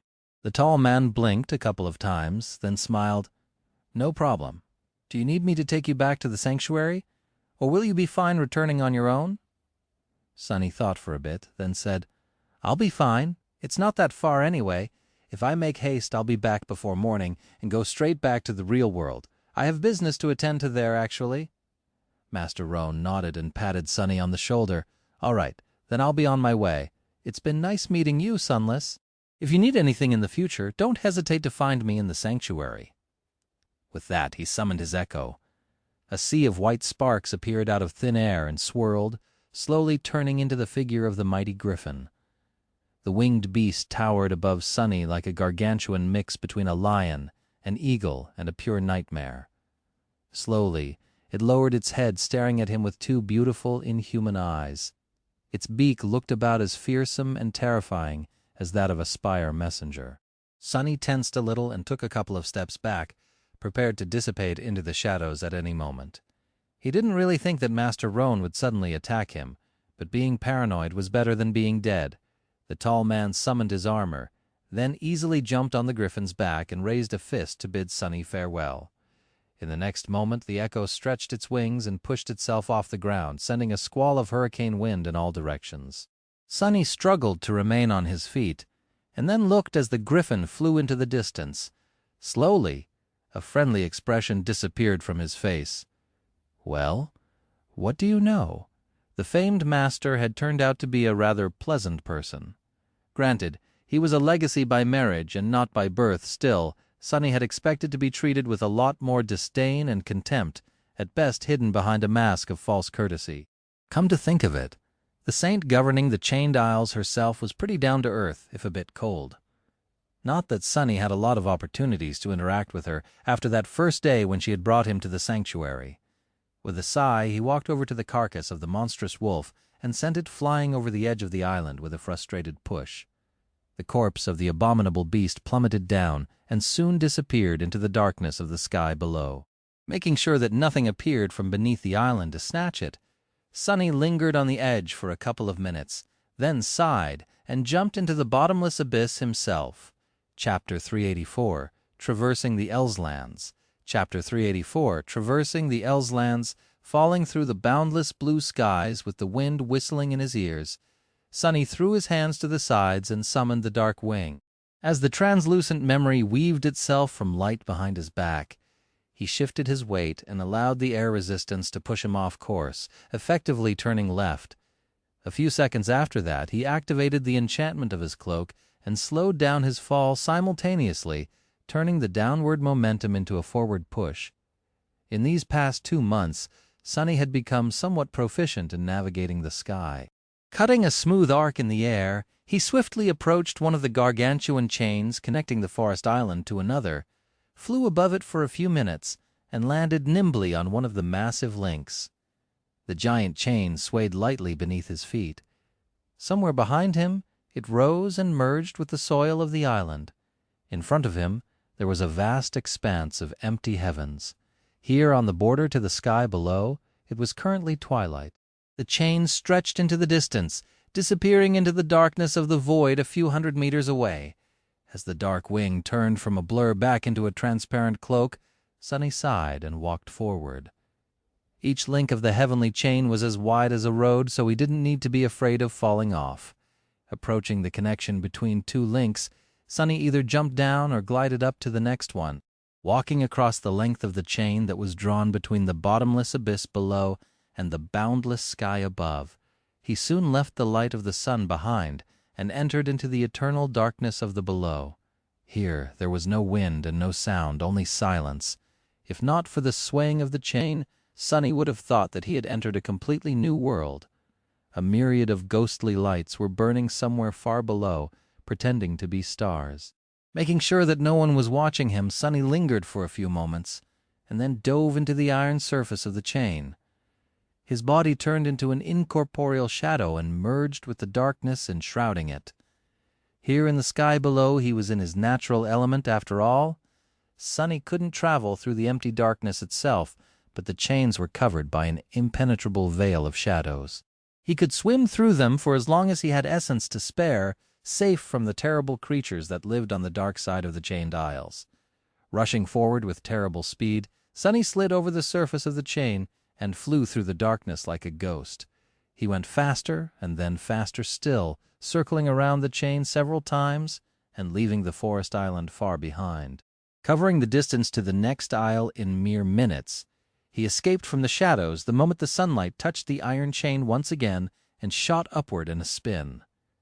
The dark wing turned into a blur, pushing him even further up. Sunny soared above the floating island and then glided smoothly to its surface, landing on solid ground with a light step. This one was much different from the one where he had fought the monstrous wolves. Instead of a forest of twisted trees, the isle was covered by jagged rocks, with an ancient ruin standing lonesomely in its center. Sunny had explored the massive structure already and wasn't interested in visiting it again. Jumping from one shadow to another, he avoided the nightmare creatures populating the island and soon approached its other edge. Technically, from here, he only needed to cross 2 more isles to reach the sanctuary. However, one of those isles was home to a dreadful and utterly terrifying corrupted monster, so he was going to have to make a big detour. Sunny looked at the sun and then jumped off the edge once again. Just like that, he traveled from one island to another for a few hours. When possible, Sunny turned into a shadow and rushed along the lengths of heavenly chains, then emerged from the darkness and traversed the islands themselves on foot. Each island was different from another. Some were desolate and bleak, some covered by grass and vegetation. One was full of beautiful white flowers, while another hid a clear, tranquil lake. A few were covered by ash and flames, while several were covered by the ruins that some ancient civilization had left behind. If there was one thing that united all of them, it was that each was dangerous in its own way. The desolate islands were home to swarms of monstrous gluttonous ants. The grass covered the maws of giant abominations that hid beneath, waiting for prey to step into their trap. The vegetation was predatory and deadly if one wasn't careful to not get too close. The beautiful white flowers could put a person to sleep from which they would never wake up. The tranquil lake was home to a creature so terrifying that Sunny did not even dare to approach its clear waters, and these ones were on the safer side as far as the chained isles went. Due to their proximity to the sanctuary, they were well explored, and anything dangerous enough to pose threat to the citadel had long been destroyed by St. Tyrus herself. Sunny had been to these islands already too, so he knew his way around them. Each was either descending or ascending. The former were easier to cross, while the latter forced him to walk, while suffering from the early stages of the crushing. If an island he wanted to use was too high, Sunny had to change his plan and seek out another way. After a while, his reserve of shadow essence became dangerously low. Knowing that he will have to make a stop, Sunny chose a relatively safe island and headed toward it. Gliding to the surface, Sunny tiredly dismissed the dark wing tiredly and looked around. The island he was currently standing on was rather close to the sanctuary and usually empty of any nightmare creatures. However, it was wise to make sure. Sending his shadows in different directions to scout for potential danger, Sunny sat on the ground and summoned the endless spring. When his thirst was satiated, he crossed his legs, put his hands on his knees, and closed his eyes, concentrating on the coils of the soul serpent. With a part of his mind observing the world through the shadows and another concentrated on hastening the accumulation of shadow essence, he meditated for a while, and then suddenly opened his eyes. One of the shadows had noticed something interesting. Chapter 385, Lorn Hand, Lsland. Chapter 385, Lorn Hand, Lsland. The island Sunny was resting on was a strange one. It was rather large and covered in soft grass, with ancient stone columns protruding from the ground here and there. Most of them had long toppled and been shattered to pieces by some unknown disaster. The ground itself was full of depressions and generally uneven, as if it had served as a battlefield for giants once. The reason why Sunny had come up with such a metaphor was not coincidental.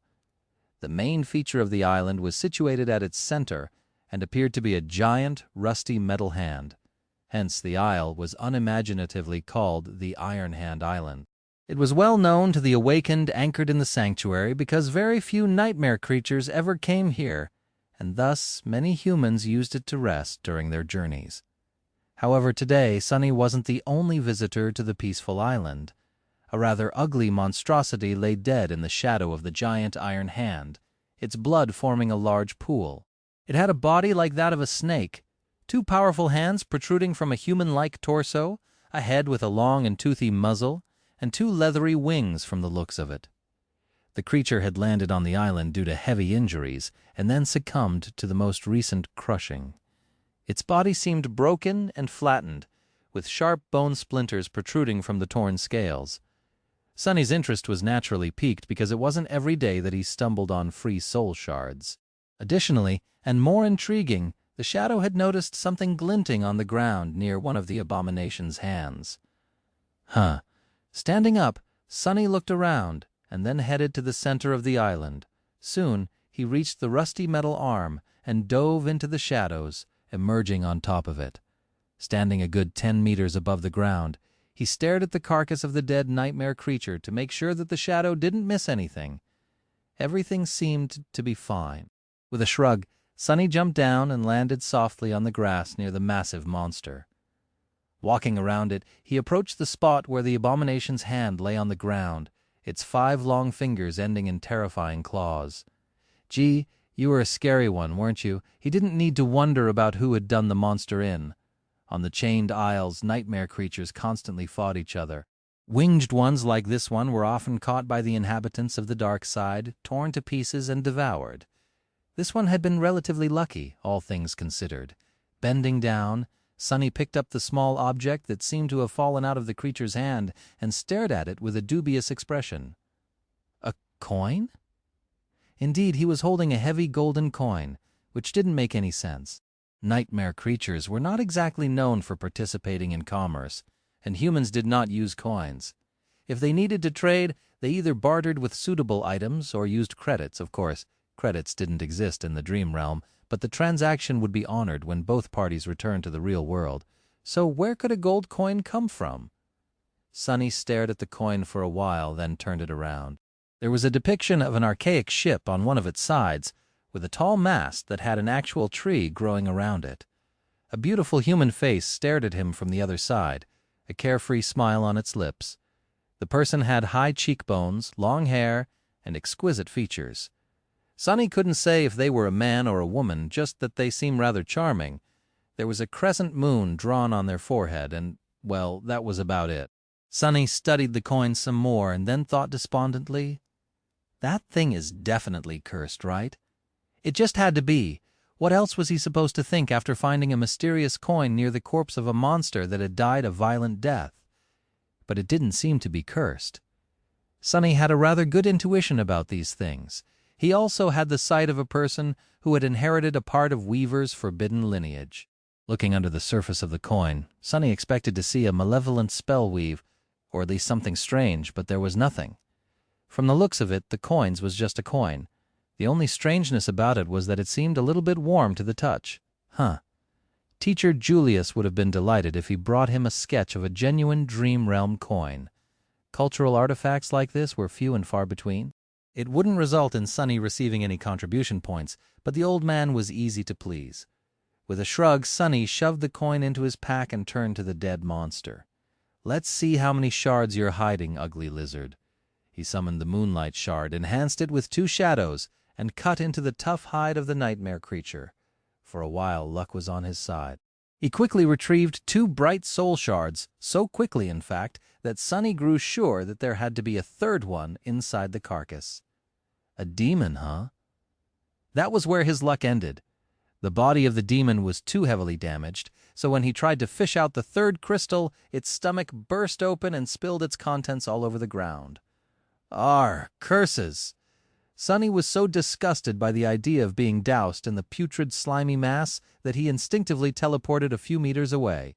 Then he tilted his head and stared down. Covered in repulsive, acidic liquid, 3 more coins, as well as something that resembled a piece of a wooden chest, lay in the quickly melting grass. Did this guy try to eat a treasure chest? Sunny shook his head, walked around the disgusting mess, and quickly retrieved the last soul shard. Since golden coins were rather useless to him, and he already had one to sketch, he had no intention of retrieving the rest. No thank you by that time. He had recovered enough shadow essence to return to the sanctuary, so nothing was holding him on the island anymore. Throwing one last look at the giant metal hand, and wondering what terrible strike could have separated it from the rest of the theoretical giant, he turned away and walked toward the edge of the island. The sun was already setting, so he didn't have a lot of time left to return to the citadel and use the gateway before the morning came. Chapter 386, Sanctuary of Noctis. Chapter 386, Sanctuary of Noctis soon.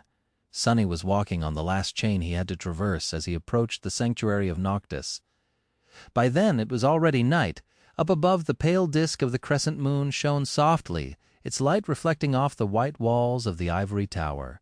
Countless stars shimmered on the dark velvet tapestry of the night sky. Without the light pollution that the giant city where Sunny had grown up produced, they were beautiful and bright. There had not been any stars on the forgotten shore as well, so this sight was still new and breathtaking to him. Now that it was night, the border between the sky above and the sky below was almost invisible. The empty void beneath the isles had stars of its own, so it seemed like the reflection of the real sky during these hours. The only difference between them was that it lacked both the moon and the ethereal silhouette of a graceful white tower floating through the clouds. The chain swayed lightly as Sunny walked. He felt reluctant to use shadow step this close to the sanctuary and enjoyed the sight of the night sky, the smell of clean air and the cool embrace of the wind, so he tended to complete this last part of the return journey on foot. Even hell could be beautiful sometimes. A few minutes later, Sunny heard the murmur of flowing water and knew that the sanctuary was already close. The citadel that served most awakened of the Chained Isles as the home was situated on a tiny island of its own.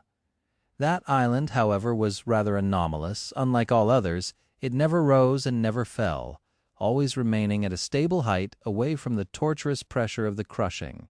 There was a grass field, and in its center, massive menhirs stood in a perfect circle, which encompassed another, smaller one. This larger circle formed the outer wall of the citadel, while the smaller one formed the inner. Inside the circle there was a tranquil park with a pool of clear water in its middle. A path of stones led to a small island at the center of the pool where, in the shade of an ancient tree, an altar cut from a solid piece of white marble stood.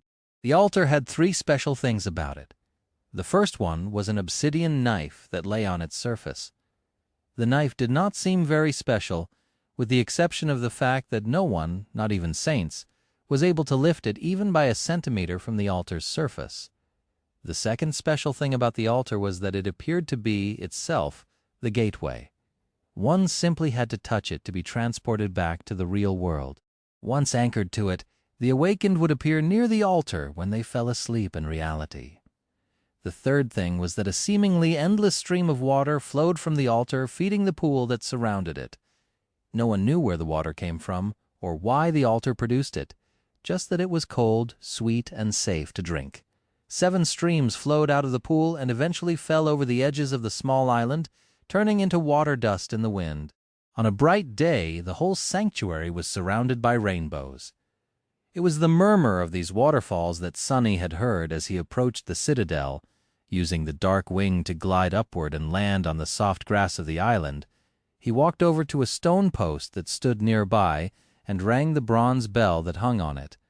This was to let the watchman know that he was a human and not a nightmare creature that needed to be destroyed. Soon, a whistle came out of the darkness, and Sunny walked forward on a path that led to the towering menhirs. A few minutes later, he had walked between 2 massive stones and entered the sanctuary of Noctis.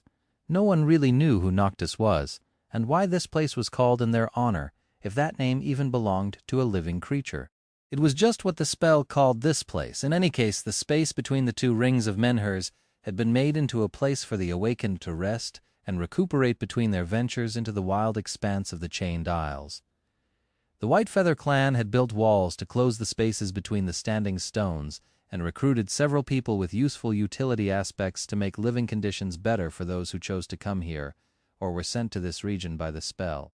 Currently, there were about 200 awakened populating the sanctuary, which was enough to keep it functioning and safe.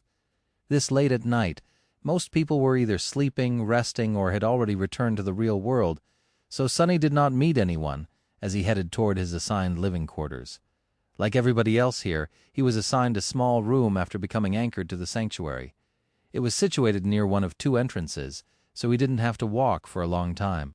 Entering the room, Sunny quickly took off his pack and placed his trophies, a scattering of soul shards, a few weird-looking fruits, and the golden coin into a chest standing near the bed. Then he threw the pack on the floor, lingered for a few moments, and left. Usually he would have stayed until the morning and went to either the kitchens or the improvised marketplace at the park to trade the shards for memories or credits, chat with other awakened to learn the latest news and important information about the Isles, or simply relax. But today, he had to hurry to the real world. Entering the park, Sunny approached the deep pool of clear water and stepped onto the first stone of the path that led to the altar island. Soon he was standing in front of the white altar, surrounded by the tranquil sound of rustling leaves and running water. Glancing at the obsidian dagger, Sunny resisted the urge to try and lift it. He had already done so many times before, all with no result whatsoever. Maybe one day. With a sigh, he took a step forward and placed his hand on the altar. The marble felt cool to the touch.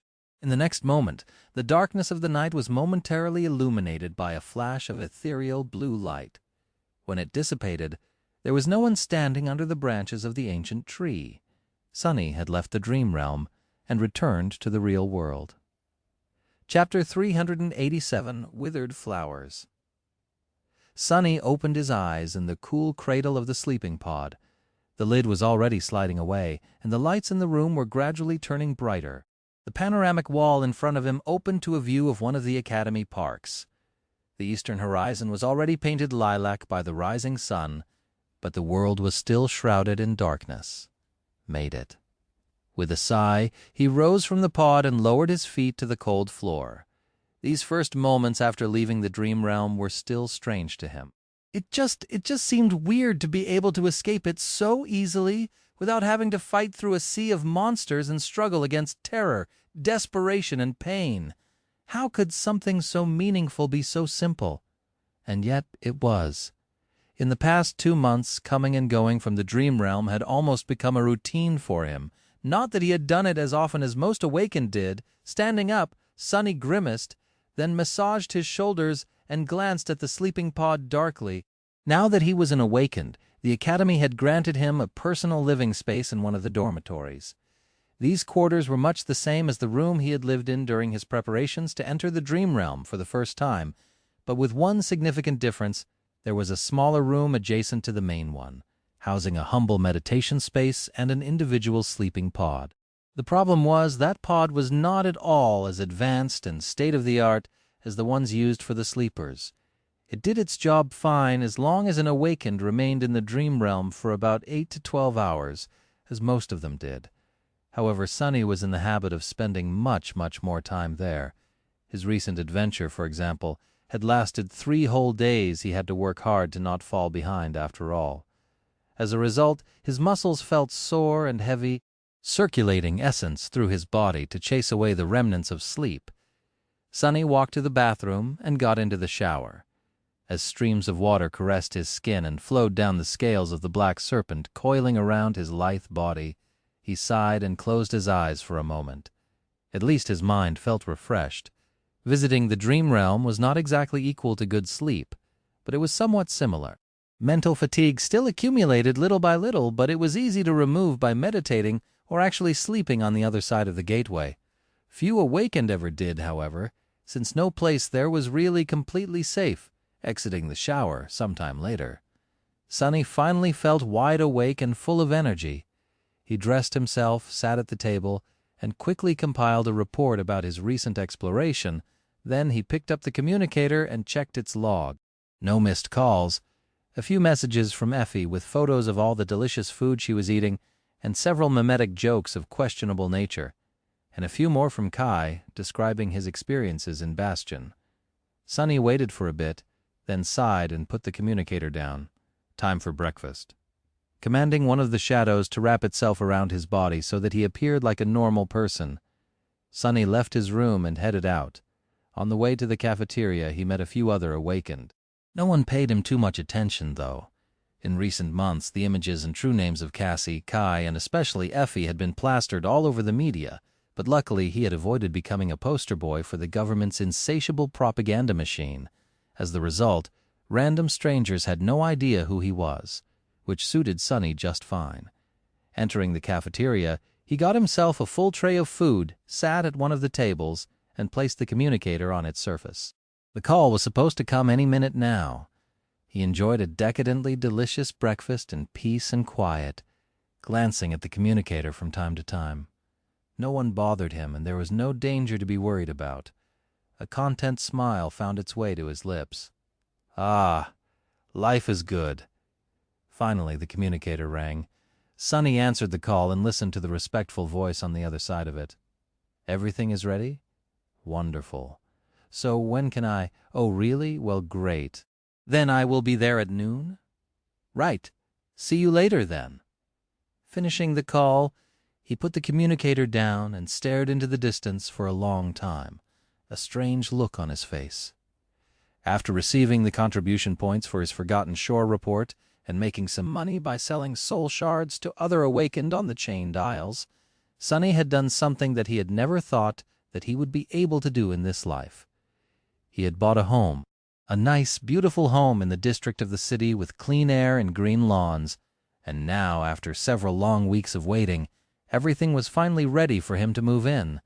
Looking down at his cantankerous shadow, Sunny lingered for a few moments and then smiled. I think we've made it, buddy. We really, really did. The person in charge of renovating his home and bringing it to the desired specifications was going to meet him there at noon, so Sunny had a few hours of free time to kill. He wandered around the parks for a bit. Now that the spring had come, the air was warm and pleasant. The melodic drip-drop of melting snow disturbed the peaceful silence of the early morning, making Sunny feel balanced and relaxed. Even the shadows seemed to enjoy this tranquil landscape. Eventually, he visited one of the kiosks scattered around the academy and spent a bit of credits to buy a bouquet of fresh flowers. Then Sunny found himself standing in front of the hospital complex. With a sigh, he lowered his head and walked through the automatic doors. Using an elevator to reach one of the lowest levels, he passed several increasingly strict security checks and approached an unremarkable white door inside. It was cool and dark. Changing the withered flowers with fresh ones, he lingered for a bit, then sat on a chair that stood near the softly glowing sleeping pod. Entombed within, a young woman with silver hair was dreaming soundly, her face pale and unmoving. "Hey, Nefis, how have you been?" Chapter 388, Vigil. There was no one in the room besides the two of them. Well, Nefis wasn't really there either. In a sense, Sunny was alone. In more senses than one, really. There were two small tables standing on both sides of the sleeping pod, each bearing a vase with fresh flowers. Sunny only ever changed flowers in one of the vases, while Cassie tended to the other. They had yet to bump into each other while visiting Neff after that first fateful day, though, which suited Sunny fine. He didn't really want to see the blind girl now or ever again. Glancing at Changing Star, Sunny sighed and kept his mouth shut. He didn't know what kinds of recording equipment were installed in the room, so his one-sided conversations with Nefis had to happen in the safety of his mind. "I've just returned from the dream realm. Spent a whole 3 days there, exploring ruins and hunting down a few nightmare creatures. My shadow fragments, well, you already know. I've been working hard to not let you leave me completely in the dust. Oh, I met a master from the White Feather clan yesterday. He seems like a nice enough guy. You would have liked him, I think." He paused for a few moments and wondered if this was considered crazy behavior. Talking to a person that wasn't really there, pretending that they were, maybe it was. But despite how much Sunny hated to admit it, he wasn't as fine and stable as he pretended to be. He was angry, guilt-ridden, and lonely. He missed Nefis much more than he had ever expected. Out there on the forgotten shore, she had somehow become a fundamental part of his life. It was strange to exist without her occupying a place in the same world as him. Painful. He missed Cassie, too, or rather, the version of her that had lived in his mind before everything they had turned to ashes. He missed their friendship, their camaraderie, their trust in each other, things that had been broken and lost. Sunny sighed. "You know, these days I often think about the time we spent in the labyrinth. The three of us. It was a simpler time, don't you think? A wonderful time. It seemed so terrible back then, but now I miss it a lot. I wonder if you do, too?" He grimaced, then looked away. "Anyway, what else? Oh, that house I bought is ready. Kai and Effie are doing fine. They are both very busy, though. I hear that Cass is doing well, too." She had become the leader of those forgotten shore awakened, who remained independent. People are calling them the Fire Keepers. Funny, right? Sunny lingered for a while, gathering his thoughts. "I have visited your mom, by the way. I remember that you didn't like the thought of her being alone, so I went to see her. She is fine, too. Well, I mean, you know, for a hollow. Oh, and the funniest part." He looked around, then thought, "Do you remember how you told us that you wanted to dye your hair? You won't believe it, but I actually bought a little memory that allows me to change the color of my hair at will. Not because of you, it's just something that I needed for a thing I'm about to do. Still, I think that it's sort of hilarious." Nefis remained still and absent, her ivory face looking lifeless in the white glow of the sleeping pod. He gritted his teeth. "Where are you? How are you doing? Are you hurt? Are you fucking happy? I imagine that you would be free of everything, with nothing to do but slaughter nightmare creatures and battle against the thing you hate the most." Sunny looked down and clenched his fists, then remained still for a long time. "Are you coming back?" There was no answer. He sat by Changing Star's side for a while, staring at her still face. Then he nodded heavily and stood up. "All right, figures. "I'll see you later, then." With that, Sunny turned around and left. Exiting the academy, Sunny lingered for a bit, then turned around and looked back. The massive red gates looked very different from how they used to back when he and Nefis walked through them 16 months ago. The space in front of them had been empty then, but now it was filled with tens of thousands of burning candles. These candles were an altar to Changing Star.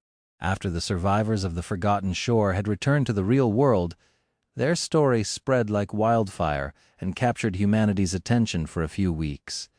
Both the independent media and the government propaganda machine added fuel to the fire, spinning it as an inspirational epic of human resilience, heroism, and sacrifice. And Nefis, of course, was the protagonist of that epic. Most of the Forgotten Shore awakened were her willing apostles, after all. In their hearts, she was their savior. They were also under the impression that Changing Star had become trapped in the dream realm in order to give them a chance to escape. Their voices fell into fertile soil. Nefis already had the established mythos of the immortal Flame Clan to raise her into the spotlight of glory, and with her extraordinary accomplishments on the Forgotten Shore, it only grew brighter. The thing that really elevated and exalted her, however, was something else. It was martyrdom. People loved nothing more than a martyr. Just like Sunny had said, a person had to die to become a true hero. Changing Star, however, had done something strange. She was now, somehow, neither dead nor alive, which only made the whole thing more gripping and emotional. Nefis had become a martyr without actually dying, which was, coincidentally, very fitting considering her clan's name. All of humanity was now entranced by the story of the last daughter of the legendary Immortal Flame Clan, the heiress to two most prominent warriors in human history who had been thrust into hell, stormed the citadel of a fallen terror that ruled it, and fought the creature off long enough for 100 sleepers to escape back to the real world, staying behind to ensure their survival. From the outside, she seemed like a paragon of humanity. Sunny didn't know who came up with the idea of placing candles near the gates of the academy, but it was rather ingenious. People seemed to believe that the immortal flame would not be extinguished as long as at least one candle continued to burn for Changing Star. So the academy had unexpectedly become a place of pilgrimage for thousands of humans who wished for her to do the impossible once again and return alive. The idea was so poignant that even Sunny himself had felt compelled to light a candle a couple of times. Zealots. With a dismissive shake of his head, he turned around and walked away, leaving the sea of candles behind. None of them really knew Nefis. Only he did. She didn't need their candles to escape the dream realm. Perhaps it was the dream realm that needed help escaping from her. Chapter 389, A Place to Call His Own. Sunny spent some time in a crowded carriage of a public train. Since personal transport vehicles were rare, expensive, and demanded a special government license to purchase, most people in the city used public transportation to move around. Magnetic trains, usually simply called trams, were the cheapest and most popular form of it. During his time in the outskirts, Sunny rarely had a reason to use one, but when he did, people didn't pay him any attention. Sometimes they even went out of their way to not notice him. But now things seemed to have changed. Sunny had his eyes closed, observing the carriage through the shadow in case there was danger. There wasn't, however. He was surprised to notice that people, especially young women, threw curious glances at him from time to time. Huh? Is the soul serpent showing? But no, his sleeves hid the coils of the shadow completely. Strange. Must be the clothes, then. Sunny had not ventured out of the academy a lot during the past 2 months. But on one of those expeditions he had bought himself some unassuming but pricey civilian clothes. According to Kai, they were understated and stylish, whatever that meant. Sunny basically just went for the only comfortable thing the store had in dark colors. He sighed. That just shows how shallow people are. A simple change of wardrobe and suddenly I'm at the center of attention. Why are girls so materialistic? To be fair, many guys stared at him too. By the time Sunny reached his stop, he was a bit flustered.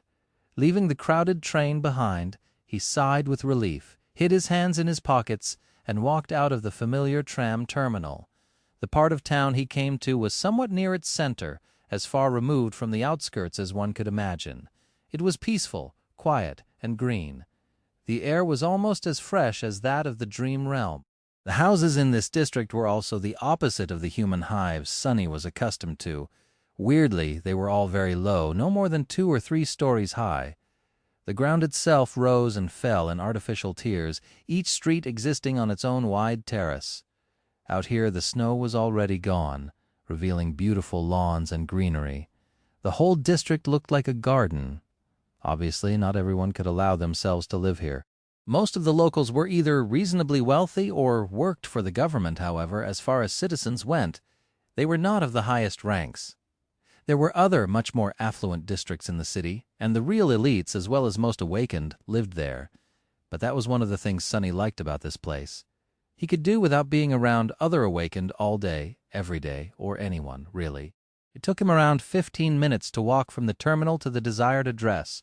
Of course, Sunny could have reached it much faster by jumping through the shadows, but he preferred to not use his abilities outside of the dream realm and the academy. It made him feel more human. Finally, he stopped in front of the home that was going to be his and stared at it for a few minutes. The house in front of him was 2 stories high, with gray walls and a slanting tile roof. It had a synthwood porch, a lawn, and a big window opening to the view of a spacious living room. There was even a garage for a PTV and a hedge fence to separate it from the neighboring homes. It was like something out of a fairy tale. Extravagant? Awakened Sunless, sir? Sunny was aware, of course, that a PTV had just parked nearby and that a man got out of it, approaching him from behind. He was just too consumed by the weight of the moment to show it. Turning around, he glanced at the person who called out for him. It was a short, overweight man wearing a very expensive, tailored suit and an antique luxury watch. Despite his outward appearance, the man was full of confidence and had a wide, polished, professional smile plastered to his face. Sunny stared at him with a dubious expression, then said, "Who was the representative of the agency responsible for outfitting Sunny's new home?" Nodded with enthusiasm. "That's me." "Ah, the fact that you have remembered my name is very flattering, sir. Really." With that, he gestured to the home and smiled. "How do you like it?" Sunny hesitated, then feigned indifference and shrugged. "It's fine, I guess." Leonard lingered for a moment, then smiled even wider. "Of course, a person of your caliber must be accustomed to much more luxurious accommodations, but I can assure you you won't be disappointed by our work. This home might not be as high class as what you're used to, but we did everything per your specifications. Although I must admit, your choice of location gave us a challenge, especially with the need to keep the exact nature of the modifications discreet." Sunny kept a straight face and tried to understand what the hell Leonard was talking about and who he thought Sunny was. To be honest, when he had decided to buy a home, he just contacted Master Jet, told her where he wanted the house to be located, and a couple of things he hoped to fit inside, and instead of giving him advice on how to proceed, she simply arranged everything with a couple of phone calls. And now, here he was. Meanwhile, Leonard glanced at him with a bit of curiosity, hesitated for a couple of moments, and then asked cautiously, "By the way, if you don't mind me asking, sir, how does this beautiful house stack against your previous place of residence? I am interested from a purely professional standpoint, of course. Think of it as a client survey." Sunny looked at the cozy gray home, thought for a bit, and then answered honestly. "Well, my previous place was about 100 times bigger, built mostly out of natural stone and marble, with antique wooden furniture and a very special secret dungeon. Oh, and security was taken care of by a fallen devil."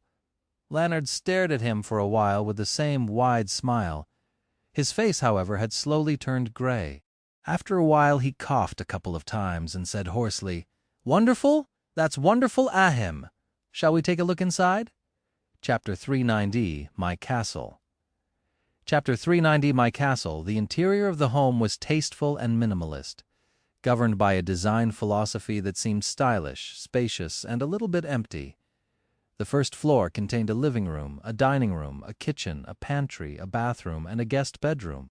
Everything was furnished and fully stocked, including a refrigerator that was stuffed with all kinds of expensive food. Leonard looked around with a sense of pride and went on a long tirade about all the hidden security features the unassuming house actually possessed. There were thick plates of armored alloy hiding behind the siding panels.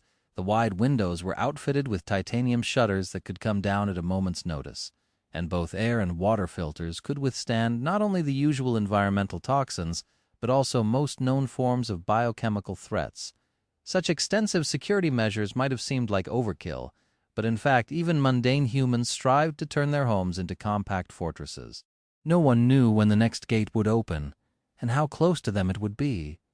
Even though most homeowners were never going to use these protective features, having them made for a big quality of life difference. Leonard spent a weirdly long amount of time describing all the lighting fixtures his agency had installed, his voice bursting with enthusiasm. It seemed that the man had a thing about designer lamps.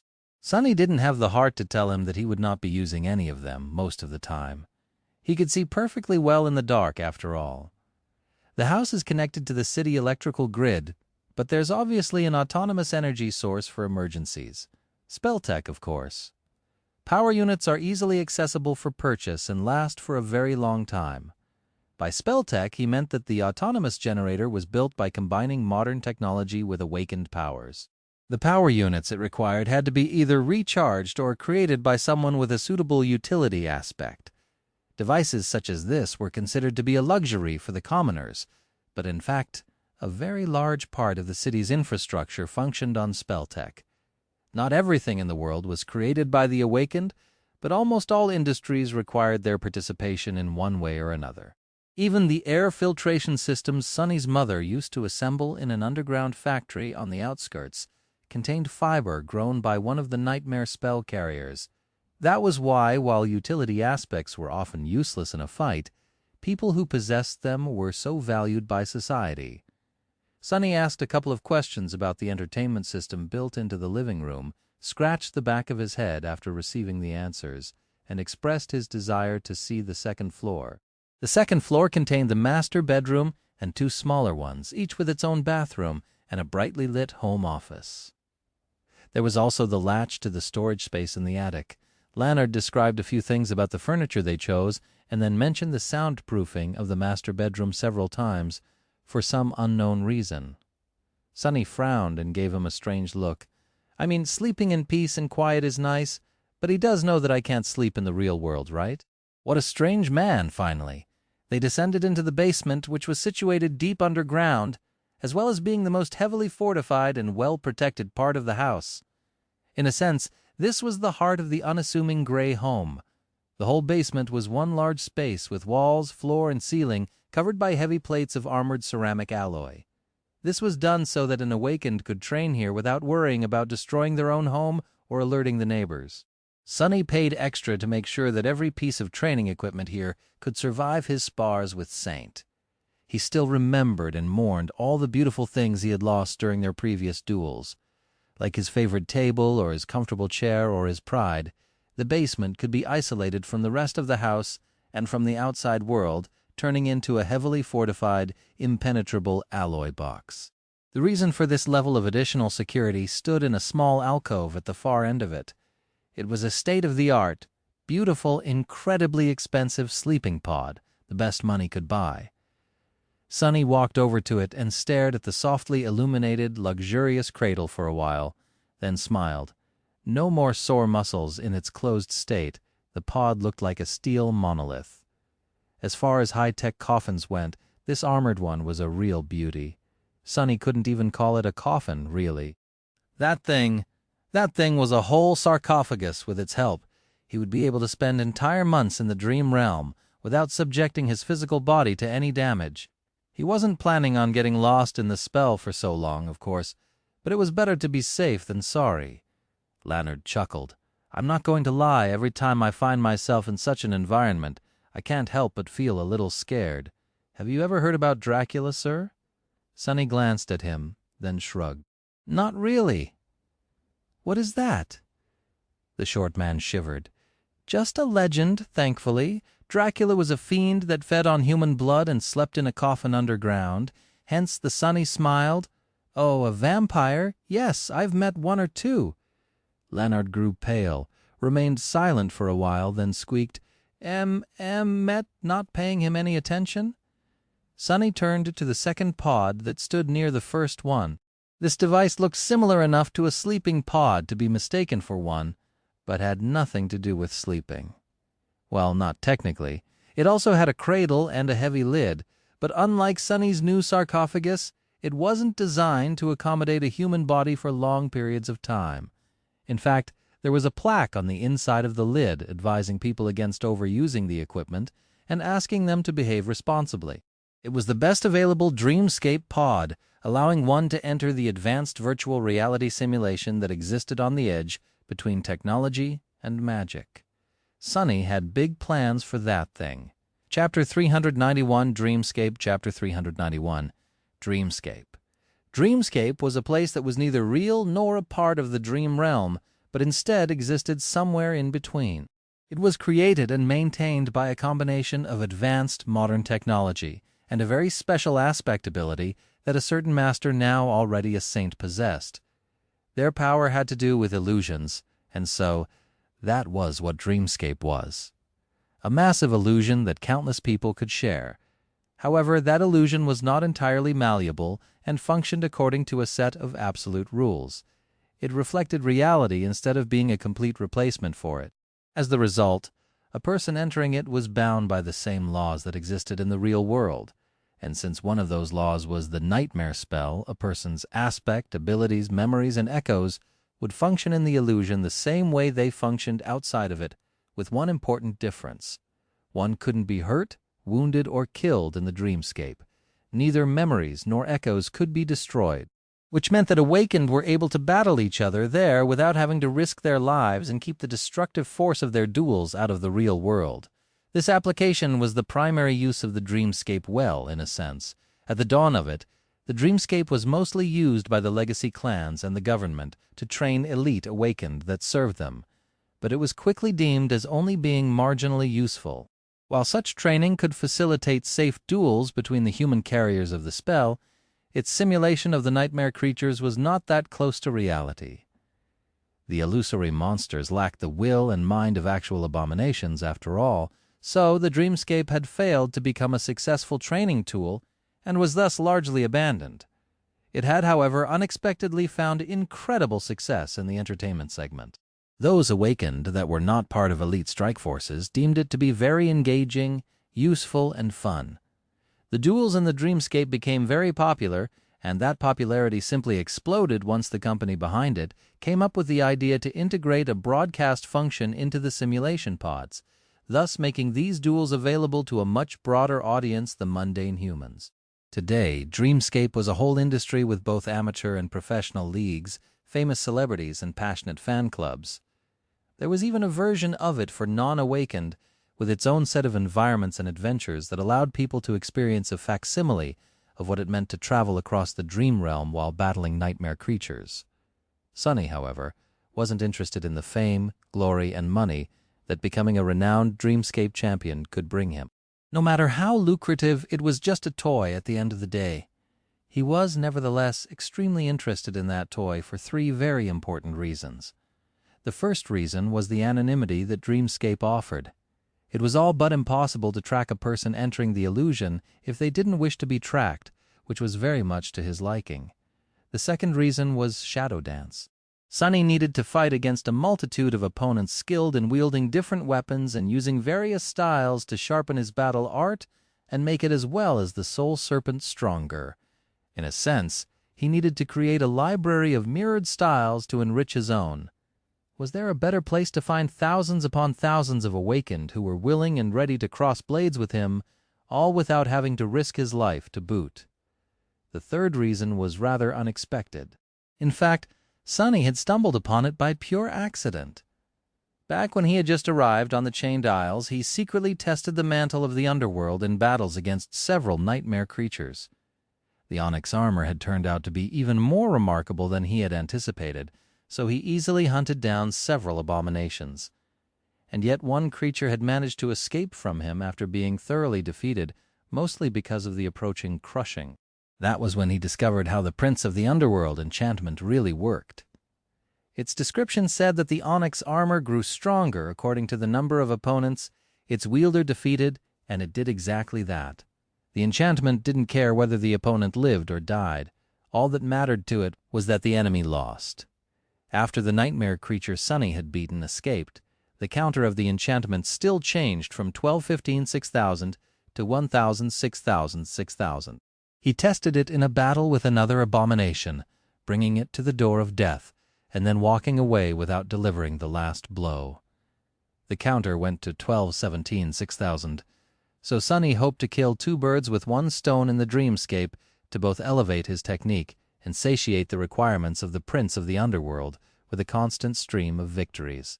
Now that he had finally bought his own home and gained access to a sufficiently secure simulation pod, the chance to do so was finally in his grasp. But first, he needed to send Leonard away. The two of them returned to the ground floor. The short man looked around and asked with a somewhat forced smile, I hope that everything was to your liking, sir?" Trying not to show how weird it was for him to be addressed as Sir still, Sunny gave him a curt nod and answered evenly, "Yes, it will do." Leonard hesitated for a few moments, then said, "Good, great. Ahem, would you like to subscribe to our active security service? Many awakened find it beneficial to have a dedicated security team guarding, The short man started to give him an obviously practiced sales pitch, but under Sunny's indifferent gaze, his voice grew quieter and quieter until eventually disappearing completely. Sunny smiled slightly. "I would not, Leonard. Do you really presume to be able to guard me?" Leonard gulped, then shook his head. "Ha, ha, ha! No, of course not. What I was thinking about, even. Please forgive me, sir." He looked away, then hurried to change the subject. "In any case, as you can see, the interior is rather empty. We left space for you to fit your ahem things. If you don't mind me asking, when are the movers arriving?" Sunny stared at him, then shrugged. "They're not. I don't own a lot of things," by which he meant that the clothes on his back and the stuff in his pockets were the total sum of his worldly possessions. Leonard sighed, then nodded. How profound indeed. People these days are too preoccupied with material possessions. They define themselves through the ownership of things, not noticing that those things actually own them. I envy your wisdom, sir. What on earth is that guy going on about? Sunny stared at Leonard's tailored suit and antique watch with hidden envy. Those had to be expensive. The short man caught the direction of his gaze and blushed with embarrassment. Anyway, if no one is coming, then we can conclude the deal right here and now. I wouldn't want to take too much of your precious time. They signed a few documents. All payments had been made in advance, so this was just a formality, but despite that, completing this meaningless ritual made Sunny feel a deep and powerful emotion. In a few minutes, Leonard was gone, leaving him alone in his new home, the first home he had in many, many years. Chapter 392, Birth of a Legend. Chapter 392, Birth of a Legend. For a while, Sunny stood motionlessly in the living room. Then he slowly wandered around the house, looking at its walls and tastefully furnished rooms. Finally, he found himself near the refrigerator and took out a glass bottle full of clear, pure water. With it in hand, Sunny walked outside and sat down on the porch. The terrace district was quiet and peaceful. The air was still cold, but the sunlight was already full of warmth, promising a vibrant spring. The wind rustled the leaves gently, and streams of meltwater murmured softly as they ran down the pavement. Sunny stared at the piece of land that he now owned and opened the glass bottle. He spent quite a while there, sipping water and looking at nothing in particular. As hours passed, several PTVs drove by. He saw a few people in clean and warm clothes. A bit later, droves of children and teenagers in school uniforms walked past, on their way home from their studies. After that, he sighed, retrieved his shadows, and went back inside. Bringing the empty bottle back to the refrigerator, he stared at it for a few moments. Inside there was food, so much food, enough food to last him for a month, all easily accessible, delicious, and well within his means. Before Sunny knew it, his fist slammed into the door of the refrigerator, easily piercing the thin metal sheets and turning the vegetables stored on the other side into vapor. Pieces of metal and plastic flew in the air, and the whole house trembled slightly. The refrigerator itself cracked and deformed, nearly bursting apart from the force of the impact. Sunny stared at his hand in shock, then awkwardly retrieved it from inside the devastating device and looked at the broken thing with dismay. Crap! Now he was going to have to buy a new one, and replace all the food, and clean up all the mess. What the hell is wrong with me? Shaking his head, he put the empty glass bottle on the counter, sighed, and went to find a mop. Some time later, Sunny returned to the basement and approached the Dreamscape pod. He looked at it for a while, then turned around and paced around the armored dojo, frowning. Come on now, you've been preparing for this for a long, long time. As he paced, his whole presence slowly changed. The way Sunny walked, the way he held himself, the way his hands moved all became slightly different. There are 6 gods: the war god, also known as the god of life, the beast god, also known as the goddess of the moon, the sun god. As he recited the names of the gods in their various aspects, the manner in which he spoke also changed. The difference was subtle, but noticeable. One after another, Sunny changed every little bit of behavioral traits that could be traced back to him. He had spent a lot of time training for this moment, using the physical malleability of a shadow dance practitioner to make himself unrecognizable. Surprisingly, the task had turned out much easier than he had thought. It was basically his specialty, anyway. Weaver's mask could protect his identity from all who would wish to learn it through magic, but he had to deal with mundane forms of identification on his own. After a while, when he was ready, Sunny undressed, approached the simulation pod, and climbed into its cradle. As the polished mask of black wood appeared on his face, the lid closed. A string of shimmering letters appeared in front of him. Enter Dreamscape? Yes. No. He sighed, then concentrated on the yes. A few moments later, his vision darkened. Sunny found himself standing in all around him. Countless stars burned with ethereal light, an inconceivably complex weave of strings connecting them together. There was, however, no logic or sense in the pattern. He didn't feel any meaning hidden in the beautiful weave of the strings of light. It was just a pretty backdrop and nothing more. A fake, other than that, though the simulation was pretty realistic. He looked down and saw his naked body, the soul serpent coiling around his arms and torso. The Dreamscape recreated his appearance to the SMA, in great detail, huh? Shaking his head in bewilderment, Sunny summoned the Mantle of the Underworld. It weaved itself from black threads and covered his body. As soon as it did, a pleasant voice resounded in the darkness. "Challenger, welcome to the Dreamscape." Sunny summoned the Autumn Leaf, a small charm that allowed him to change the color of his hair. After a short hesitation, he made them appear white. "What next? How do I fight people?"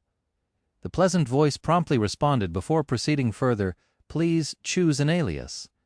He blinked a couple of times, then scratched the back of his head. "Oh, right, an alias." After some, though, Sunny remembered the legend of Odysseus that Neff liked to talk about, and smiled. Nobody. That would be a good alias. He could already imagine how funny it would be to hear something like, "Nobody has defeated the enemy," or "Nobody has won." His thoughts, however, were interrupted by the voice of the Dreamscape. Alias, "Nobody is taken. Please choose another." He did not expect that. What would be a better alias? "Is taken. Please choose another." What? No, wait. Alias, what? No, wait. "Is taken. Please choose another." Sunny shut his mouth, then thought for a while. His alias had to not only sound nice, but also be the opposite of what he would ever call himself in real life. Just like his movement and speech patterns, it had to be a part of the disguise. That's why coming up with one was not that easy in the next few minutes. He tried a dozen different aliases, all to the same result. The level of coolness of the aliases he could come up with rapidly dropped, while the level of his irritation quickly rose. He felt as if the damned simulation was mocking him. Finally, Sunny growled in frustration and said the first word that came to his mind. "Mongrel!" The Dreamscape was silent for a while. Then it said, "Welcome, Mongrel. Please choose a dream of your liking." "Really, Mongrel? Well, mission accomplished, I guess. This is indeed the last thing I would want to be known as." Oh, the irony! As Sunny huffed and puffed from frustration, several images appeared in front of him. All contained depictions of different environments, although most looked like an arena of some sorts. From his research, Sunny knew that the choice of an arena decided what type of opponents he would get to fight against. Some were available to everyone. Some required a certain number of victories to be accessed. Professional duelists all spent their time in those elite dreams. Dreams, what a stupid name. If I was dreaming, I would be on the Chained Islands right now, wouldn't I? His body was, indeed, awake right now. It's just that his mind was inside of an illusion. Regardless, what he needed was a place where he could fight sufficiently skilled amateurs without drawing too much attention. He knew just the place. Pointing at one of the images, Sunny said, "There." A moment later, the black void disappeared, and he was suddenly somewhere else. A loud voice thundered from somewhere above, "Challenger Mongrel has entered the Colosseum." Chapter 393, Mongrel. Chapter 393, Mongrel. Sunny was standing on the floor of a vast oval arena.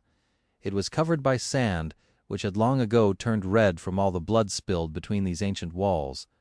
The merciless sun burned in the incandescent sky, and the smell of sweat, blood, and death assaulted his nostrils. How? Realistic. A little disturbed, Sunny looked around and saw tall amphitheater stands rising high above the blood-soaked arena. Those were the spectator seats. A crowd was cheering from them, their voices full of macabre fascination, cruelty, and glee. Both men and women were dressed in archaic robes that left their arms and shoulders bare. With bloodthirsty smiles contorting their features, they looked like a horde of lustful demons. Well, not all of them. Here and there a strangely clothed person could be seen, observing the fights with a less barbaric expression. The people in archaic clothes were illusions, while the rest were actual observers. One didn't have to be connected to the Dreamscape to spectate the duels, but some quirky fans preferred to be there in person to achieve the feeling of maximum immersion. Lunatics. Those damn simulation pods are too costly to use them for spectating. Even though Sunny wasn't poor anymore, seeing such extravagance still pained him. Shaking his head, he finally turned his attention to the arena itself. Obviously, this illusory environment wasn't very original, but on the other hand, it was a classic. More advanced dreams had vastly different decorations, ranging from realistic to completely fantastical, but for this low-level one, the company running Dreamscape chose a pretty basic narrative. It was an ancient Colosseum, a place where slaves had once fought to entertain their masters, often to the death. Sunny didn't like it one bit. The Colosseum was based on a historical structure, but was much larger. Hundreds upon hundreds of warriors roamed the sand of the battle arena, some engaged in fights, some searching for an opponent. Out here in the Colosseum, most of the participants were awakened of high enough skill to be considered the elite among the amateurs, but not skillful enough to enter the professional leagues. Just what Sunny was looking for. Maybe, overall, while many of the duelists in the Dreamscape were talented fighters, at the end of the day, there were very few true masters among them. Real elites spilled blood in the dream realm, not in an illusion that had been conjured for the purpose of entertainment. So the level of competency of these people remained to be seen.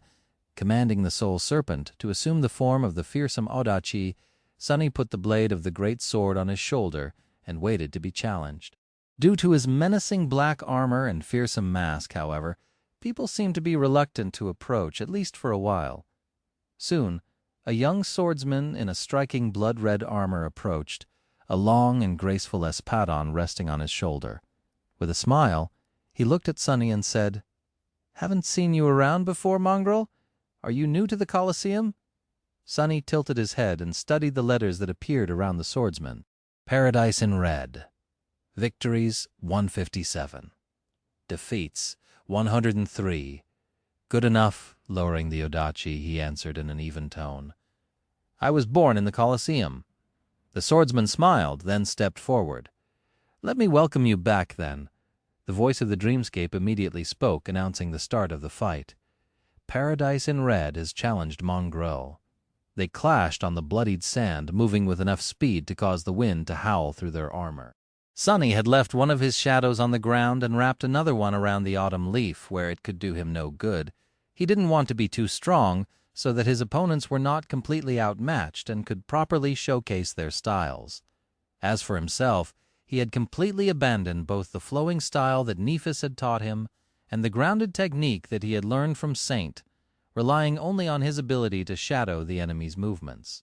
Paradise in Red was not a master of swordsmanship, but his skill level was not bad. Still, the young man wasn't a match for Sunny, even though he had to forego his practiced techniques and wasn't used to wielding the great blade of the Odachi. The material form of the Shadow Serpent was truly formidable, but due to its size and nature, using it required a lot of adjustment. It was potentially far more devastating than any shorter blade could ever hope to be, but at the same time demanded much more skill and strategy to be wielded efficiently. Any strike it delivered was potentially deadly, but so was every mistake made in the process. Sunny prolonged the fight for as long as he could, learning as much as possible from how his opponent moved and wielded the sword. In the end, however, the strain of the duel turned out to be too much for the other fighter. He wasn't very strategic at how he spent his soul essence, so after 5 minutes or so, his speed and strength decreased sharply. Sunny sighed and ended the duel with one precise slash of the soul serpent. The great sword flashed across the enemy's neck, sending his head flying into the air. The beheaded corpse fell to the ground in a rain of blood, then disappeared in a stream of sparks. The voice of the Dreamscape thundered from above. Mongrel has won. Too bad. 5 minutes was not enough to truly learn the essence of a battle style. However, Sunny was certain that he would face another practitioner of this battle art eventually. There were not that many popular styles among the amateurs, after all. A few days or weeks later, he was bound to fight against someone with a similar technique again. Attracted by his flashy victory, a few more challengers approached. Sunny flourished the soul serpent, then stopped it abruptly mid-air. Drops of blood flew to the sand, leaving the dark blade perfectly clean. Under the mask, he grinned. Ah, so cool. Good thing that I learned this trick from Saint, too. Arg, are you even human? Another awakened fell to the sand, blood flowing from his mouth. Sunny took a step forward and slashed down with the Shadow Serpent, easily cutting through the opponent's light armor and splitting his body in half. The great sword he wielded was truly devastating. As the corpse disappeared, he cleaned the curved blade of the Odachi with a swift flourish and answered with a dejected lie. Human? I am not, and have never been a human. By that time, a small crowd of awakened had gathered around to spectate the fights and wait for their turn to challenge him. Hearing his words, one of them laughed. If you are not human, then what are you? Sunny glanced at him, then shrugged. A mongrel. Internally, though, he was thinking, what the heck? In the past several hours, he had fought 27 people, and out of them, 25 had been using the same battle style. It was a practical but rather simplistic art that relied on straightforward, efficient movements and attacks that were optimal in terms of lethality and energy expenditure, but for the same reason, very predictable. In the hands of a master, the style could have been a real menace. But with these talented amateurs, it was useless against anyone with a tiny bit of clarity. Several of the aspects the challengers possessed had thrown him for a loop, but in the end, he had defeated them all one after another, gaining a solid grasp of the essence of their style by the 20th practitioner he fought. These people were not exactly untalented, but Sunny felt the difference between them and himself sharply. He had to remind himself that, unlike him, they had not spent a whole year fighting for their lives in the hell of the Forgotten Shore. Most of these young men and women had probably only experienced a handful of real battles in their entire lives, a few in the first nightmare, and a few on their way to the gateway. After that, they lived in well-protected citadels and only ventured outside the walls in large cohorts, if ever. Disappointing. Although the counter of the Prince of the Underworld had grown by 27 victories, Sunny was slightly irritated. This was not what he had hoped for. Variety. He needed variety. He needed to create a truly versatile library of styles to allow Shadow Dance to be more efficient in the future. The more basic styles he learned, the easier it would be for him to shadow a truly unique technique if he needed to. As he was thinking that today was a complete bust, a sudden wave of whispers ran both through the crowd of the awakened fighters and the human spectators observing them from the stands. A dozen or so meters behind Sunny, a tall figure suddenly appeared out of thin air. When people saw the new arrival, their eyes widened. Chapter 394, One Strike. Chapter 394, One Strike. Leo Stryker appeared on the Colosseum and looked around with a bit of nostalgia. A few years ago, at the very start of his career, he had been a frequent visitor of this arena. This was where it all had started for him. Times had changed, of course. Using the few moments before he was recognized, Leo smiled widely and said, "Well, well, well, did you really think that I would forget about the public Mondays, guys? Of course not.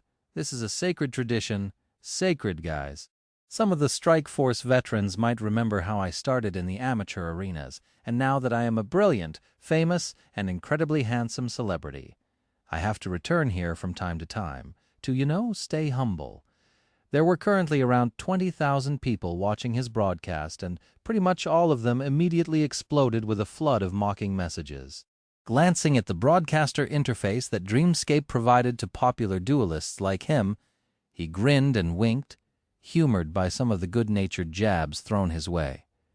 Leo Stryker was not the most extraordinary fighter in the Dreamscape, but over these past few years he had gathered a rather large following thanks to his skill, flair, and boisterous personality. He was so popular, in fact, that thousands of younger awakened became enamored with the battle style he and a few of his duelist buddies practiced. As the result, the Roaring Lion Strike style had become all the rage among the amateur duelists, and his old mentor was now flooded by a deluge of new pupils. That fact really warmed Leo's heart. He was glad to be able to repay the old man for all his patience. Leo spent most of his days participating in top-level duels on the professional league arenas, but on Mondays he liked to visit a public dream or two, chat with fans, fight a few amateurs, and provide them with pointers as a way to give back to the community. Today was one such Monday.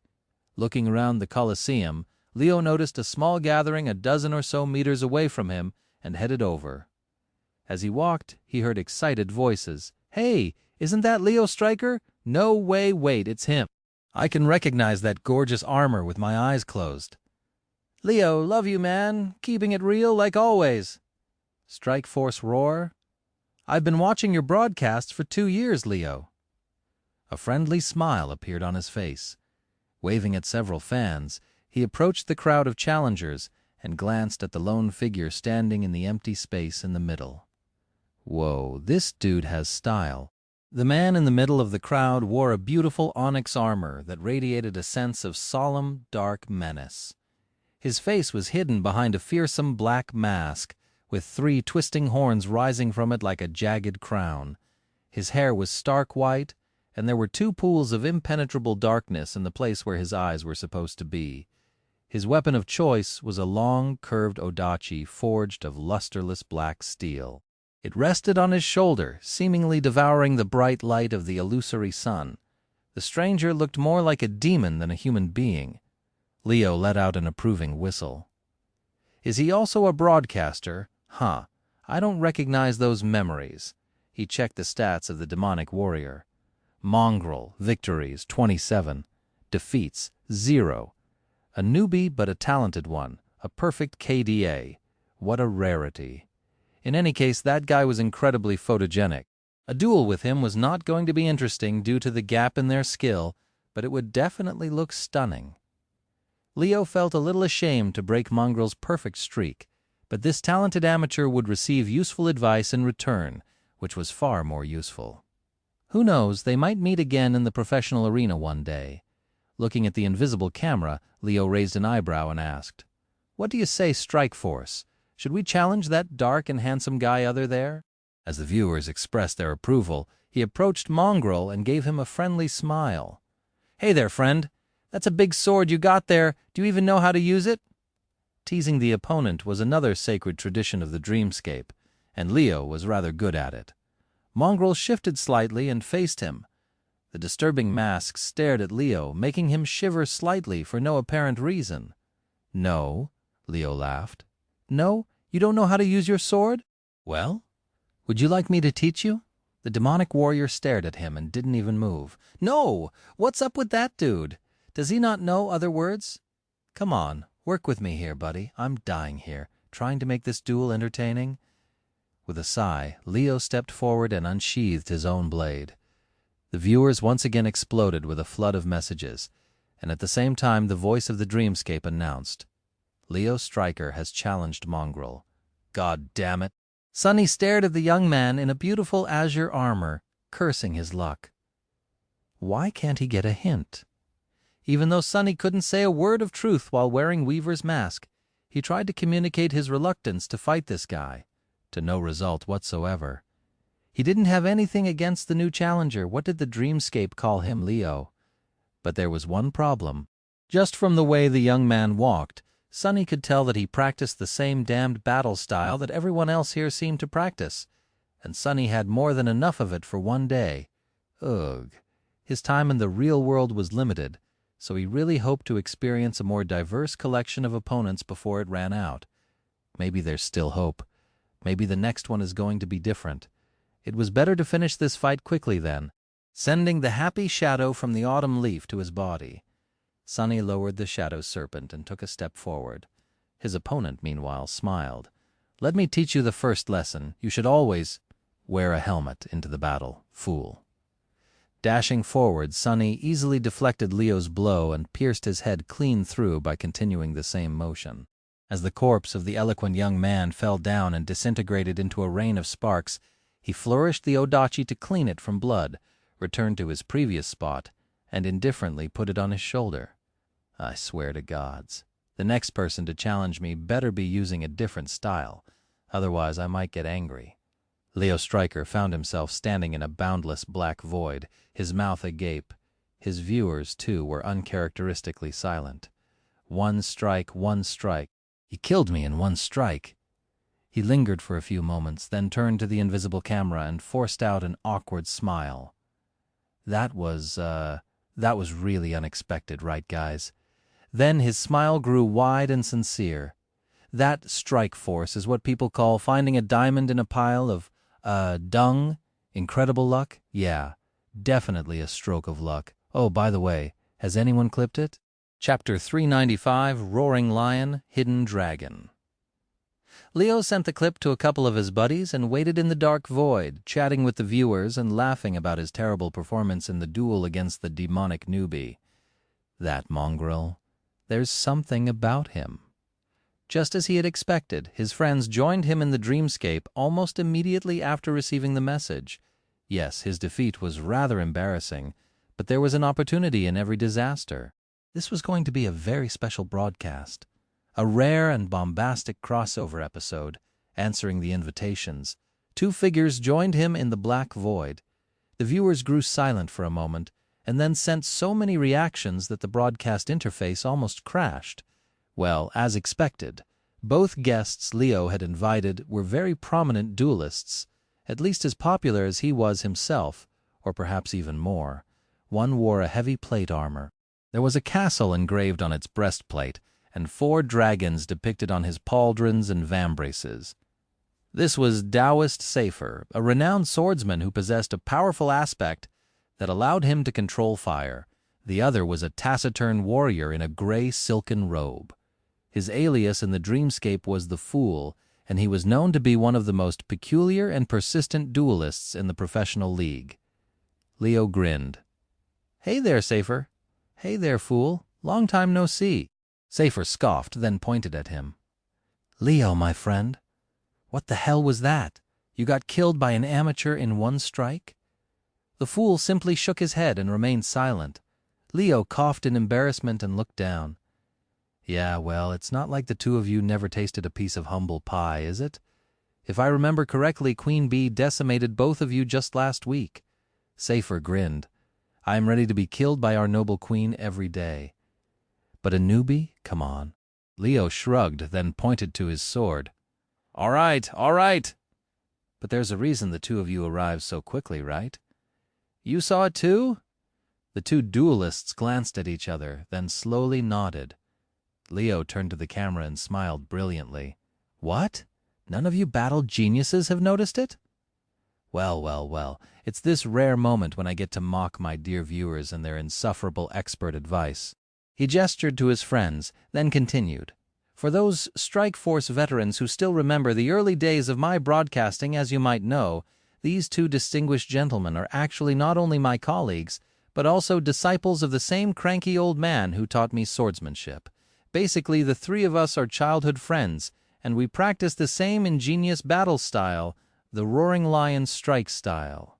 He paused and then sighed mysteriously. "And while it hurts my pride a little to have been defeated by an unknown novice, the real reason why I was so shocked by our duel is you won't believe it? Oh yeah, before we do this, I should mention the sponsor of today's Safer rolled his eyes and interrupted him. "Cut it, Leo. What he was going to say is that the masked guy used the roaring lion strike style to defeat that dolt. And while there are many, lots and lots, really, people who can beat that loud nuisance in a heartbeat, the fact that someone done so while using our own style is very interesting." Leo glanced at his friend with vitriol, but then gave up on the ad break and nodded. "Indeed. So the three of us are going to go and see who that Mongrel really is, and what is he really capable of?" Sunny felt that something weird was going on in the Colosseum after he dispatched the young man in azure armor. The other awakened seemed to stare at him with a bit of confusion, shock even. The same went for the human spectators in the amphitheater. Many had changed seats to get closer to him. What's the matter with all these people? Did I go overboard and move too fast? But no, he had measured his dash to not appear too powerful. Maybe they just liked the spectacle? Sunny was, indeed, giving them a good show. Not that doing so was his intention. Anyway, why is no one challenging me? Stop wasting my time, people. I'm on a tight schedule. Indeed, no one in the small crowd of awakened that had been waiting for their turn to fight him seemed willing to step forward now. Sunny stared at them in boredom for a few minutes, trying to understand what was going on. They had been very eager just a few moments ago. No, then someone finally walked toward him, unsheathing a formidable-looking sword. The guy was wearing plate armor with an intricate engraving of a castle and 4 dragons decorating its polished surface. He looked strong, noble, and experienced. You must be kidding me. The same style, he was obviously practicing the same damn style. As Sunny's eyes narrowed, the voice of the Dreamscape announced, "Taoist Safer has challenged Mongrel." Before the guy in plate armor could even attack, Sunny unceremoniously bashed him in the face with the pommel of the odachi, swiped his foot, and then viciously thrust the tip of the great sword into the narrow crack of his visor. As blood flowed from the steel helmet, the voice of the Dreamscape thundered once again, "Mongrel has won." The faces in the crowd grew a bit pale. What the hell is wrong with these people? Is there no one here who knows a different style? Before Sunny could even clean the blade of the Shadow Serpent, a new challenger approached. This one was wearing a gray silken robe. "The fool has challenged Mongrel!" The bastard was wielding a heavy saber and using the same cursed battle art. Sunny let out a low growl and dashed forward. The fool turned out to be more nimble and aware than the last 2 fighters. He managed to sidestep the attack. Sadly, it had turned out to be just a feint. Before he could correct his footing, the odachi pierced his chest and exited from his back. Sunny tore the great sword out of the enemy's body and stepped back in frustration. The man in the gray silken robe swayed and stared at the growing red patch on his silk garment. Looking up at Sunny, he silently gave him a thumbs up, then collapsed to the sand in a rain of sparks. Mongrel has won. Curse it all. Do I need to go to a professional arena to find a proper opponent? These people were not exactly bad fighters, the 3 last ones especially, but why on earth were all of them so similar to each other? Sunny looked around and noticed that the Colosseum was deathly silent. Everyone was staring at him with strange expressions. "Wait, don't tell me." He scowled behind the mask, a terrible suspicion entering his mind. Is this whole arena meant for practitioners of a single style? Was I breaking some unspoken taboo this whole time? That would be a bastard move. No, wait, that doesn't make any sense. I was using the same style as them. Suddenly a familiar face approached him from the crowd. It was the young man in the azure armor. Lion beater or whatever. No! Oh gods, please no! I don't want to fight him again. The young man stopped a few meters away from Sunny, hesitated for a few moments, then smiled and asked in a light tone, "Mongrel, my friend? If you don't mind me asking, What are you even doing here in this amateur arena? Sunny rolled his eyes behind the mask. The answer was really simple. He was here to learn. But he couldn't say that, of course. He was also too frustrated to come up with a creative lie.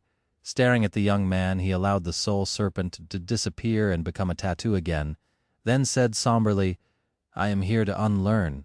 Lionbeater blinked a couple of times, then shifted his weight slightly, clearly intending to unsheath his sword. Enough of this. With an irritated huff, Sunny commanded the Dreamscape to eject him from the arena and disappeared from the Colosseum in a shower of white sparks. Climbing out of the simulation pod, he stared at it with resentment, then suddenly flinched and grabbed his hand with another. No, we don't want the refrigerator accident to happen again. Not to this beautiful, shiny, extremely expensive pod, right? Right. I should probably go and get some fresh air. Try it again next time, on a more challenging arena. With that, he threw the last glance at the high-tech device and walked away. What Sunny did not see, though, was the crowd of awakened back in the Colosseum, all staring at the empty space where he had stood a minute ago. Leo Stryker stared at it, too, a thoughtful expression on his face. A few seconds later, he said quietly, "To unlearn? Huh?"